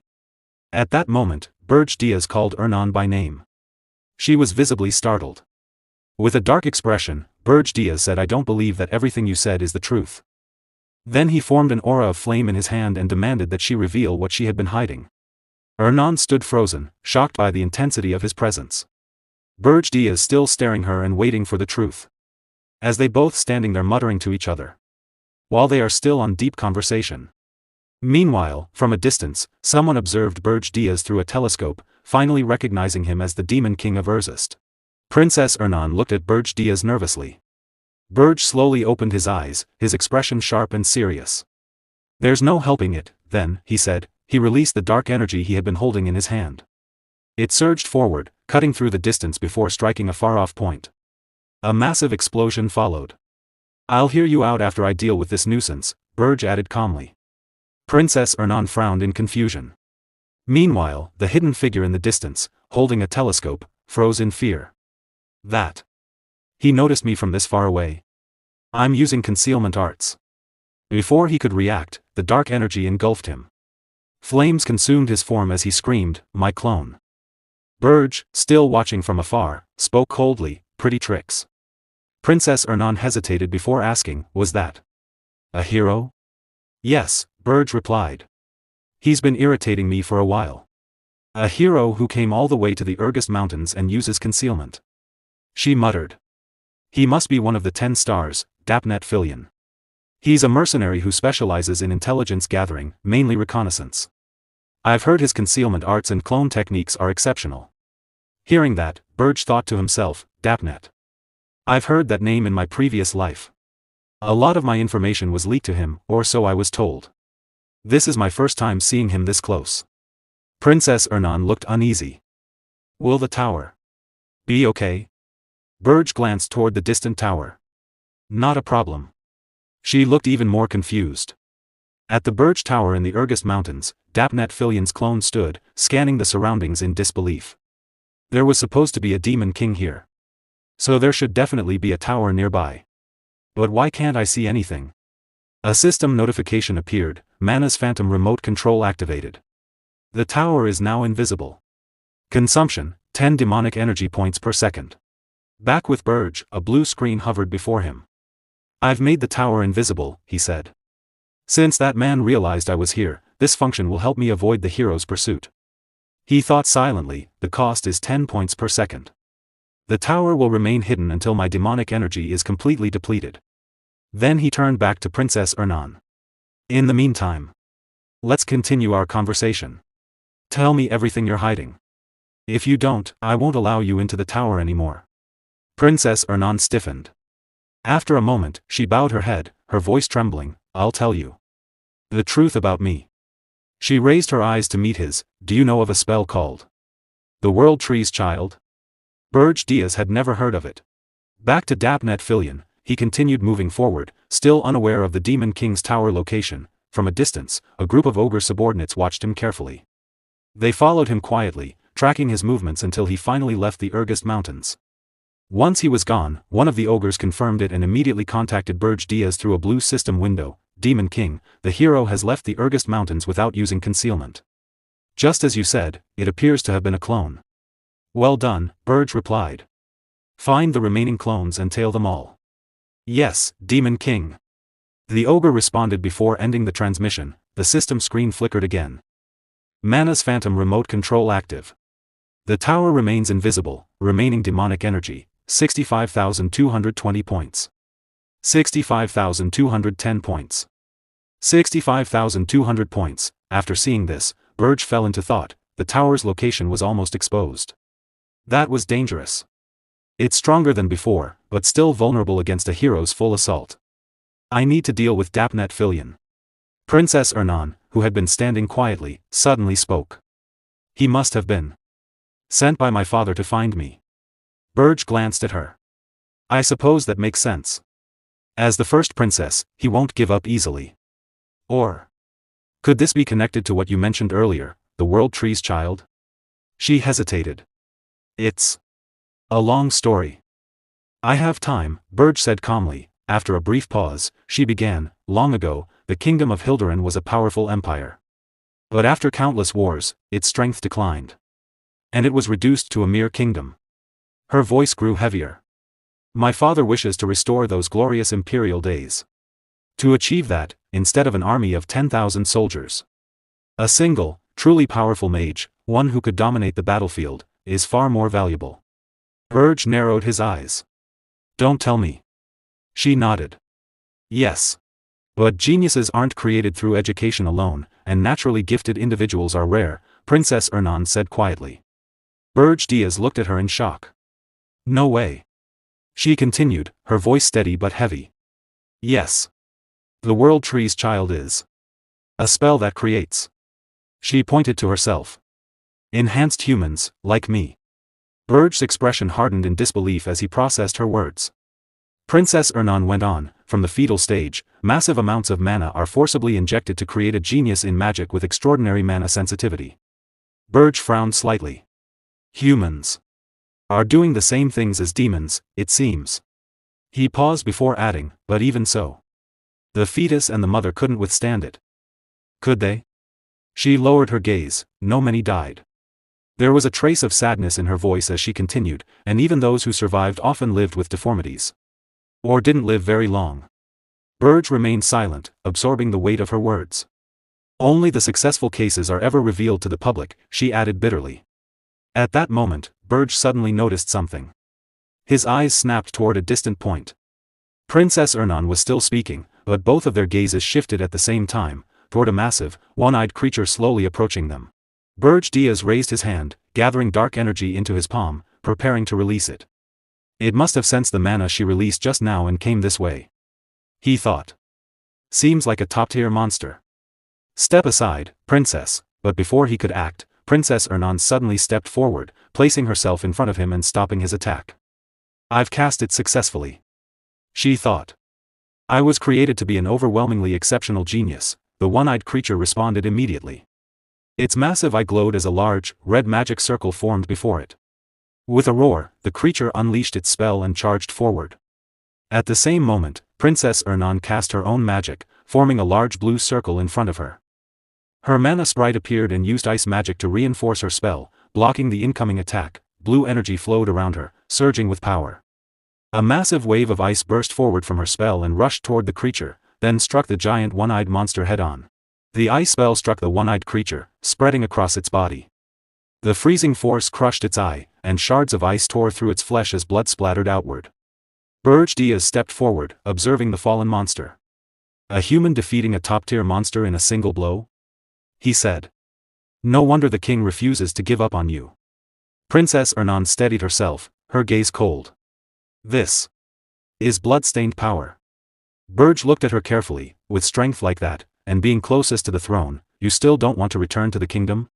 You expect me to believe that? It's the truth," she shouted angrily. "Try using the magic tool you gave to Hillen on me. I've told you everything honestly." Berge replied calmly, "Armani's orb shatters easily against a spirit's mana. It can't be used on a spirit user." He began gathering dark energy in his hand once more. "So speak your true intent. If you're trying to deceive me again, I'll show you what a demon king truly is." Princess Ernan's expression hardened with anger. Suddenly, she grabbed his hand and pulled it toward her, pressing it against her chest. "I'm telling the truth," she shouted. Berge froze, confused. "What are you doing? Listen to my heartbeat," she insisted. "I've only told the truth." "What on earth?" Before he could finish, Berge felt something unusual. Through his phoenix, he could sense her heartbeat, and her emotions, at the same time. His eyes widened in surprise. "I can sense it through the phoenix. Ernan Hilderan's heartbeat. And her emotions. What she feels right now is anger, sorrow, and embarrassment." Princess Ernan clenched her teeth. "This is a spirit's method of communication. Pure mana can sense vibrations between each other. That's how we understand one another's thoughts. I truly told you everything." Berge fell silent. "She's telling the truth." Princess Ernan lowered her head, her voice soft and heavy. "When I first saw you, I knew immediately. You were different from other demon kings. I thought you might be able to help me." Berge hesitated. "Help you? What are you saying?" Still holding his hand against her chest, she looked up and cried out, "Please. Help me. I want to bring down my father, and the kingdom of Hilderan." Berge's eyes widened. These words. Are they truly her sincere feelings? After hearing everything Princess Ernan had explained, Berge finally accepted her words and decided to trust her. Princess Ernan responded with gratitude, her face turning slightly red with embarrassment. Watching the two of them, Neroniel couldn't resist teasing. She grew curious about what was happening between them and wondered how they had become so close without her noticing. She playfully accused Ernan of acting innocent while secretly hiding something. Berge was left shocked by her reaction, while Ernan, flustered and shy, tried to explain that it was nothing like that and that it was simply the spirit's method of communication. Neroniel, however, continued teasing with a chuckle, implying that such communication involved more than just words. She clearly enjoyed the moment. Bringing the focus back, Berge calmly acknowledged that he understood Ernan's seriousness. He suggested that they continue discussing Hilderan once they returned to the tower. Ernan agreed without hesitation. Before moving on, Berge gave another instruction. He told Ernan to use the spirits to locate the real body of Daphne Philion, as they were planning to capture him. The scene then shifted to a freezing mountain where the snowfall grew heavier. In this harsh environment, Daphne, known as the hero, reflected on his cloning magic. His ability allowed multiple clones to share power among themselves. However, as the number of clones increased, their individual attack power decreased. Despite that drawback, the technique allowed him to search a vast area at once. Looking at the map, he analyzed the situation. A demon king's tower should be at least 50 meters tall. Yet, despite scanning the entire area, there had been no sign of it. Based on the information provided earlier by Lord Wharton Kolo and Lord Hillen Cargill, calculations had already been made. The route and timing of the hero expedition had been determined with 93% accuracy using his method. With that in mind, he concluded that the tower's location had to be somewhere nearby. He carefully scanned the surroundings, convinced it should be within reach. The Demon King was also somewhere close, yet nothing could be seen. The absence of any trace left him deeply unsettled. Suddenly, a warning alarm rang from his map. In that moment, he realized something was terribly wrong. His clones, which were capable of avoiding even high-level monsters, were being destroyed in large numbers.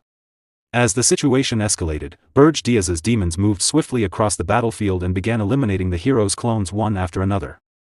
After completing their task, they reported that they had destroyed the clones and noted that, for a 10-star hero, the opponent did not seem particularly strong. Hearing this, Berge Diaz smiled with satisfaction and ordered them to destroy every remaining target. The demons immediately accepted the command and continued their assault. Confident in his advantage, Berge Diaz began calculating his next move. He realized he still had enough points remaining. He planned to eliminate all the clones and turn Daphne Erphilion into his subordinate. With that achieved, he believed he would gain complete control over the continent. However, the situation suddenly changed when Gordon appeared through the system window and informed him that there was important news. Berge Diaz turned his attention to the update and learned that something was wrong with the tower. Gordon explained that the mana ghost was behaving abnormally and had heated up to the point where it could explode at any moment. At the same time, an urgent system notification appeared, reporting that the tower was facing overload due to prolonged invisibility. The cost of maintaining invisibility had increased drastically. It now required 100 points per second, while the remaining demonic energy stood at 49,910. This revelation left Berge Diaz shaken. He quickly realized the severity of the situation. At this rate, there were less than 10 minutes before the system would fail. If he could not capture Daphne Erphilion within that time, the tower's position would be exposed and the hero expedition would begin. As the pressure mounted, Gordon added another update. The area outside the tower was now filled with an overwhelming number of clones surrounding them from all sides. Meanwhile, the hero continued scanning his surroundings from every direction. Yet he still could not locate the tower. This confused him, as he was certain his calculations were correct. He became convinced that the tower had to be nearby. After investing so much mana into the search, he resolved to find it no matter what. At the same time, Berge Diaz quickly took action and contacted Krutu. He ordered him to prevent any more clones from approaching the tower and instructed him to search every corner of the area without exception. Krutu acknowledged the order. Without delay, Berge Diaz turned to Gordon and demanded detailed data. He requested the locations of all destroyed clones, especially those created by the hero's magic. Gordon began processing the information.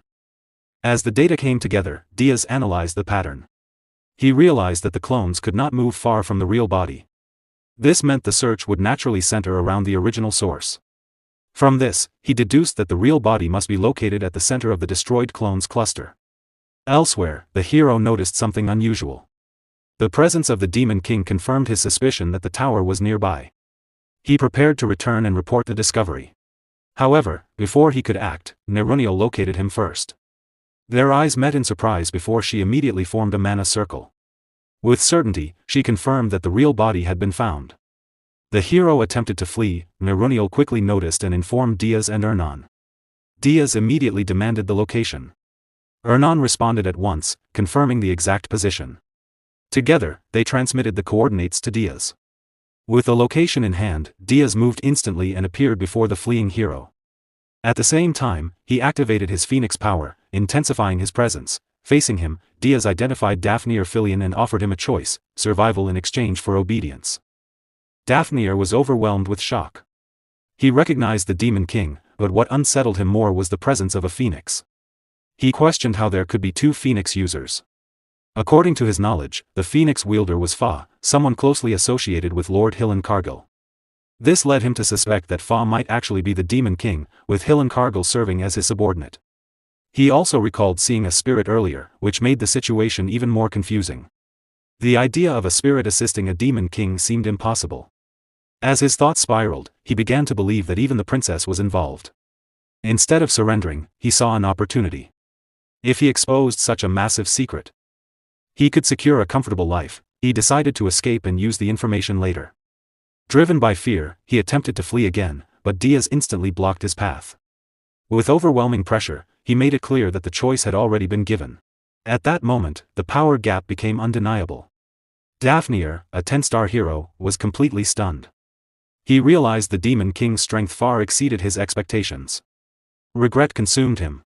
He cursed himself for accepting the mission. Money or not, I should have escaped this trap long ago. If he had known the truth, he would never have come. Before he could react further, Diaz unleashed a massive explosion that shook the entire area. At the peak of the battle, Daphne made a final move. Using a mana bird, he sent a letter to the King of Hilderin. The scene then shifted to the Kingdom of Hilderin. Inside the palace, a messenger reported that Daphne's letter had arrived at the intelligence department. The king showed immediate interest, assuming the tower's location had been found. The messenger confirmed that the exact coordinates were included. Pleased, the king praised Daphne's reliability. However, the messenger hesitated. Sensing something was wrong, the king demanded an explanation. The messenger revealed that the mana bird had suddenly caught black fire and vanished immediately after delivering the letter. The king trembled, realizing something had gone terribly wrong. The messenger explained that the sudden destruction of the mana bird meant that Daphne's real body had been killed by the Demon King at that exact moment. Hearing this, the king was filled with rage. He clenched his fists, furious that such a loyal hero had been lost. At that moment, he realized he had underestimated the new Demon King. Without hesitation, he ordered immediate action. The Hero Guild was to be contacted, and all 10-star heroes were to be summoned. Consumed by anger and determination, he swore that this time he would personally kill the Demon King and bring back his princess. As a massive explosion tore through the area, the scene resembled hell itself. Everything in the surroundings burned under Berge's overwhelming strike. Drained of all his strength, he dropped to one knee, breathing heavily as he struggled to stay upright. Sweat covered his face, and he could feel the last traces of his power slipping away, with the power of the phoenix added to mine. It became something beyond imagination, he thought, utterly exhausted. But the fatigue is just as overwhelming. Even my demonic power is gone. Yet I still managed to surpass my expectations.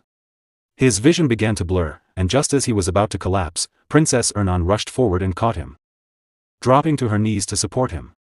My Demon King, are you all right? She asked, her voice filled with worry. Though barely conscious, Berge noticed the ground beneath her. It was still burning from the explosion. His gaze lowered to her knees. Your knees. They're burning, he murmured weakly. Isn't it hot? Princess Ernan forced a small, reassuring smile, hiding her pain. The spirit of water specializes in recovery, she said nervously. I'll be fine with this much. Then, her expression turned serious as she looked at him with concern. And you? You don't like showing weakness, do you? The pearl orcs might still be watching nearby. Berge's eyes slowly began to close as exhaustion overtook him. Is that so? He whispered faintly. Then I'll take a short rest. Yes, don't worry, she replied softly. The scene then shifted to the Tower of Lies. Inside, Jason Cockmund stared at a newspaper with growing fury. The headline read, Dozens of succubi invade the royal palace. Voices of panic echoed everywhere. People were calling for all Demon Kings to be hunted down. Suddenly, Jason clenched the newspaper tightly in his hand, his entire body trembling with anger. Vivian. He growled. His grip tightened as he tried to contain his rage. I clearly told you not to send your vassal troops outside the tower, he said through clenched teeth. I told you to be careful. On the other side, Vivian Blunt stood proudly, swirling a glass of wine in her hand. With a casual wave, she looked at Jason Cockmund and spoke calmly. Do I really have to obey just because you say so? I am the queen. I am the one who gives orders.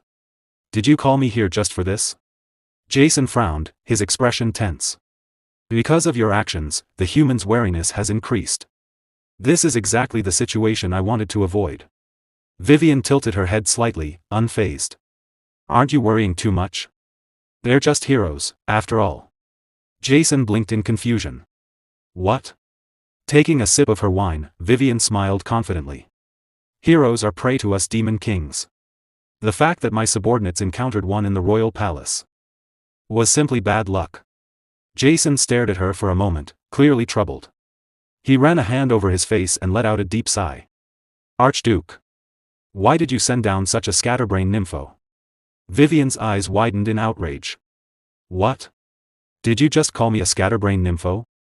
She slammed her foot onto the table, standing tall as she waved her wine glass, her voice rising with pride and anger. Correct yourself right now. I am the succubus queen. I'm not just a nympho, I'm the ultimate nympho. This is a matter of pride. Jason looked at her with a strange mix of curiosity and disbelief. Then, lowering his head slightly, he let out a quiet chuckle. Vivian. In this dimension. How many heroes do you think there are? Vivian paused, thinking. In the dimension I conquered, there were about 10. Are there around 50 in Arian, since they say there are many? Making such a fuss over such a small number is really. Jason burst into laughter. So you really haven't heard anything from the Archduke? Well, if you had, you wouldn't have even considered coming to this dimension.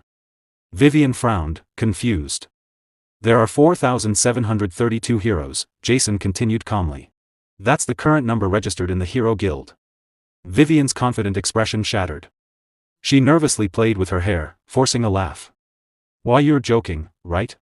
There's a limit to jokes. There can't possibly be that many heroes in one dimension. Jason smiled faintly. If this were a dimension with limits, the previous Demon Kings would have conquered it long ago. I'm telling you, it wasn't bad luck. In this world, encountering a hero is an everyday occurrence. Vivian's face paled, fear creeping into her expression. That can't be true. The Archduke promised. Her memories resurfaced. The Archduke had once said to her, Vivian Blunt, you are a Demon King who has already conquered a dimension. As the queen of your race, conquering Arian should not be difficult for you. If you complete this conquest, I promise you the position of the next Archduke. Of course. Keep an eye on Berge Diaz as well. I'll be looking forward to your performance. Do not disappoint me. I understand. Vivian had replied proudly at the time. The scene returned to the present. Jason smiled knowingly. Let me guess. He promised you the position of Archduke, didn't he? And gave you secret orders to monitor Berge Diaz as well? Vivian's eyes widened in shock. How did you? Jason raised a single finger. Because it's a method I use as well. A faint purple aura began to gather around his fingertip as demonic energy flowed through it. And what I mean by that, he continued coldly, is using them as disposable informants. And discarding them afterward. Vivian's voice trembled. Disposable. With a simple downward motion of his finger, an invisible force slammed her onto the table. Her head struck the surface with a sharp impact, her eyes widening in shock as she was forced down, completely overwhelmed by his power. Jason Cockman stared at Vivian Blunt with dark, cold eyes, his full killing intent pressing down on her. His voice was calm, but merciless. In short. You've been abandoned, you foolish succubus queen. Vivian froze, unable to respond. From now on, with that meager brain of yours, do not think, he continued. Do not attempt anything resembling independent thought. There is only one thing you need to do, obey my words unconditionally. Do you understand? Her face turned pale, her body trembling under the pressure. I understand. She replied nervously. After Vivian left, Jason remained seated alone, his gaze shifted back to the newspaper in his hand. The headlines screamed chaos. 10-star hero Dapnet Filion deceased. Warden Cold selected as the new 10-star hero. The location of the Tower of Ergest finally revealed. To the Demon King of Ergest, the new title, Blazing Fire, bestowed. Hero Guild pledges full support to conquer Demon King towers across the continent. At the news of Dapnet Filion's death, fear had begun spreading across the world. Jason lowered the paper slightly, his expression darkening. The world is trembling in fear. This isn't the outcome I wanted, he thought. Vivian Blunt isn't much of a problem, he muttered to himself. She's easy to manipulate. His eyes narrowed. The real problem is Berge Diaz, that arrogant black flame dragon. He leaned back slightly, his expression turning colder. I intended to leave him alone a little longer. But since it's come to this, I have no choice. A dark resolve settled in his eyes. I'll have to deal with him myself. The scene shifted to Berge Diaz Tower. Inside, a pot of soup simmered over an open flame, filling the room with warmth and light. Berge Diaz slowly opened his eyes. Where am I? He muttered. Nearby, Princess Ernan glanced at him while stirring the soup. She smiled gently. Are you awake, Demon King? The soup is ready, would you like some? I'm fine, he replied. More importantly. Where is this?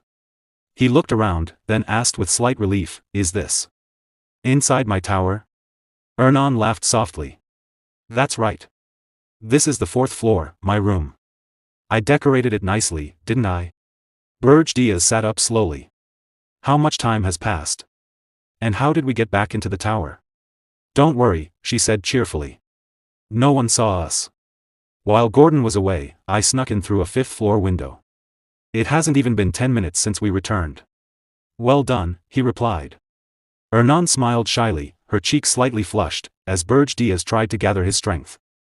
He suddenly looked at his hands in surprise. Did you do something to me? He asked. This body should have collapsed from exhaustion.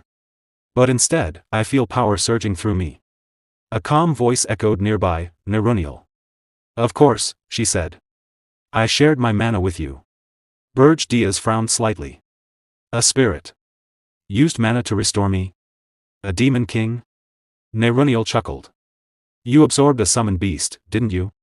Because of that, your body can now absorb mana as well.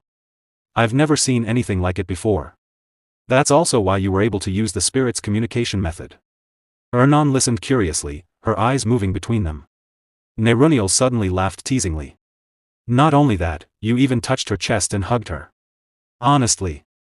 I'm embarrassed just thinking about it. Hernan's face flushed bright red. Berge Diaz immediately stood up, his expression turning serious. Hernan. This matter must remain between us, he said firmly. If a demon king shows weakness, it affects his authority, he thought. If you tell anyone. Before he could finish, Hernan quickly raised a finger. I already know that. She said. But in return. I have one condition. Berge Diaz narrowed his eyes slightly. What is it? Blushing, Hernan gently placed a finger under his chin and smiled. Grant me one wish in the future. A wish. He repeated. After a brief pause, he nodded. As long as it's within reason, I don't mind. Hernan's smile widened with satisfaction. Deal. Suddenly, a blue communication screen flickered to life. Gordon Ramsay was calling. As Berge Diaz picked it up, Nerunial quietly said to Princess Hernan, I'll be going now, and disappeared. On the screen, Gordon looked visibly shaken. Demon King, we have a problem. Berge Diaz frowned. What is it? Right now, the Hilderan Kingdom. Gordon hesitated, then raised his voice. They found the location of our tower, and they're preparing to begin the hero's journey again. Berge Diaz's eyes widened in shock. This is a newspaper article sent by Hill and Cargill, Gordon continued. As the article appeared on the screen, Berge Diaz muttered, this is. Before he could finish, Hernan stepped closer. Her expression turning serious. Dapner Pilion. Before his death. Revealed the location of the Tower of Ergast. Berge Diaz's thoughts raced. In this dimension, there's no communication magic like in the demon realm. At most, they rely on carrier pigeons. I attacked with the intention of destroying even those. Did he send the information from somewhere else before we met? He narrowed his eyes slightly. If that's the case. Then the fact that I am the Phoenix's master wasn't reported. Should I consider this a blessing in disguise? Meanwhile, Hernan stared at an image in the article. Huh. This is. She murmured curiously. Gordon continued, this hero's journey will gather all 10-star heroes. It's said to be the largest operation ever planned. However, preparations will take at least 6 months. 6 months. Berge Diaz froze for a moment. The tower's location has already been exposed. If multiple 10-star heroes come, tricks won't work anymore, he thought grimly, an avalanche. Monster lures. None of that will be effective. In the end, hundreds of heroes will arrive at the tower in perfect condition. His fists tightened. And in just 6 months, a chill ran through him. Am I going to be toyed with and killed again? Damn it. He muttered under his breath. There has to be a way. No matter what. I have to overcome this. Suddenly, Hernan grabbed his hand. Demon King. She said firmly. I know a way. Berge Diaz looked at her in surprise. You do? It's something only a Demon King subordinate, a dark spiritist, can accomplish, she explained. He listened carefully as she laid out the plan. After a moment, Berge Diaz smirked. That sounds ridiculous. Then he let out a short laugh. And the name is so childish. But strangely, hearing it has eased my tension. He looked at her more seriously. You've worried me enough already. Let's proceed with a strategy meeting immediately. I won't crumble again. Not before I take my revenge, he thought darkly. On those heroes who toyed with me. And killed me. Ernan nodded, then spoke clearly, yes. The way to stop the Hilderan Kingdom's hero's journey is. She took a breath. To kidnap my youngest sister, Elena. Berge Diaz blinked in disbelief. What? Princess Ernan tightly held Demon King Berge Diaz's hand and desperately said, let's go save Elena and stop the hero's journey. Berge Diaz looked confused and asked, Elena? The 13th Princess of Hilderan? The one I was originally planning to kidnap? Princess Ernan lowered her head, placing a hand on her chest as she sadly replied, yes. She's my younger sister. We have different mothers, but we're as close as real sisters. She continued, in the newspaper I saw earlier, it said that Elena was kidnapped by the Demon King of Absolute Hardness. So I'm worried about her. Berge Diaz folded his arms and said, you're worried about her? Well, other Demon Kings don't treat their hostages the way I do. It's not just that. Princess Ernan quickly replied. I told you before about the magic of the World Tree's child, which forcibly increases a person's mana sensitivity. Elena is one of them too. Unlike me, Elena's mana sensitivity exceeded its limits. And as a side effect, she was born with a very frail body. Because of that, even going outside was restricted. And she couldn't even learn magic. Then, with determination in her eyes, she said, but if she stays in your tower, where mana is scarce, and learns how to control her mana properly, she will become a force to be reckoned with. I can guarantee it. Berge Diaz thought that having one more person with abilities like Ernan would be quite helpful. After a moment of silence, he looked at Princess Ernan and asked, rescuing a princess? I am a Demon King. That's something a hero would do. Princess Ernan replied with a joyful smile, then we can just make the hero do it, right? Berge Diaz looked confused and nervously said, you're quite used to ordering people around. Princess Ernan winked at him and replied with a teasing smile, I am a princess, after all. Berge Diaz then opened a blue communication window and spoke to Gordon Ramsay. Heroes are gathering even now as we speak. There's no time to argue further. Gordon Ramsay, tell Hillen Cargill to organize a hero's journey to rescue the 13th princess. Gordon Ramsay calmly replied, yes, sir. Then suddenly Gordon Ramsay realized and shocked at the same time. What? Rescuing another princess. The scene shifted to the Tower of Absolute Hardness, inside the Demon King's chamber.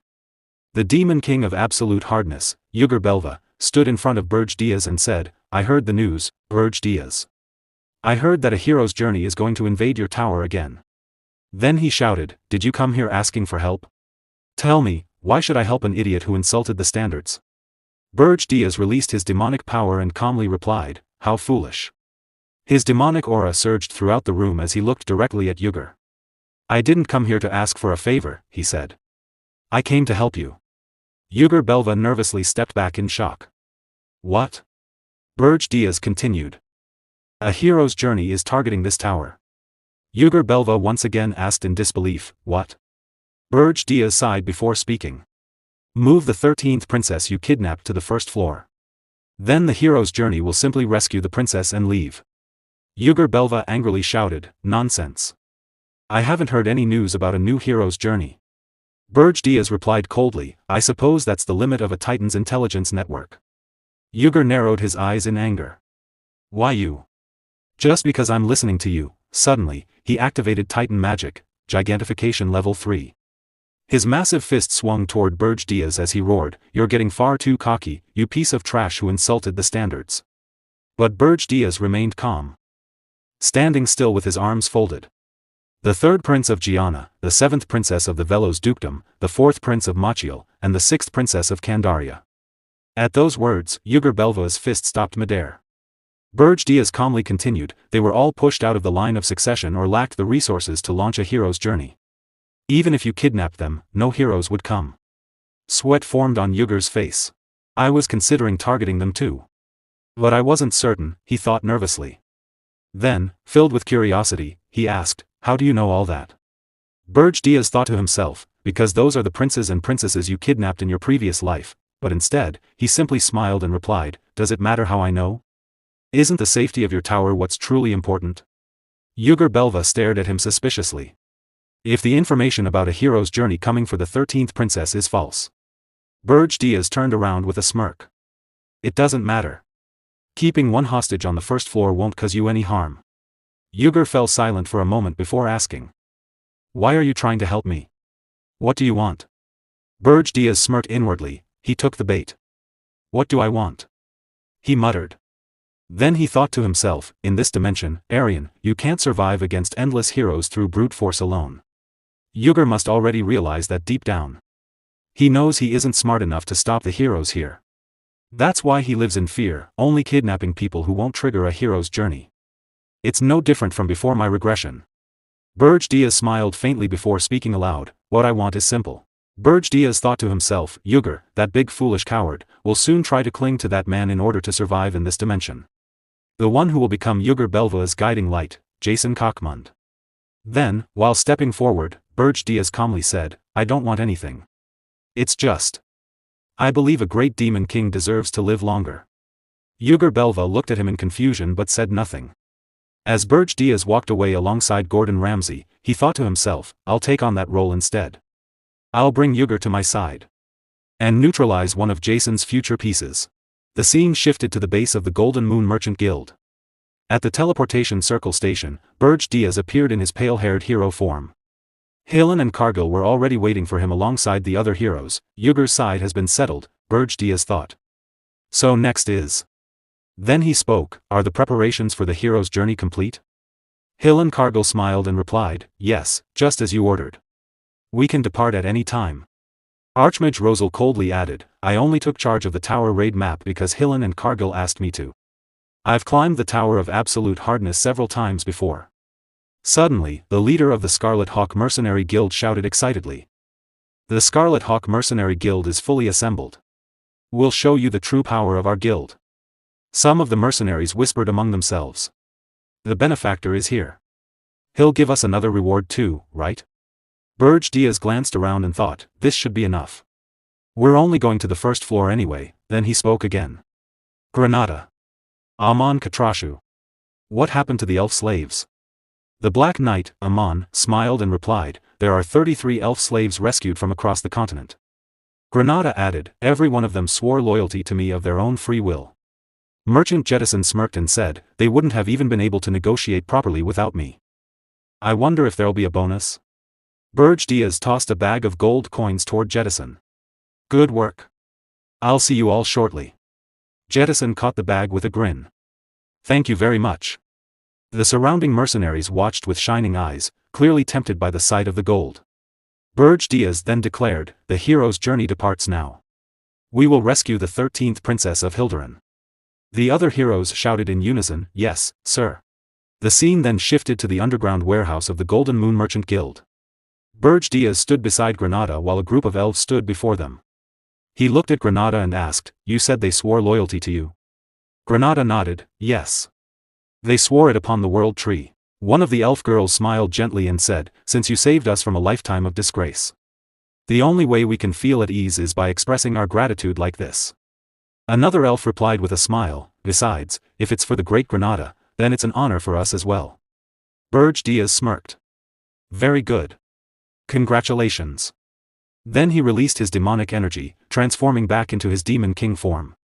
With this, he said with a faint smile, you have become vassals of the Demon King of Blazing Fire. The elves immediately froze in shock. Demon. Berge Diaz narrowed his eyes and looked at Granada. Why do all elves react the same way? I am merely a Demon King. Granada sighed and replied. Well. Of course they would. What kind of Demon King wanders around like this? One of the elves anxiously asked Granada, what does this mean? Granada lowered his head slightly, I'm sorry for not telling you earlier. I swore loyalty to the Demon King upon the World Tree. The elves fell silent. Granada then continued nervously, therefore, those who are loyal to me must also become loyal to the Demon King. One elf girl shouted angrily, how could this happen? How could you betray the World Tree? Granada suddenly shouted back, it is all for revenge against humanity. I can never forget the humiliation I suffered. The elves became silent once more, revenge. Against humans. Painful memories resurfaced in their minds. One memory showed a human holding an elf in chains while smirking cruelly. I've never liked the pretty faces of elves. The terrified elf begged, please. Don't do this. I'm begging you. Another memory appeared. A human mocked an elf while tearing away her clothes. A mere slave wearing clothes? Look at her trembling from the cold. Those memories filled the elves with rage. They clenched their fists tightly. Those bastards. They did the same thing to me. Me too. They treated me the same way. Soon, the entire room erupted with furious voices. I support Granada. I agree. Me too. Let's take revenge on humanity. Meanwhile, Berge silently observed them. Even pure elves can fall this far. Once they witnessed the ugliness of humanity. Then, through a blue communication window, he spoke to Gordon Ramsay. I'll send you the information on the elves. Create routes to infiltrate these girls into human society. Gordon Ramsay calmly replied, understood. Berge narrowed his eyes thoughtfully. In 6 months, the 10-star heroes will gather in one place to kill me.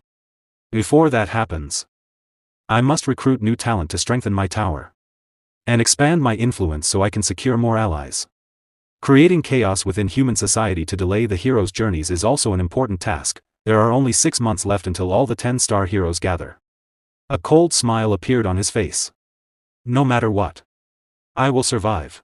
Inside the Tower of Absolute Hardness, the heroes had already defeated all the monsters on the first floor. The ruined battlefield was covered with the corpses of monsters, while blood stained the ground and their bodies.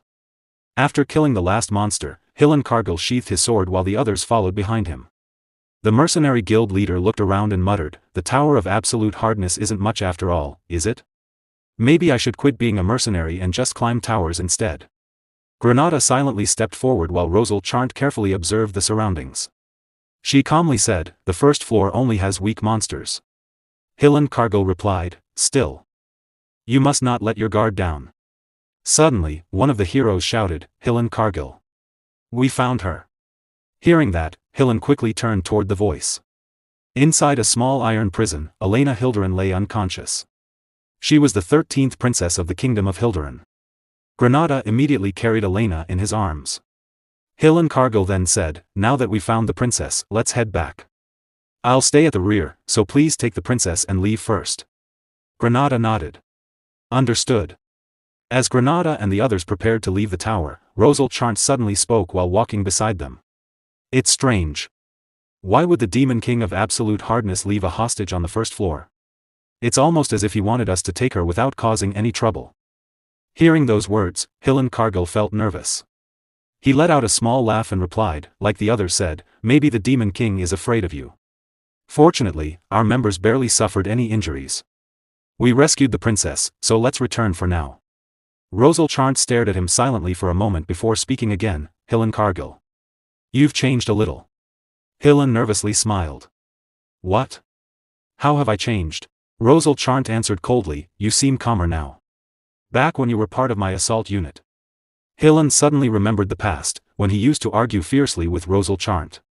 Stopping at only the first floor. We should at least reach the Demon King's room.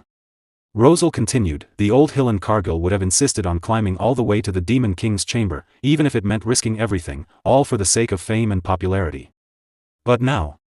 She narrowed her eyes slightly, you somehow seem more composed.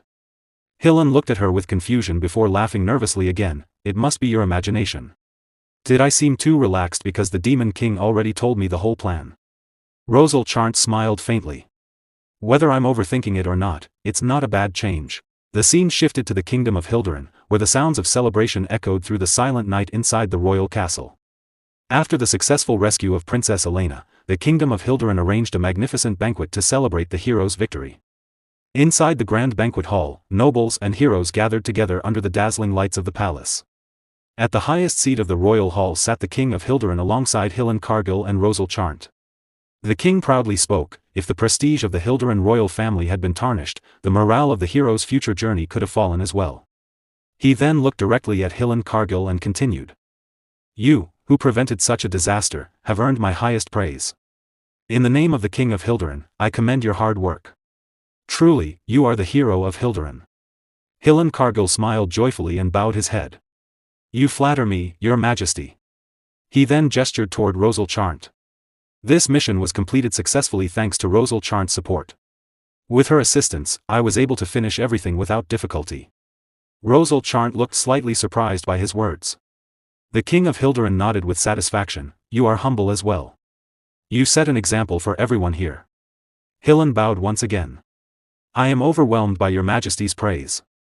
After a brief pause, he looked around and asked, but your majesty, I do not see Princess Elena. The king calmly replied, she is currently resting in her chambers. Security around her has been strengthened, so there is no need to worry about her safety. I understand, Hillen replied. The king of Hilderan silently observed Hillen Cargill for a moment. He seems unusually interested in the 13th princess. Could he have developed feelings for her? The king thought to himself, a faint smile appeared on his face. If I were to marry the two of them, Hillen Cargill would belong completely to the Hilderan royal family. The 13th princess may be more useful than I originally thought. The king then rose from his throne and lifted his wine glass high into the air. Everyone, raise your glasses and remember this glorious day. His voice echoed throughout the grand hall. Hilderan's hero, Hillen Cargill, conquered the atrocious tower of absolute hardness and rescued my beloved daughter, Princess Elena. Tonight, celebrate to your heart's content. This banquet is my gift to all of you heroes. The entire hall erupted with cheers as everyone raised their glasses proudly. The king of Hilderan shouted loudly, no one shall ever look down upon Hilderan. The kingdom of Hilderan stands proudly beneath the heavens. The heroes and nobles answered together with thunderous voices, Hilderan shall prosper forever. Long live Hilderan! Long live the king! Suddenly, a spirit rushed toward the kingdom of Hilderan under the cover of the night. It swiftly entered the annex tower separated from the king's main palace and searched for Princess Elena Hilderan's location. After finding her, the spirit quickly returned to Princess Ernan and reported everything to her. Princess Ernan, wearing a facial recognition jamming mask, smiled brightly while holding the small spirit in her hands. All the heroes capable of sensing demonic energy are busy enjoying the celebration at the castle, she said excitedly. Now is our chance. Beside her stood Berge Diaz, who was also wearing a facial recognition jamming mask. As they advanced through the tower, Berge silently knocked out the guards one by one with precise strikes. Even so, conserve your strength, Berge warned calmly. If you release too much power, even the heroes far away might notice. Princess Ernan nodded obediently, all right. The two of them soon reached the lower floors of the annex tower. However, several royal guards spotted them from above. Intruders! One of the guards shouted. Ring the bell immediately. Berge Diaz and Princess Ernan both looked upward. One of the royal guards was already rushing toward the warning bell with a hammer in hand. Suddenly, Princess Ernan's spirit appeared directly in front of him. The guard froze in panic at the unexpected sight. Princess Ernan pointed her finger toward him with a playful smile. I won't let you underestimate me. At her command, the spirit transformed into a massive surge of water. The surrounding guards, along with the warning bell itself, were swallowed by the flowing water. One of the surviving guards tightened his grip on his large sword and shouted nervously, a water spirit. Who the hell are you people? Meanwhile, the guards trapped inside the water cried desperately, save us. Princess Ernan happily waved her hand, almost blushing with excitement, I've been waiting for someone to ask that. She declared proudly. I am one of the 4 heavenly kings serving the Demon King of blazing fire. I am the Dark Spiritist. Hearing her dramatic introduction, Berge Diaz felt awkward for a moment. She's way too excited about this. Did she get herself kidnapped just so she could make introductions like this? He thought silently. Princess Ernan then pointed toward Berge Diaz and continued, and this person is from Ergest. Before she could finish speaking, Berge instantly leapt upward and vanished from his position. Princess Ernan stared at the empty space in shock. Meanwhile, Berge Diaz landed on the middle floor while muttering to himself, being looked down on is annoying. Let's finish this quickly. Below him, Princess Ernan teared up and shouted angrily, I was still introducing you, Demon King. The royal guards raised their weapons in confusion. The Demon King and one of the 4 heavenly kings. One of them shouted. You came here to kidnap the princess? Another guard glared fiercely at Berge Diaz. To think you walked through the front gate. You've got guts. Berge Diaz calmly landed on the middle floor and looked toward the windows. You thought I wouldn't notice the powerful defensive magic cast around them? He said coldly. One of the guards pointed his sword toward Berge and shouted, how foolish. It's almost like you're admitting you must kidnap her quietly to avoid being discovered by the heroes. The guard smirked confidently. He can't use demonic energy right now. Show the Demon King of blazing fire the terror of the Hilderan royal guards. At his command, the guards charged toward Berge Diaz all at once with their swords raised high. Berge looked at them coldly and replied, yes, I can't use demonic energy carelessly right now. It would be troublesome if those hero bastards noticed me. A dark aura slowly surrounded him as his eyes turned fierce with rage. But Berge Diaz glared directly at the charging guards. Did you really think you could handle me? You dare challenge me? The moment those words left his mouth, every royal guard froze in fear. Meanwhile, loud crashing sounds echoed throughout the annex tower as the walls surrounding Princess Elena's room suddenly shattered. Elena Hilderin slowly opened her eyes in confusion after hearing the disturbance outside. Beyond the broken hallways, Berge Diaz had already defeated the royal guards who attacked him. Looking down at the unconscious soldiers scattered across the floor, he calmly said, I deliberately controlled my strength. It would have been troublesome if the entire tower collapsed. He then turned his gaze toward the last remaining guard. Now, only you are left. The captain of the royal guards gritted his teeth nervously. The royal family's finest guards are no match for him. As expected of a demon king. He thought in fear. Desperate to escape, the captain swung his sword multiple times, slicing through the wall beside him. After creating an opening, he immediately leapt through the hole. I have to retreat for now and call the heroes. He thought urgently. But suddenly, his body froze in midair, the shattered stones around him began returning to their original places as though time itself was reversing. The broken wall repaired itself instantly, trapping him inside. The captain's eyes widened in horror. The stones. They're returning to their original positions? Stuck helplessly within the restored wall, he shouted desperately, damn it. The dark spiritist. Princess Ernan walked calmly beside Berge Diaz while smiling innocently. Sorry about that, she said cheerfully. At the same time, she quietly thought to herself while holding her water spirit in her hands, if the princess gets kidnapped again less than a day after being rescued. I wonder how badly Hilderin's prestige will fall. A mischievous smile appeared on her face. I'm actually looking forward to seeing it. Berge Diaz soon arrived in front of Princess Elena's room. He placed his hand on the door and pushed it open. With a confident smirk, he declared, I've come to take you back, 13th Princess of Hilderin, Elena Hilderin. However, the moment he entered, the smirk on his face disappeared in confusion. Elena suddenly shouted loudly, Ernan. Without hesitation, Princess Elena rushed forward and tightly hugged Princess Ernan. Tears filled her eyes as she cried, it really is you. Princess Ernan smiled warmly and hugged her back while Elena continued crying in relief. Berge Diaz stared at the scene in confusion. I'm wearing a facial recognition jamming mask. So how did she recognize you? He asked. Princess Elena smiled gently while looking at Ernan. I read the letter you sent me. The only person who would come to rescue me alongside the Demon King would be you. Berge Diaz silently stared at the two sisters. Is this because they're sisters?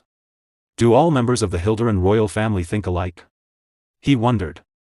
He then looked toward Princess Ernan and asked, by letter, do you mean the one you gave to Hilan Cargill? Princess Ernan looked surprised. You knew about that? Of course, Berge replied calmly. It happened inside my tower. Princess Ernan tilted her head slightly. You weren't curious about what was written in it? Berge Diaz gathered dark demonic energy into his hand as he answered, if there had been any problem with the contents. Hilan Cargill would have reported it to me. His eyes turned cold. After all, I ordered him to open it. As dark demonic energy spread around him, Berge Diaz released his power and returned to his demon form. Let's head back, he said. Meanwhile, back at the royal castle, the banquet was still ongoing. One of the king's subordinates rushed into the hall in panic and shouted, Your Majesty. The 13th princess.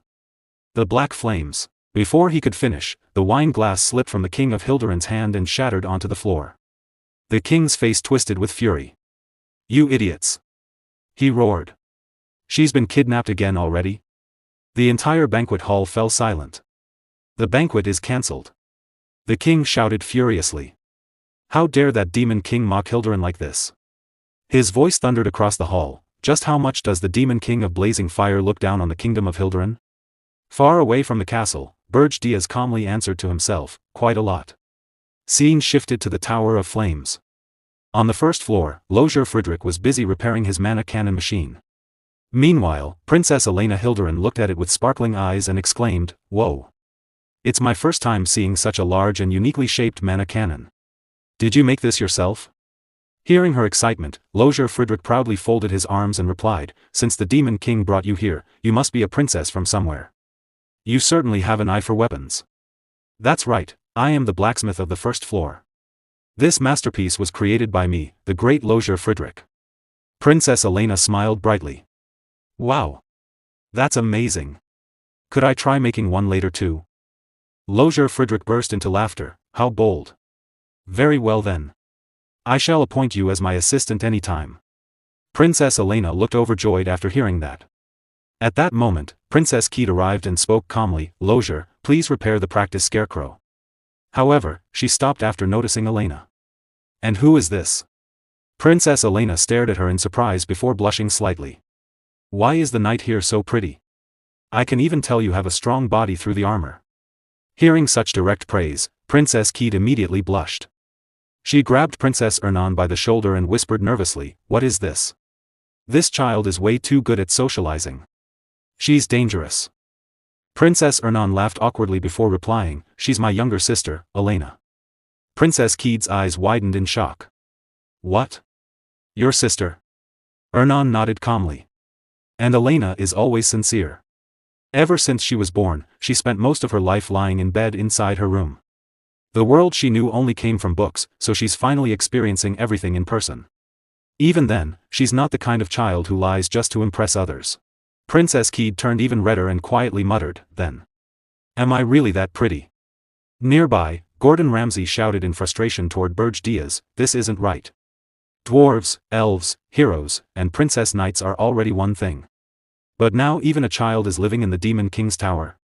Berge Diaz glanced at him calmly. I'm not asking you to raise her.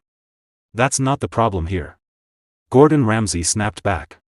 If word gets out that the Demon King is taking care of a child, the dignity of the Demon King, who should be feared, will be ruined. There's no place for you in this tower, princess. However, Princess Elena simply walked toward him with a cheerful smile. Are you Adjutant Gordon? Gordon Ramsay clicked his tongue angrily. Don't talk to me, 13th Princess of Hilderan. But Elena bowed respectfully and said warmly, I heard from my sister that you always prepare delicious meals and manage the tower.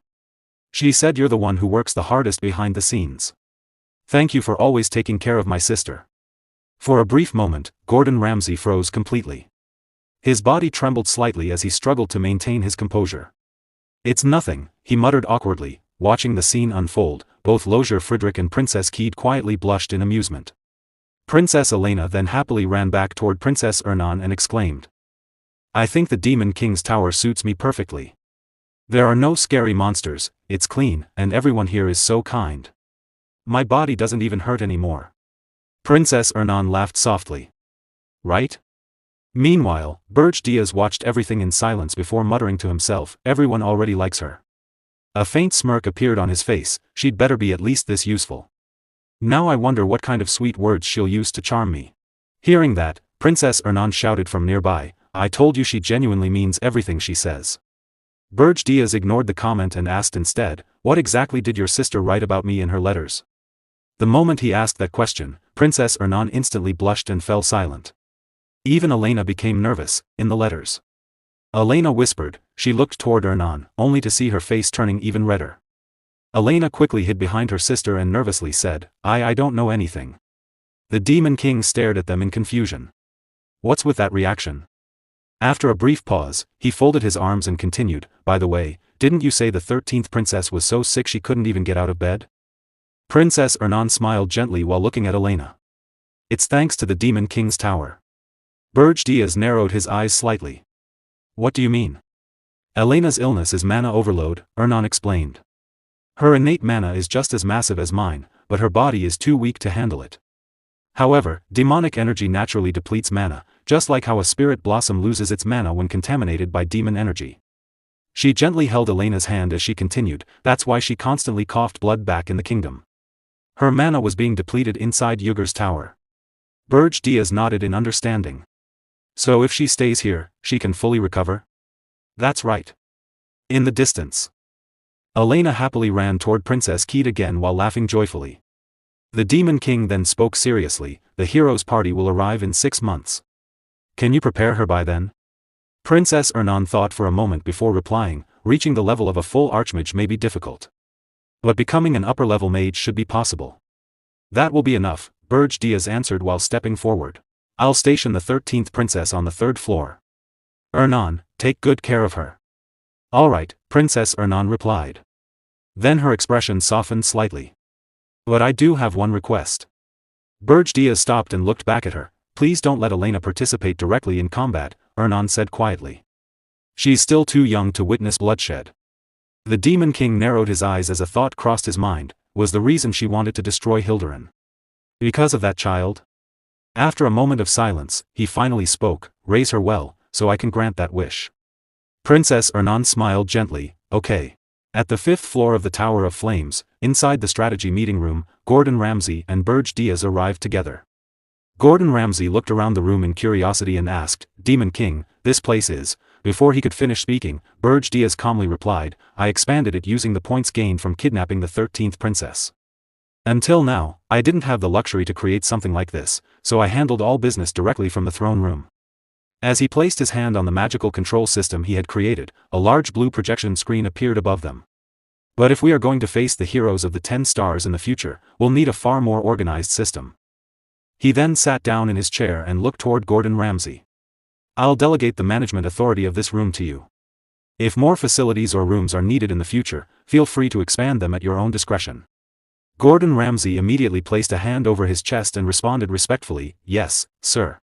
Thank you very much. Meanwhile, Berge quietly organized his thoughts. To reliably stop the hero's journey, 2 things are necessary. First, we must strengthen the tower. Second, we must delay the gathering of the heroes of the 10 stars for as long as possible.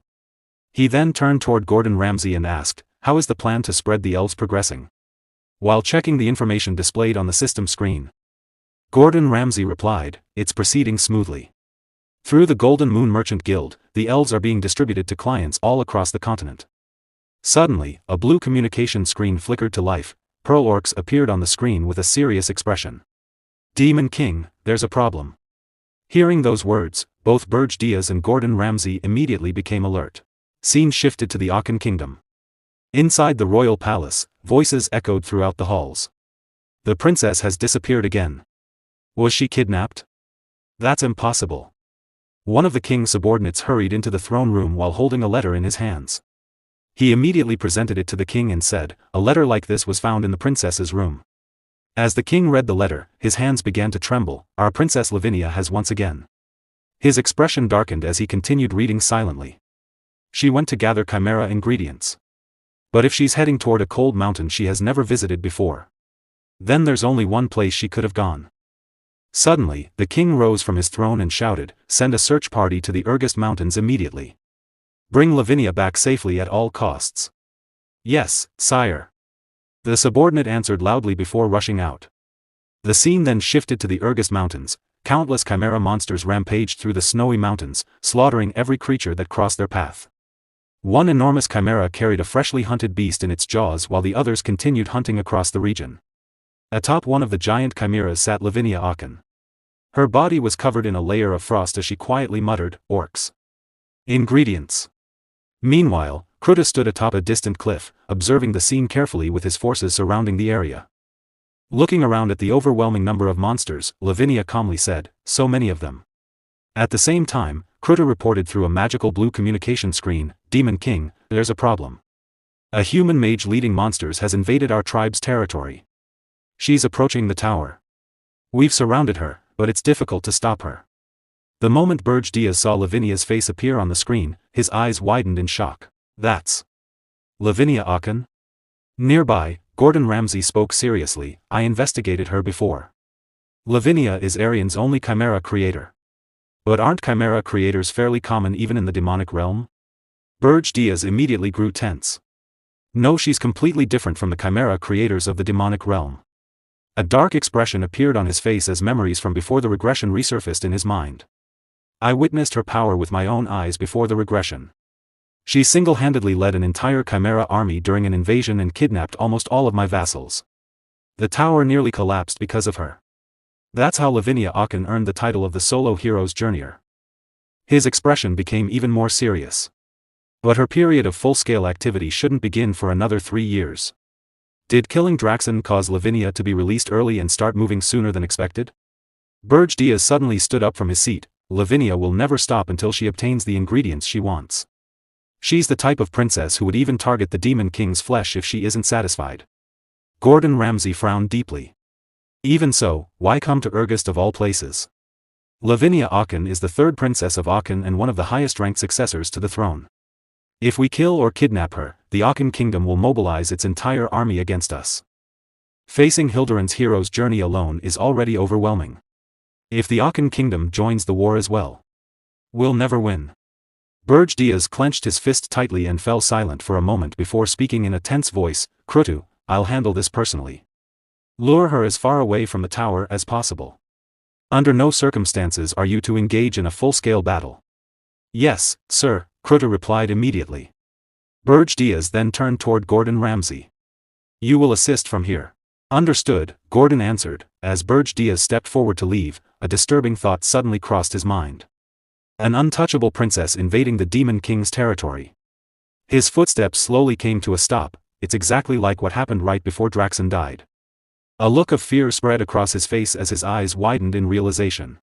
Back then, I sent the dwarf princess toward Draxon. He froze completely. Wait. The tension in his expression deepened. This situation is far too similar. For the first time in a long while, genuine fear appeared in Berge Diaz's eyes. Could it be? Someone intentionally sent Lavinia Aachen here in order to destroy me? Berge Diaz immediately rushed toward the battlefield. Krutu, retreat to the east for now. He commanded. Yes, sir. Krutu replied. As he moved at full speed, a troubling realization dawned on him. Lavinia Aachen would never have come to Ergust without reliable information. There had to be someone behind everything, a mastermind who had deliberately lured her there. The only person Berge Diaz could think of was Jason Kochmund. The possibility that Jason was truly the mastermind filled Berge Diaz with rage. He refused to sit back and tolerate it. Clenching his jaw, he increased his speed. At the same time, on the battlefield, Krutu walked alone toward the deadly Chimera army. He steeled himself for the coming battle, fully prepared to sacrifice his own life. After confirming that his subordinates had escaped safely, a wave of relief washed over his heart. He believed that even without him, the tribe would continue to survive as long as everyone remained united. Protecting the tribe mattered far more than his own life, and he accepted that his death would be a small price to pay. Filled with regret, he silently apologized to the Demon King and begged him to continue protecting the tribe after his death. Just as Krutu prepared for his final stand, black flames suddenly erupted, blocking the advance of the Chimera army. Black flames. Krutu muttered in surprise. Moments later, Diaz appeared before him. Berge Diaz looked at him sternly. Why have you decided to die without permission? The overwhelming presence of the Demon King immediately shook Krutu. He quickly dropped to one knee and bowed his head. I apologize, my lord. I will accept any punishment for my actions. However, Berge Diaz shook his head. You have already fulfilled your duty as chief. Do not throw your life away so easily. Loyal subordinates like you are difficult to find. Those words deeply moved Krutu. Overcome with emotion, he called out to the Demon King.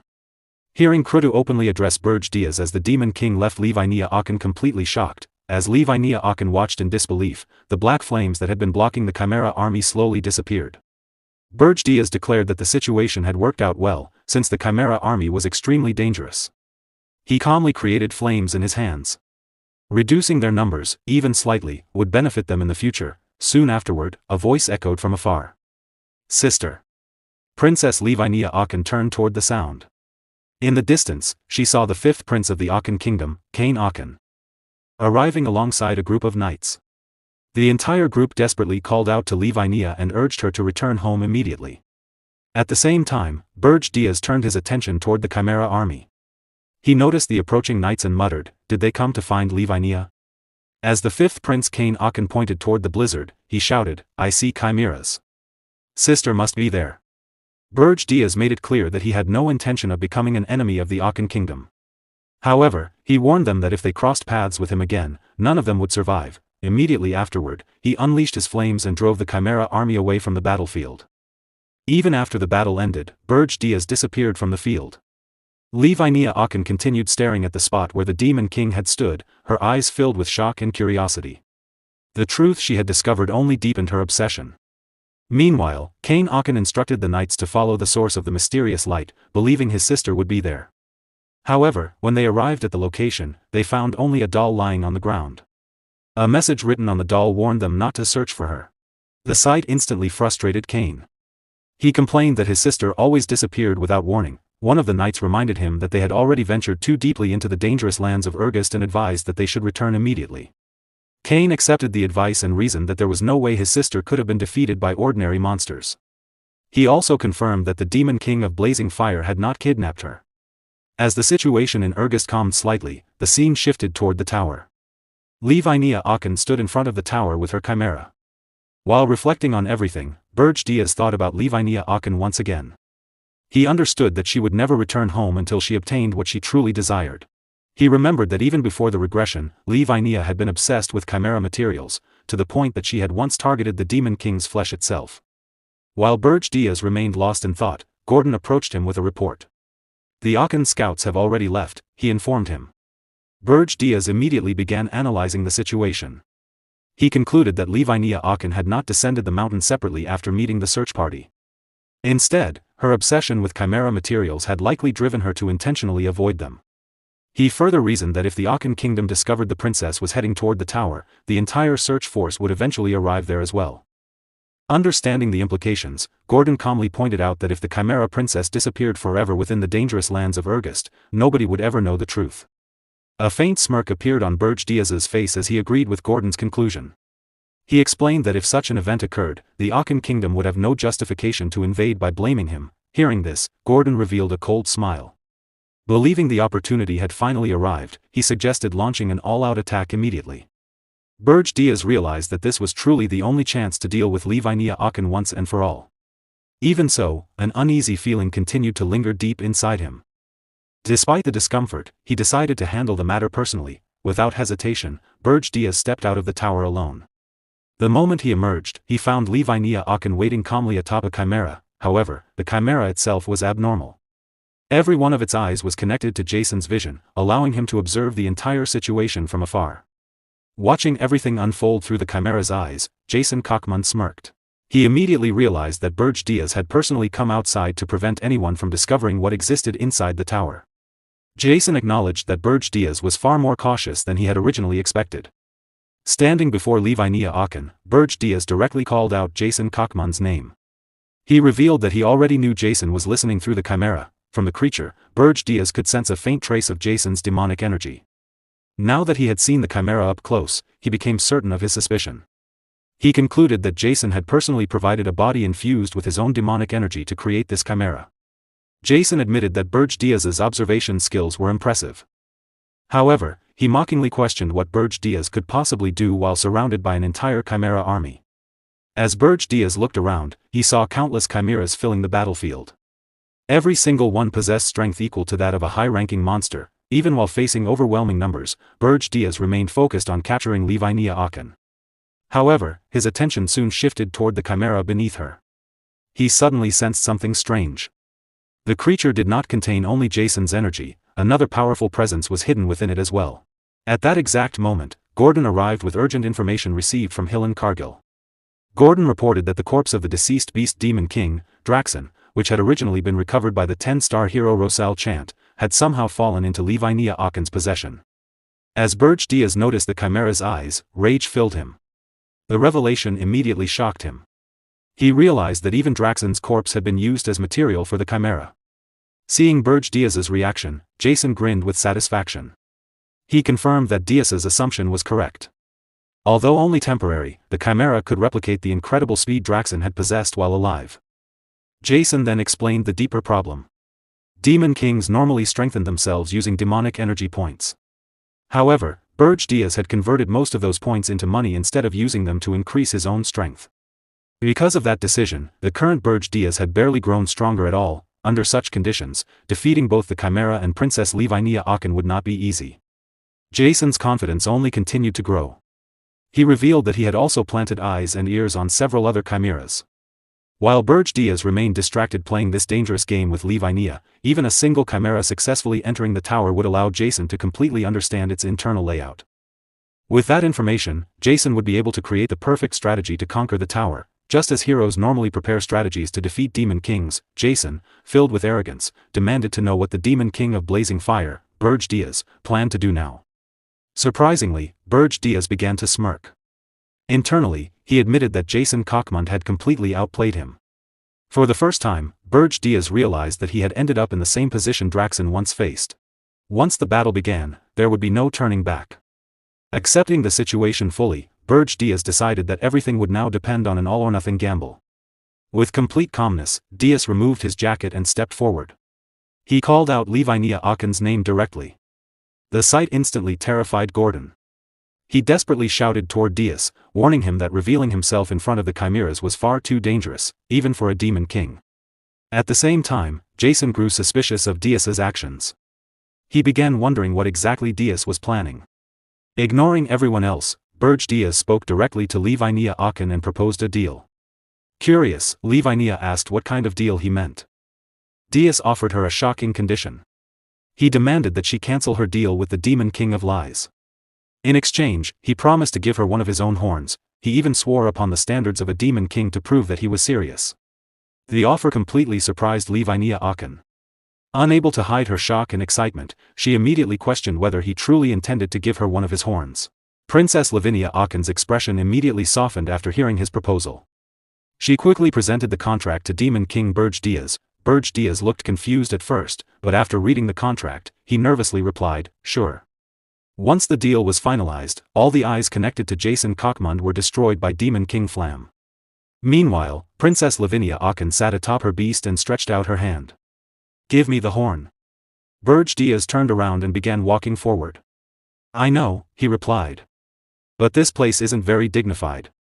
Let's go inside first." Lavinia narrowed her eyes, clearly annoyed. Seeing her reaction, Berge smiled. "Don't worry. You don't need a contract. I swear on a demon king's honor." Although she continued staring at him suspiciously, she relaxed slightly and followed him into the tower. Elsewhere, Jason Cockmund placed a hand on his forehead and burst into laughter. Ha ha ha. As he laughed, he thought to himself, he swore on a demon king's honor? Him? The one who thinks honor and standards are complete garbage? I can't believe that line actually worked. He got me. Standing before a massive blue screen through which he had been monitoring everything before his vision was cut off by Berge Diaz, Jason's smile slowly faded. "You're the first person to cause me this much trouble." His expression turned cold and dark. "However, I still have my next move." He smirked. "Let's see how long you can hold out, Berge Diaz." The scene shifted back to Berge Diaz's tower. As Princess Lavinia Akin entered the first floor alongside Berge Diaz, Lozier Friedrich was busy repairing a mana machine. He looked up in surprise. Nearby, Princess Keed was attempting to repair her practice dummy. She froze in shock upon seeing the unexpected guest. Princess Ernan, who was fixing her younger sister Elena's hair, was equally surprised. Ignoring their reactions, Lavinia continued following Berge while glancing around the tower. After a moment, she nervously asked, "This place is strange. Where are the materials?" Berge looked at her awkwardly. "Are you already looking for monster materials? I never said I'd give you anything except the horn." Behind them, Keed quietly whispered to Ernan, "That's Princess Lavinia, right? I'm not imagining things." Ernan nodded. "That's definitely Princess Lavinia." Princess Elena Hilderin tilted her head curiously. "What brings her here?" Lozier Friedrich scratched his head. "Well, isn't it obvious?" The scene shifted again to the 5th floor, the Demon King's chamber. Berge Diaz sat casually upon his throne while Princess Lavinia stood before him. Without warning, he tossed a horn toward her. "Here. Take it." "My horn," as promised. Lavinia caught it and examined it carefully. Then her eyes widened. "What is this?" She waved it angrily. "Not this one. Give me a real Demon King's horn." "You swore." Berge smirked. "Too bad. I don't care about a Demon King's honor. Besides, I can't give a human my actual horn. It's the pride of a black flame dragon." Lavinia's anger exploded. Immediately, she summoned her beast and released a massive surge of energy. The creature roared while numerous summoned beasts appeared around her. "Die." At that moment, Gordon Ramsay suddenly appeared in front of her with his sword drawn. "Demon King. It's dangerous." Berge calmly waved him off. "It's fine, Gordon." Then he looked at Lavinia. "Don't be so angry. It isn't my horn, but I placed power inside it that's just as strong." Lavinia paused. Feeling the energy radiating from the horn, her expression changed. Berge continued, "Phoenix Flame. A power comparable to that of a Demon King. It should be perfect as a chimera material." Lavinia's eyes widened in surprise. Without hesitation, she sent her chimera beast back through its portal and rushed toward Berge. "Give me more. More." Berge watched her excited reaction and thought, "I'm glad she likes it." Then he took out Armani's orb and held it in his hand. I can't keep giving these away for free. If you really want more, swallow this. Lavinia grabbed the orb without even asking what it was and swallowed it immediately. At that moment, she officially became one of Berge Diaz's vassals. She raised her hand again, more flames. Berge stared at her speechlessly. She really is out of her mind. Still, he nodded. Fine. I'll give you more. Lavinia beamed with happiness. As she received additional horns infused with phoenix flame, she cheerfully greeted the Demon King's subordinates, who welcomed her into the tower. Watching the scene, Berge thought, with this, Lavinia Aachen has become my vassal. I finally have a force capable of dealing with the overwhelming numbers of the hero's journey. His eyes narrowed. Now I only need to prepare for the 10 stars. Suddenly, a blue screen appeared before him. It was Krotu. Demon King, I've erased all traces of the Chimera's movements. Berge nodded. Good work, Krotu. He leaned back on his throne. Now the Aachen Palace won't even dream that Princess Lavinia is hiding inside my tower. After a brief pause, he considered the remaining risks, still, just in case. He called for Lavinia Aachen. There was one more task he wanted her to do. The scene shifted to the Aachen kingdom. Inside the royal palace, hurried voices echoed through the halls, Your Majesty. A letter has arrived from Princess Lavinia. The king quickly accepted the letter. His hands trembled slightly as he opened it and began reading. After finishing the letter, he remained silent. One of his subordinates stepped forward and knelt respectfully. Your Majesty, shouldn't we send another search party? The king continued staring at the letter before answering nervously. No. He lowered the letter slightly. They couldn't even bring back the 5th prince. A faint smile appeared on his face as he looked at Lavinia's words. Since she's so happy, I'll leave her be for a while. He sighed heavily. If Princess Lavinia turns Ergust into a wasteland, then I will take responsibility. The subordinate lowered his head. Understood, Your Majesty. The scene shifted once more, this time to the Tower of Frost. Inside the frozen tower, Reina Soldian casually floated a piece of candy in the air using demonic energy. Without touching it, she guided it toward her mouth while speaking. So, in other words. She glanced at the blue screen before her. Berge Diaz helped you. On the screen appeared Yugur Belva. Yes, he replied. He discovered that the hero's journey was coming and warned me in advance. He also provided valuable information. The Demon King of Winter slowly ate the candy. So you're saying Berge Diaz is trustworthy? More trustworthy than Jason? She crossed her arms. If it's useful information you're talking about, hasn't Jason been providing that for much longer? Yugur Belva nodded, of course. Jason Kochmund has given us information that helped us survive in Arian. He paused. But somehow, I can't completely trust him. His expression darkened.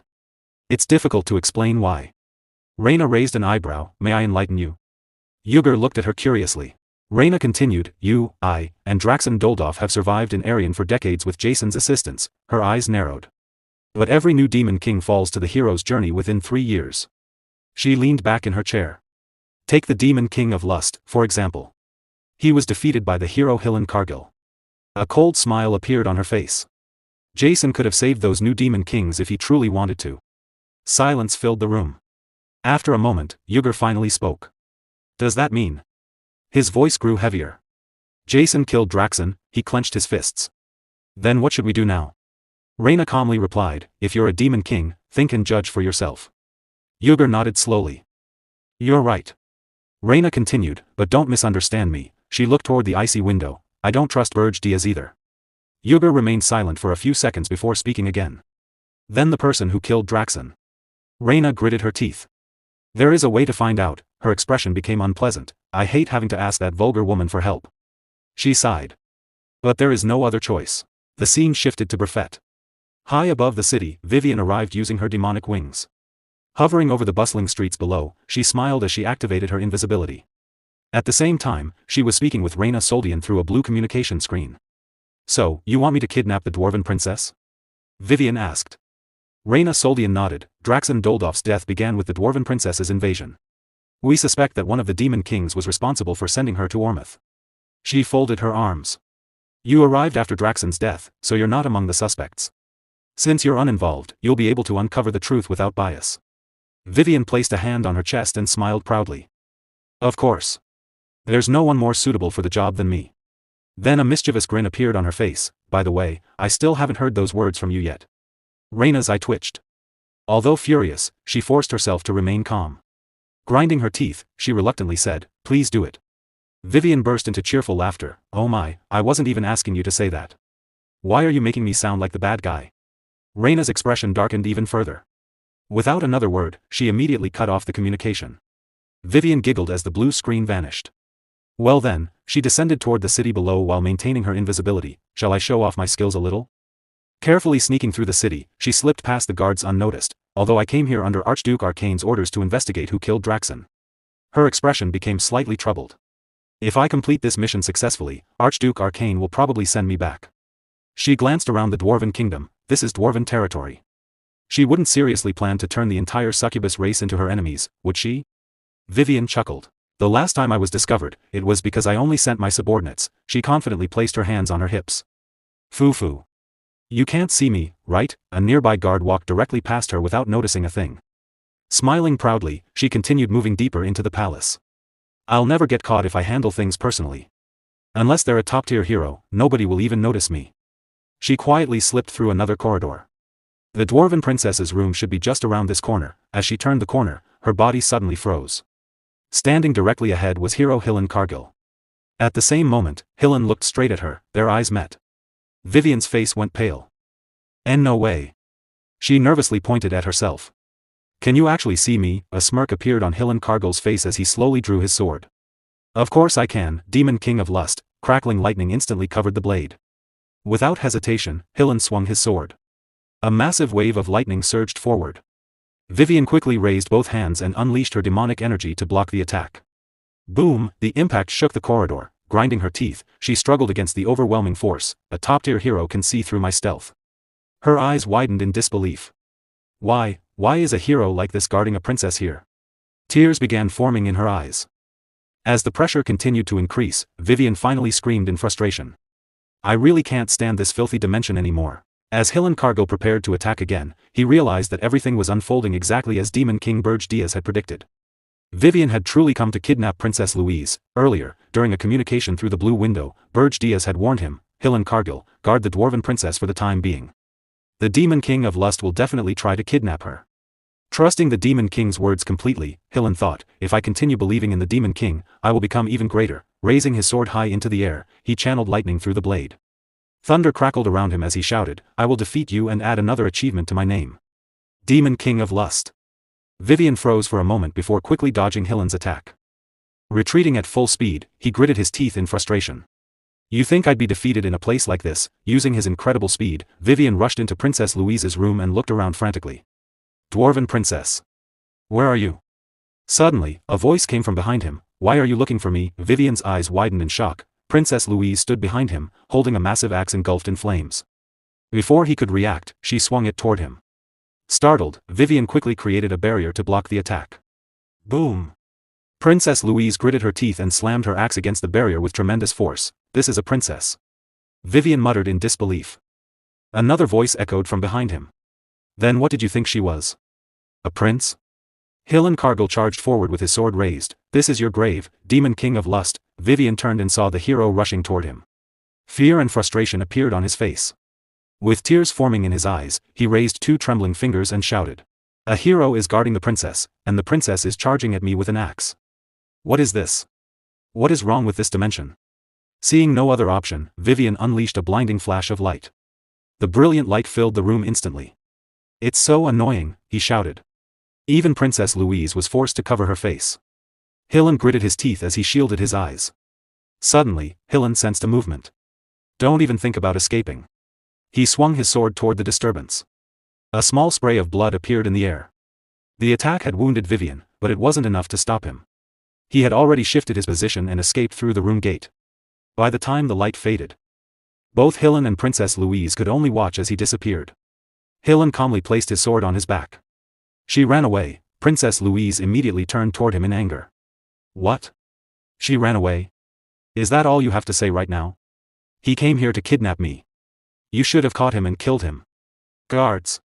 Is anyone there? Go after the Demon King immediately. While listening to her complaints, Hillen suddenly noticed something. His eyes widened. This is... Without wasting any time, he opened the blue window and contacted Demon King Berge. Demon King, the Demon King of Lust came exactly as you predicted. The scene shifted to Berge Tower.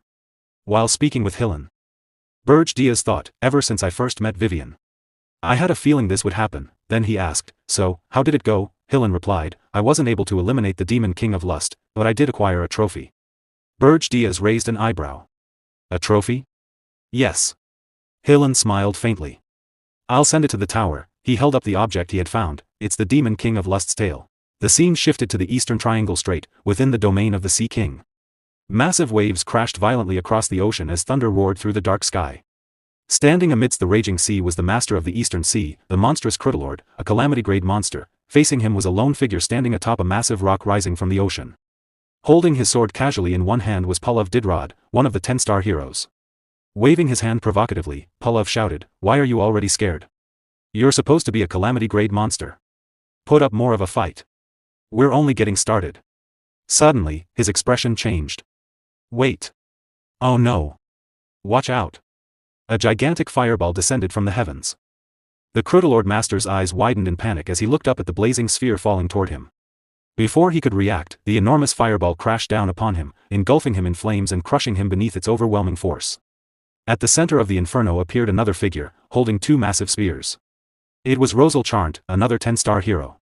A glowing magic circle materialized beneath him as he teleported into the battlefield. Pulav grabbed the edge of the magic circle and shouted angrily, Why did you interrupt me, Rosal Charnt? I was right in the middle of a fight. Stepping forward calmly, Rosal replied, An order has been issued. All 10-star heroes have been summoned. We're heading to Regressed. Pulav clicked his tongue. What a pain. Huh? Regressed? His eyes suddenly lit up with excitement. Isn't that place crawling with calamity-grade monsters? Rosal frowned. Don't get your hopes up, you battle maniac. We're only going there to capture the Demon King, he sighed before continuing. Seriously, once you start fighting, you never stop. You were battling a calamity-grade monster with nothing but an ordinary sword and without using any mana. Are you some kind of pervert? Pulav gave him a thumbs up, do you know how good that feels? You should try it sometime. Get lost, Rosal replied immediately. Pulav smirked, now that I think about it, your magic has gotten much stronger, hasn't it? Have you been secretly training by yourself? How about a round with me? Rosal narrowed his eyes in annoyance. Please just go fight by yourself and die. The magic circle rose into the air, carrying both heroes across the sky. As they traveled, Pulav folded his arms and asked, By the way, how did you find me? I came here in secret. Rosal glanced at him. Someone told me you'd be here playing around by yourself, huh? Who? Pulav asked. Rosal looked directly at him and replied, Who else? The Guild Master of the Heroes Guild. The scene shifted to the Heroes Guild. Standing before the Guild Master and several 10-star heroes, Hillen Kargil listened attentively as the Guild Master spoke. Hillen Kargil, you defeated 2 Demon Kings and protected Princess Berfet from the Demon King's kidnapping attempt. Your recent achievements have been truly outstanding. Hillen bowed respectfully, Thank you. The Guild Master nodded before continuing. In recognition of your achievements, the Heroes Guild shall appoint you as an Argon. Hillen's eyes widened. Argons were individuals who, alongside the Guild Master and the 4 elders, determined the future direction of the Heroes Guild. Their influence was so great that even kings sought to establish friendly relations with them. It was a position that wielded immense authority. Hearing this, Hillen felt a surge of excitement. I finally did it. An ordinary boy from a small countryside village had come this far. Just a little further, and then I'll, gripping the hilt of his sword, he declared proudly, as hero Hillen Kargil, I will faithfully fulfill my duties as an Argon. Inside, however, he was overwhelmed with excitement. Now I can become the greatest hero in history. Suddenly, the doors of the guild hall swung open. When did that greenhorn become such a big shot? A familiar voice echoed through the hall. Hillen quickly turned around. Sir Pulav Didrod. Lady Rosal Charnt. Pulav stepped forward and casually draped an arm around Hillen's shoulders. It's been a while. I heard you took down 2 Demon Kings. We should spar sometime. Hillen smiled awkwardly. It's good to see you too, Sir Pulav. As for sparring, that's a bit. Before he could finish, the Guild Master interrupted. You finally arrived, Pulav Didrod and Rosal Charnt. A blue communication window floated before him. To issue a grave mission, I have gathered you here today. Pulav immediately pointed at him and shouted. You ruined my fun. This better be a proper mission. Otherwise, you're a dead man. Hillen broke into a cold sweat. Sir Pulav, how can you say that to the Guild Master? The Guild Master ignored the outburst and replied calmly, Do not worry, Pulav Didrod. This is a mission that will satisfy you as well. His expression turned serious. From this moment onward, you will forcibly retrieve the 7 10-star heroes currently employed in the Jespine Empire Succession War. The room fell silent. By any means necessary. The Heroes Guild will handle the aftermath. The upcoming hero's journey is now our highest priority. Palov's eyes lit up instantly, he clenched both fists and laughed excitedly. Now that's what I'm talking about. A fierce grin spread across his face. You're saying we can beat them up and drag them back, right? The 10-star heroes. Rosal looked at him with a pale expression. Don't get so excited. It's creepy. The guild master continued, just make sure you don't injure them to the point that they can no longer participate in the hero's journey, of course. Palav replied cheerfully. Toys are meant to be played with for a long time. Hillen froze. They're gathering all the 10-star heroes, this is bad. The hero's journey is starting much earlier than expected, his expression stiffened. The Demon King is my path to success. He can't fall until I become the greatest hero. After the meeting ended, Hillen immediately contacted Berge Diaz through a blue communication window. Meanwhile, in Berge Tower, the Demon King sat upon his throne. After hearing the report, Berge Diaz frowned. They're moving up the hero's journey. Hillen nodded.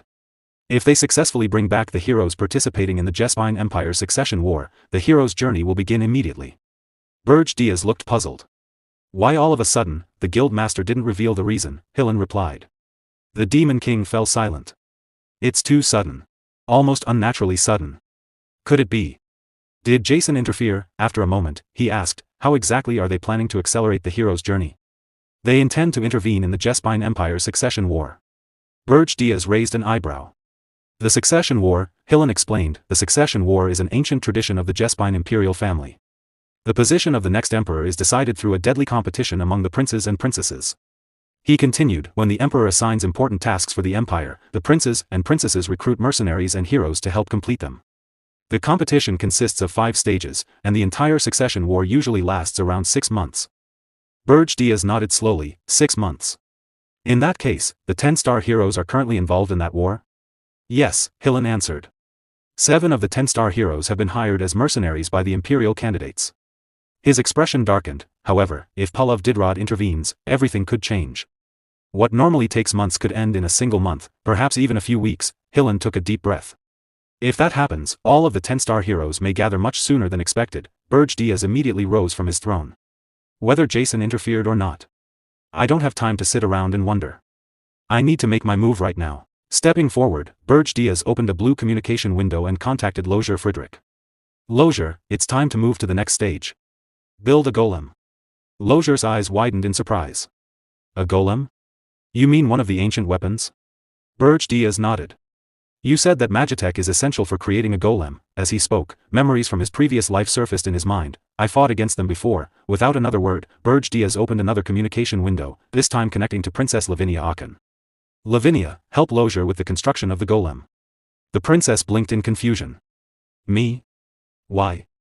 Berge Diaz replied calmly, I'll give you a reward. He then revealed the item. The tail of the succubus queen. Lavinia's eyes sparkled instantly. An ingredient? Her expression brightened immediately. All right. I'm in. Berge Diaz nodded before opening a third communication window. Ernan, how is Elena doing? Princess Ernan answered respectfully. Fortunately, her mana has almost completely stabilized. I'll begin teaching her the basics of magic starting tomorrow. Good. Keep it up. Yes, sir. After ending the call, Berge Diaz took a deep breath. A crimson aura surrounded his body as he transformed into his phoenix form. Brilliant flames flickered around him as majestic wings unfolded from his back. Walking toward the tower window. He gazed into the distance. Gordon, I'll go buy us some time. He turned slightly toward the loyal butler. I'll leave the tower in your hands for the time being. Gordon looked at him with concern and curiosity. Demon King, where are you going? His eyes widened as a realization struck him. Don't tell me. Berge Diaz smiled faintly. Yes. His fiery wings spread wide. I will personally participate in the Jespine Empire's succession war. The scene shifted to Utara Island, a territory of the Jespine Empire. Recently, a massive outbreak of undead monsters had occurred across Utara Island, leaving the innocent citizens of the Empire trembling in fear. As the final task of the succession war, the princes had been ordered to subjugate the Black Mage of Utara Island. The Black Mage was a high-ranking monster with the attributes of darkness and cold. His current location remained unknown. Suddenly, chilling cries echoed through the air. It was the Black Mage's undead army. They're the undead monsters, one of the first prince's subordinates shouted. Protect the first prince. The first prince sat calmly upon a throne carried by his guards as they advanced through the battlefield. Around him, his vassals cheered and charged into battle, slaughtering the undead. Meanwhile, the prince simply crossed one leg over the other and said coldly, the path to the throne is paved with blood. Since this is the final task, throw in as many vassals as necessary. Yes, sir, his subordinate replied immediately. Standing beside him was Naya Diaprin, the third star among the heroes of the 10 stars and a loyal retainer of the first prince. Holding her magical spear firmly, she spoke with concern. Your Highness, even if this is the final task, at this rate, there will be no vassals left. Rufus Jespine, the first prince of the Jespine Empire, narrowed his eyes and turned towards Naya. Resting his cheek against one hand, he replied coldly, you may be a famous hero, but in the end, you are still a subject of the Empire. Are you daring to oppose my orders? Naya lowered her head slightly. No, Your Highness, she replied. Somewhere on Utara Island, the sounds of a fierce battle echoed across the battlefield. Brother, please spare me. I'll give up my claim to the throne, so please, the princess cried in terror. The second prince gently placed a hand on her cheek and smiled. Don't say such sad things. How could I possibly harm my own sister with my own hands? The princess sat trembling on the ground, fear written across her face as tears streamed down her cheeks. Her clothes were stained with blood, and the bodies of all her loyal vassals lay scattered around her, having been slaughtered by the second prince's forces. Suddenly, one of the second prince's vassals stepped forward and drove his blade into her back. The princess froze. Blood spilled from her mouth before she collapsed to the ground. Floyen Jespine, the second prince of the Jespine Empire, watched the scene unfold with a smirk. After having his own sister killed, he coldly muttered, there's no need for me to dirty my own hands, is there? After all, I am destined to become a noble emperor. Still wearing a smug smile, he turned towards Ralph Schmitz, the 6th star among the heroes of the 10 stars and one of his most trusted retainers. Since this is the final task, I should do some cleaning in advance. Find the other heirs. Ralph Schmitz, who had been standing silently behind him, thought for a moment before bowing his head. Yes, sir, he replied. Elsewhere on Utara Island, the undead army was being struck from every direction by a barrage of powerful punches. The undead had completely surrounded the 4th princess and her hero. Standing back to back, the two fought side by side, covering each other's blind spots while crushing the undead horde. The 4th princess glanced at her companion and smiled. What a splendid display of power, perfectly befitting the dignity of a monarch. Your stance is excellent as well. As expected of one of the 10 stars, you truly are different. You flatter me, Your Highness, the hero replied. The 4th princess laughed as she shattered another undead monster with a single punch. No, all citizens of the Empire should possess a magnificent physique like yours. The current generation is far too weak. Hearing those words, the hero felt somewhat uneasy. Tiran Jespine, the 4th princess of the Jespine Empire, continued laughing as she charged through the battlefield. When I become empress, I'll begin by purging my frail siblings. Then only the strong will remain, and the Empire will prosper. Isn't that right? The 5th star of the 10 stars, Jillian Ain't, who served the 4th princess, hesitated for a moment before replying awkwardly, You're absolutely right, Your Highness. 2 hours after the subjugation of the Black Mage had begun, the number of remaining heirs had fallen from 17 to 15. Elsewhere on Utara Island, the roars of an undead army echoed across the land. Thousands of undead creatures surged forward. Please. Stop chasing me. Noah Jespine, the 17th prince of the Jespine Empire, cried as he ran desperately while clutching several artifacts. The undead horde relentlessly pursued him. My vassals were all wiped out by the undead, and the heroes I hired abandoned me and ran away. Noah thought in panic. All I have left are the artifacts my brothers and sisters gave me after I failed the previous task, and I don't even know how to use them. He gritted his teeth as tears streamed down his face. Suddenly, his foot caught on a root protruding from the ground. Ah! He stumbled and crashed onto the dirt. The artifacts scattered around him. His body trembled as he forced himself onto his hands and knees. I can't fall here. The undead army continued drawing closer. Images of his siblings flashed through his mind, 1st brother. 2nd brother. 4th sister. His expression darkened. If any of them become emperor, a bloodbath will sweep across the empire. He remembered the final words of the vassals who had sacrificed their lives for him. 17th prince, please protect the empire. Even now, tears continued to fall. He clenched his fist and reached towards one of the fallen artifacts. An emperor is someone who protects everyone. Suddenly, he sensed a terrifying presence before him. Noah slowly looked up. The entire undead army stood directly in front of him. The monsters roared as one. Fear consumed him. Is this the end? Closing his eyes, Noah accepted his fate. I'm sorry, everyone. I can't go on.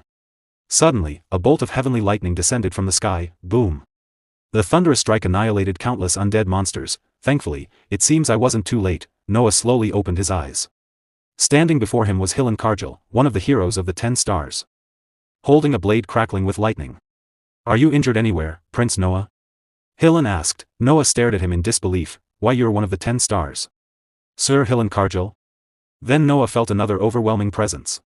His gaze shifted skyward. A majestic phoenix soared above the battlefield. Standing atop the phoenix was Berge Diaz. Raising one hand, Berge condensed an enormous sphere of blazing flames. Noah could only stare in astonishment. If you're willing to hire us, Berge said calmly, we may be able to help you. Noah froze for a moment before tears burst from his eyes. I'll hire you. I'll hire you both, Berge smirked. Contract established. With a wave of his hand, he hurled the gigantic fireball into the undead horde. Boom. A massive explosion engulfed the battlefield, reducing every last undead creature to ashes. 10 minutes earlier. Somewhere else on Utara Island. There is only one objective, Berge Diaz said to Hillen Kargil. We must prevent the 10 stars from participating in the hero's journey. To do that, we need to keep them occupied. We'll stall for time so that the succession war doesn't end prematurely. The details are exactly as I explained earlier. Hillen nodded before speaking. That all sounds fine, but there's one problem. Berge glanced over his shoulder. Pallav Disrod. He'll eliminate all of the 10 stars before the succession war ends. We'll have to deal with him before that happens, Berge replied calmly. First, however, we'll need an employer if we wish to participate without consequences. Hillen thought for a moment. There's a suitable candidate. The 17th prince, Noah Jespine. Berge remained silent. He's far down the line of succession, so he probably couldn't afford to hire any high-level heroes. More importantly. Hillen paused. He's a complete crybaby and a coward. Back in the present, Noah remained kneeling on the ground, tears pouring down his face. Thanks to you. I survived. Thank you so much. I really thought it was all over for me. He wiped his eyes. I absolutely must stop first brother, second brother, and fourth sister. But I don't have the money to hire famous heroes. His voice weakened. If, by any chance, you'd be willing to accept artifacts instead. Berge gently placed a hand on Noah's shoulder. We don't need money, Noah blinked in surprise. As long as you possess a sense of justice. Berge smiled warmly. Save the empire from those wicked princes and princesses. He looked directly into Noah's eyes. A true emperor is someone who protects everyone. Hope instantly returned to Noah's face. His eyes shone with renewed determination. From that moment onward, Berge Diaz, the Phoenix Master, became a retainer of the 17th prince. Likewise, Hillen Kargil, hero of the 10 stars, pledged himself to Noah Jespine. Berge then turned away with a faint smirk. Humans really are so easy to deceive, he thought. A demonic smile briefly crossed his face. Well then, Berge said, shall we go and stop them? Noah smiled brightly. Yes. Let's protect everyone. Standing nearby, Hillen lowered his head in guilt. Prince Noah. I'm truly sorry. The scene shifted once more. Elsewhere on Utara Island, Rosal Chant suddenly stopped in his tracks, his eyes widened. That aura. A look of shock appeared on his face, the phoenix's flame. Pallav Didrod smiled as he glanced towards the distant horizon. You felt it too, didn't you? He asked Rosal Chant. There's an interesting fellow on this island. Rosal's eyes shifted towards Pallav. At that moment, Pallav was casually holding the 10th star by the throat with a single hand, lifting him high into the air. The 6th prince watched in horror as he collapsed onto the ground, unable to believe what he was seeing. Pallav laughed. Rather than fighting these fledgling little stars, it would be far more entertaining to fight that guy. The battle had already ended, the 10th star and the 6th prince had both been eliminated after suffering a complete defeat at Pallav's hands. Rosal looked away towards the source of the strange aura. Leave it be, he said calmly. That's someone Hillen Kargil brought with him. Pallav raised an eyebrow. What? A look of surprise appeared on his face. He went out of his way to bring someone else when I'm already here. That's exactly what I'm saying, Rosal replied. Then he narrowed his eyes thoughtfully. What on earth is Hillen Kargil planning? Deep within the forests of Utara Island stood a hidden cave. Inside, the sound of dripping water echoed through the darkness. Hillen Kargil, Noah Jespine, and Berge Diaz slowly made their way deeper into the cavern. Noah looked around nervously. This place, his voice trembled with fear. Hillen remained silent. Berge, however, was deep in thought. In my previous life, I searched for powerful monsters that could become suitable vassals, he recalled. That was when I discovered this place. His eyes settled upon the figure standing in the darkness ahead, the Black Mage of Utara Island, a high-ranking monster. The moment the Black Mage noticed their presence, it released a deafening roar that shook the entire cavern. The undead monarch's crimson eyes glowed with hostility. Berge calmly stepped forward. Before Pallav eliminates all of the 10 stars, flames erupted around his body as he activated his phoenix form. Then, without hesitation, his appearance began to change. Dark energy surged throughout the cave. His phoenix flames vanished. In their place emerged a terrifying demonic aura. A sinister smile spread across his face. Berge Diaz had transformed into the Demon King. Holding his demonic robe in one hand, he gazed directly at the Black Mage. I will hide the Black Mage. His smile widened, and make sure the succession war never ends. The cave instantly fell silent. Noah's eyes widened in horror. Even Hilan Kargil froze, unable to hide his surprise. Noah shouted as he cried out, Demon King? He stumbled backwards in shock. The Black Mage itself fell silent. Its glowing eyes widened as it stared at the figure standing before it. For the first time, the mighty monster seemed genuinely startled. The Demon King stood there. The Demon King, Berge Diaz, stood before the Black Mage. The Black Mage raised his hand, channeling dark magic as his eyes glowed crimson with rage. I've been avoiding the Demon King's gaze to keep from becoming a vassal, but you still managed to find me in the end, he shouted. I refuse to serve under anyone, for I am the king of the undead. With a wave of his hand, countless undead skeletons emerged behind him. Berge Diaz remained completely unfazed. He simply released a burst of demonic energy. In an instant, every undead skeleton was obliterated. The Black Mage's jaw dropped in shock. Berge Diaz, his expression dark and emotionless, held demonic energy in one hand and coldly asked. So then, do you want to die? The Black Mage immediately fell to his knees, pressing his forehead against the ground. His entire body trembled with fear. I pledge my utmost loyalty, he cried. Berge Diaz withdrew his demonic energy and turned his gaze toward the 17th prince. Right. You need to stay alive if you want even the slightest chance. Acting tough will only get you killed for nothing. Isn't that right, 17th prince? Behind him, Hilan Kargil firmly restrained the 17th prince, Noah Jespine, who was trembling and crying. Through clenched teeth, Noah said, Black flames. To think the Phoenix Master was actually the Demon King of blazing fire. Even the hero Hilan Kargil is one of the Demon King's subordinates. Berge Diaz held a demonic larva in his hand, a creature capable of controlling its host. I'll give you a chance to become my vassal as well, he said. Noah looked at him in disbelief. Berge Diaz smirked to himself. The Jespine Empire is powerful enough to keep the Heroes Guild in check. Making the 17th prince my vassal will be useful later. Noah lowered his head before glaring back with tears in his eyes. Don't make me laugh. His voice shook with anger. You want me to abandon the subjects who sacrificed themselves for me? To betray the Empire, to betray humanity, with tears streaming down his face, he shouted, you think I'd do something so cowardly? I'd rather die than submit to a Demon King. The moment those words left his mouth, Berge Diaz flicked the demonic larva into Noah's mouth. It slid down his throat and into his stomach. Noah immediately grabbed his head as the demonic energy began taking control. Aff! He screamed in agony, collapsing to the ground while clutching his head. Berge Diaz watched with a smirk. They said you were upright and stubborn. I expected you to refuse. The more hostility you bear toward me, the greater your suffering will be. Just give up and swear your loyalty to your new king. Still writhing in pain, Noah struggled to speak. To a Demon King. I'd rather. Before he could finish, the larva's control fully activated. An overwhelming wave of pain forced him unconscious. His body went limp.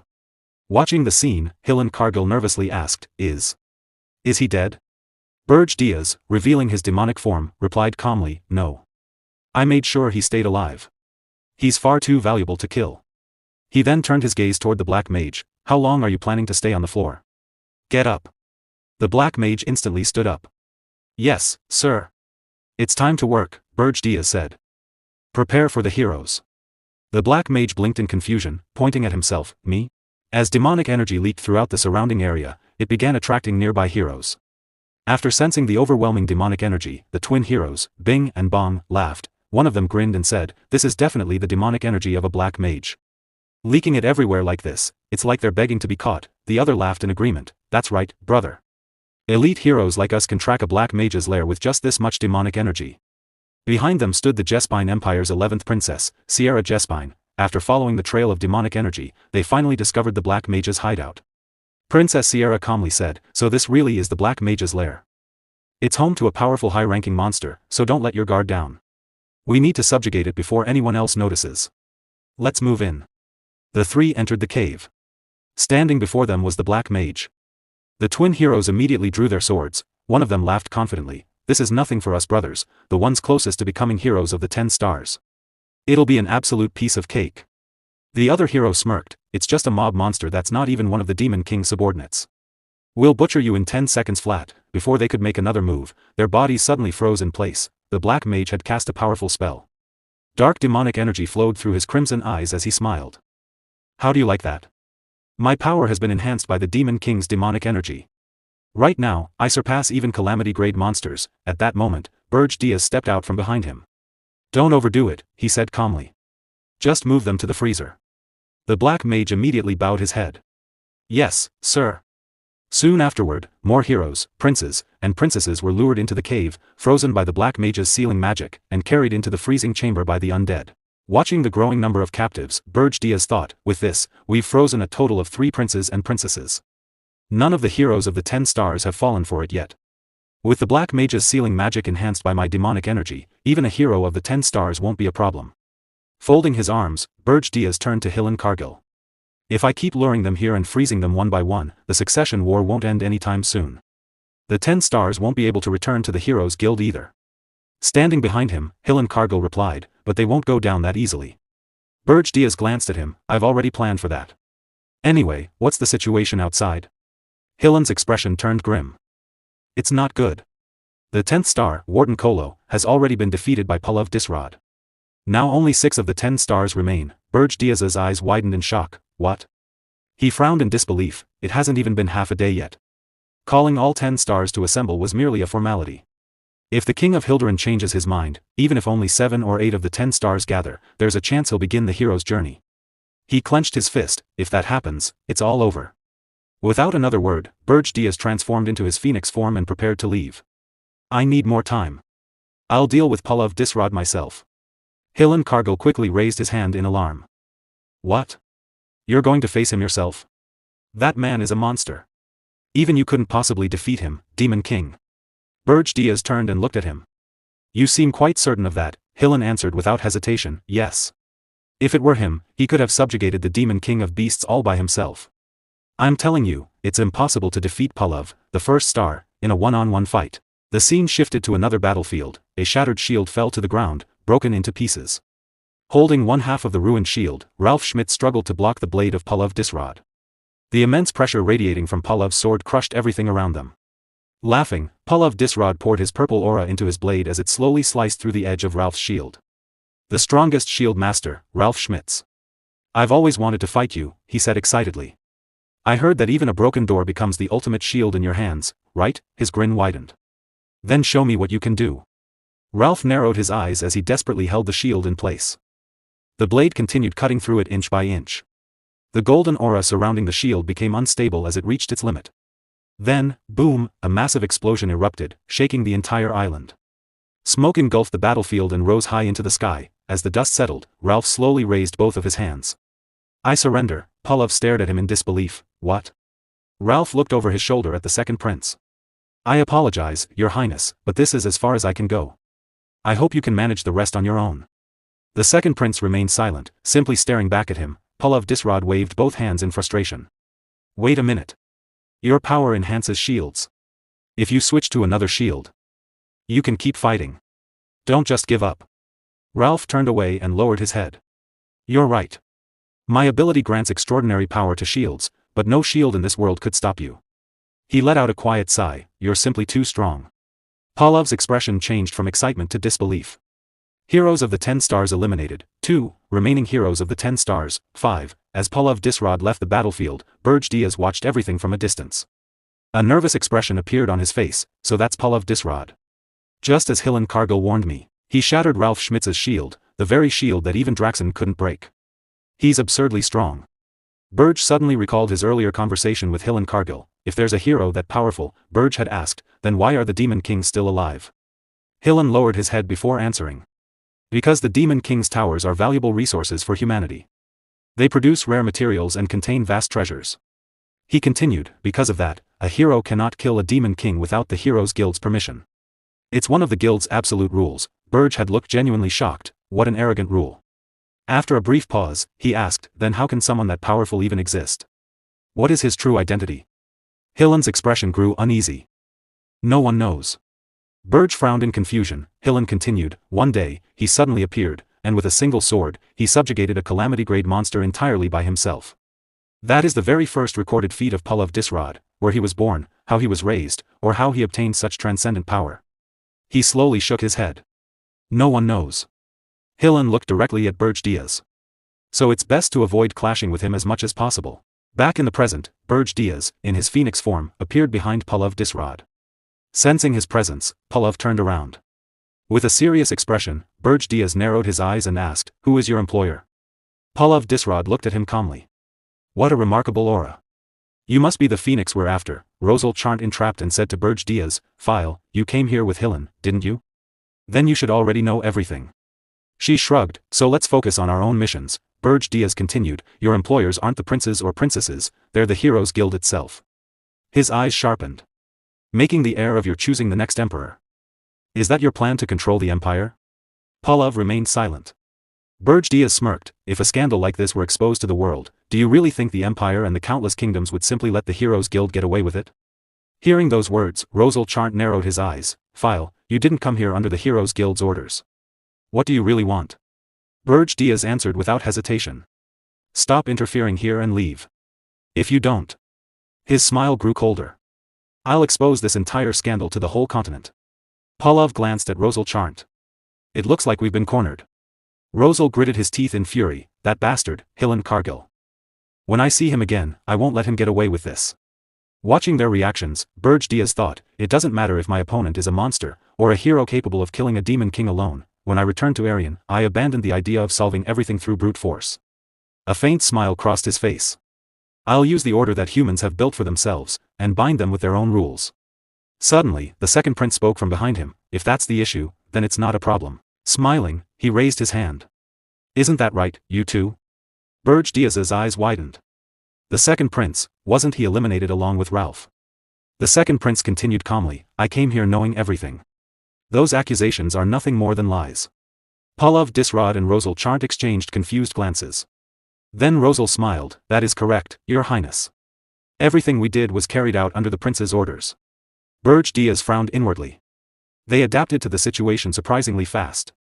Pallav suddenly burst into laughter. Now that this trivial problem has been settled. He cracked his knuckles as a dense purple aura surged around his body. "Let's have ourselves a proper fight, Phoenix." Berge Diaz narrowed his eyes. Brilliant phoenix flames erupted around his body, gathering in the palm of his hand. "So it comes down to this in the end." He raised the blazing flames before him. "Come at me, strongest hero." As Berge Diaz revealed his phoenix-like aura, Pallav immediately recalled seeing the same appearance that day. He remembered how his sponsor's orders had prevented him from joining the battle back then. Despite desperately wanting a fight like this, the excitement surging through his body became impossible to contain. Deep within his bones, a violent thrill shook him. He felt that if Berge Diaz failed to satisfy his expectations, boredom itself might kill him. So, he demanded that Berge Diaz fight with everything he had. Meanwhile, Berge Diaz looked at him and realized he was facing the greatest hero, Pallav of Disrod. In his previous life, he had never even met him personally. Back then, he never cared about heroes at all. His arrogance and obsession with strength had blinded him, causing him to look down on heroes as inferior beings. But this life was different. This time, he decided to face Pallav with everything he possessed. At that moment, the flame surrounding Berge Diaz's body grew even stronger. As the fiery aura expanded, Pallav noticed something unusual. The flames felt warm and comforting rather than dangerous. They carried neither hostile intent nor any kind of status effect. Realizing this, Pallav slowly smiled in amusement. Immediately afterward, Berge Diaz activated a high-tier defensive spell. A massive circular barrier formed around them, completely isolating the battlefield. He declared that no one except the two of them could enter that space. While maintaining the barrier, Diaz silently reminded himself that losing this fight would cause the hero's journey to begin once again, just as it had in his previous life, where he eventually died at the hero's hands. Driven by that determination, Diaz soared into the sky and fully unleashed the power of the phoenix. Even then, he calmly told Pallav that he was free to leave the battlefield whenever he wished and only needed to say the word. Witnessing all of this only made Pallav even more excited. He saw Diaz's words as a cold but exhilarating challenge and refused to let him escape before giving him the battle he desired. Pallav declared that he intended to enjoy the fight to its fullest before instantly charging straight toward Diaz. Both collapsed to each other in isolated battlefield cause shattered the whole island. Meanwhile, the scene shifted to the necromancer's cave, where the entire cavern suddenly began shaking violently. Evan Jaspain's subordinates immediately panicked, believing an earthquake had begun. They desperately wanted to escape before the cave collapsed and buried them alive. However, Evan angrily ordered them to remain quiet. He reminded them that this was finally his chance, and if they failed to capture that man, they would all die anyway. Before anyone could react further, the necromancer cast his magic once again, freezing everyone in place. watching the situation unfold, Hillen calmly remarked that this made 4 victims already and noted that the earthquake had made everything much easier. The necromancer agreed without hesitation. Even so, Hillen remained concerned about one important issue. Not a single 10-star hero had fallen victim to the spell, making him wonder whether the freezing magic could truly affect someone of that level. Soon afterward, Hillen approached Noah while carrying some snacks. However, the moment he arrived, he was shocked to discover that Noah had disappeared. At the same time, Noah was shown escaping from the cave while wearing an invisible cloak. As he fled, he realized the earthquake had allowed him to slip away unnoticed. The discovery immediately alarmed Hillen. He rushed to the necromancer and informed him that the 17th prince had escaped. When Hillen asked whether he had noticed anything, the necromancer replied that he had been too busy casting magic to see what had happened. Without wasting another second, Hillen attempted to contact the Demon King. However, no response came from Diaz, increasing his anxiety even further. What is he doing not answering in such an emergency? In the middle of a life-or-death battle. Realizing the seriousness of the situation, Hillen immediately rushed out of the cave. As he ran, he blamed himself for failing to check properly. He convinced himself that the prince could not have gone far. While saying to Black Mage keep freezing the intruders and became determined to find the 17th prince before he exposed their identities. Hillen rushed outside the cave using his stealth skill. After Hillen left, there no trace of any hero surrounding the cave. A figure appeared outside the cave. Inside the cave, one of the undead approached the necromancer and reported that something transparent had escaped from the cave. Furious, the necromancer demanded to know why he had only been informed now. The undead explained that it had been trying to report it all along. After hearing the full explanation, the necromancer learned the truth but simply brushed the matter aside. He believed the one who would truly suffer from the mistake was the Demon King, not him. As the king of the undead, he saw no reason to display unwavering loyalty. Especially since he had never consumed the magic orb himself. Deciding the situation no longer concerned him, he prepared to leave the cave. However, someone suddenly appeared before him. Seeing the newcomer, the necromancer realized that another hero had arrived and decided to give one final warning. At that very moment, he cast his ice magic once again. This time, however, the spell failed completely. The unexpected outcome filled the necromancer with panic. Suddenly he realized the figure and identified him as the strange figure Smirk. The fierce battle between Diaz, empowered by the Phoenix, and Pallav Disrod continued within the isolated battlefield. Even though the barrier completely sealed off the arena, the overwhelming pressure from their clash could still be felt far beyond its borders. Meanwhile, elsewhere on the battlefield, the 10-star hero Nia turned to Prince Rufus and reported, the one fighting Pallav Disrod appears to be the Phoenix Master. File. Prince Rufus sat upon his throne, holding a blood-stained spear in one hand. Blood stained his clothes and trickled down his face, yet his expression remained calm and composed. The Hero Guild has become far too arrogant, Rufus said quietly. Hearing his sudden remark, the hero Nia looked at him in confusion. What are you saying all of a sudden? Rufus leaned forward slightly and replied, the princes and princesses of the Jespine Empire must rely on their own accumulated wealth, connections, and abilities to hire mercenaries. That means the competition for the throne begins the moment they are born. Naturally, the firstborn has the greatest advantage. He paused for a brief moment before continuing.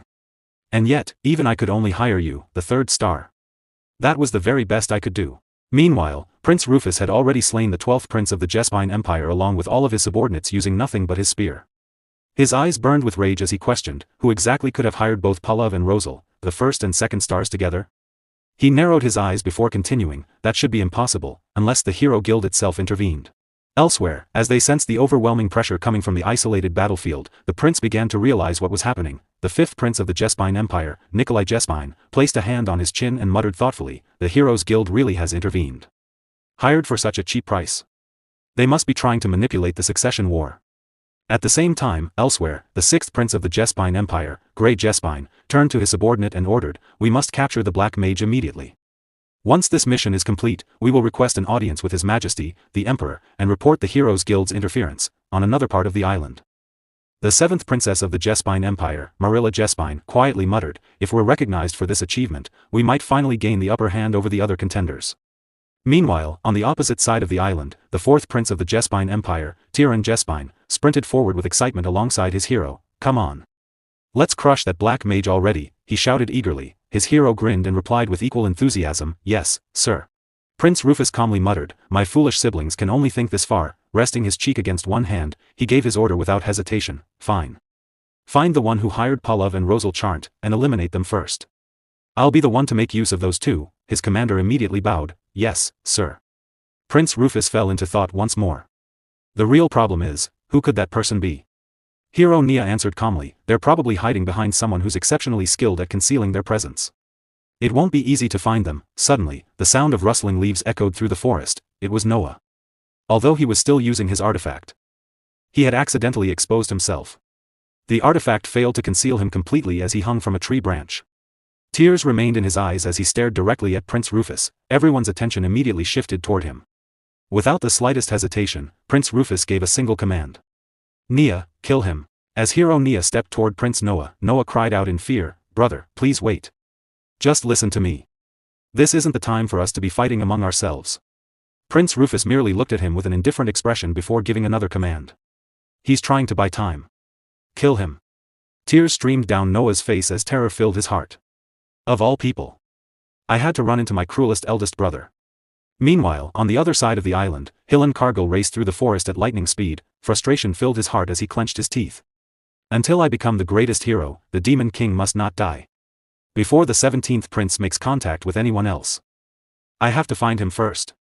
He continued searching at incredible speed. Suddenly, his eyes widened. A massive earthen wall rose from the ground, blocking his path. Hilan came to an abrupt stop. Magic. Standing calmly before him with his arms folded was Rosal Charnt. She looked at him coldly. What exactly are you thinking, Hilan? File, the one you brought with you, is interfering with our mission. Are you planning to disobey the Heroes Guild's orders? Hilan stiffened in surprise at the sight of Rosal. It's not that. I don't have time to persuade her, he thought. Turning to leave, he said hurriedly, I'm sorry, but I have an urgent matter to attend to. Before he could move, Rosal calmly raised her hand. High-rank binding magic, Sage's chains, glowing chains instantly shot toward Hilan, binding him in place. His eyes widened in shock as he found himself unable to move. Rosal stared at him with a curious yet serious expression. During the battles against the Demon King of Lust and the Demon King of Beasts, you've always betrayed us at the most crucial moment just to claim the glory for yourself. Her gaze sharpened. If you're hiding something this time as well, tell me right now, Hilan Cargill. Hilan turned his face away, gritting his teeth in frustration. Damn it. I have to find the 17th prince as quickly as possible. Meanwhile, inside the Black Mage's cave, a mysterious figure watched everything unfolding outside through a magic circle. Using his pawns, he monitored every movement on the battlefield. Seated upon the Black Mage's throne, the cloaked figure looked down calmly as the Black Mage knelt before him, trembling in fear. The figure spoke with a faint smile, everything is proceeding according to plan. He slowly raised a glowing magic sphere in his hand, his smile widening. Then, shall we move on to the next round? As he stared into the sphere, he calmly called out, Lord Berge.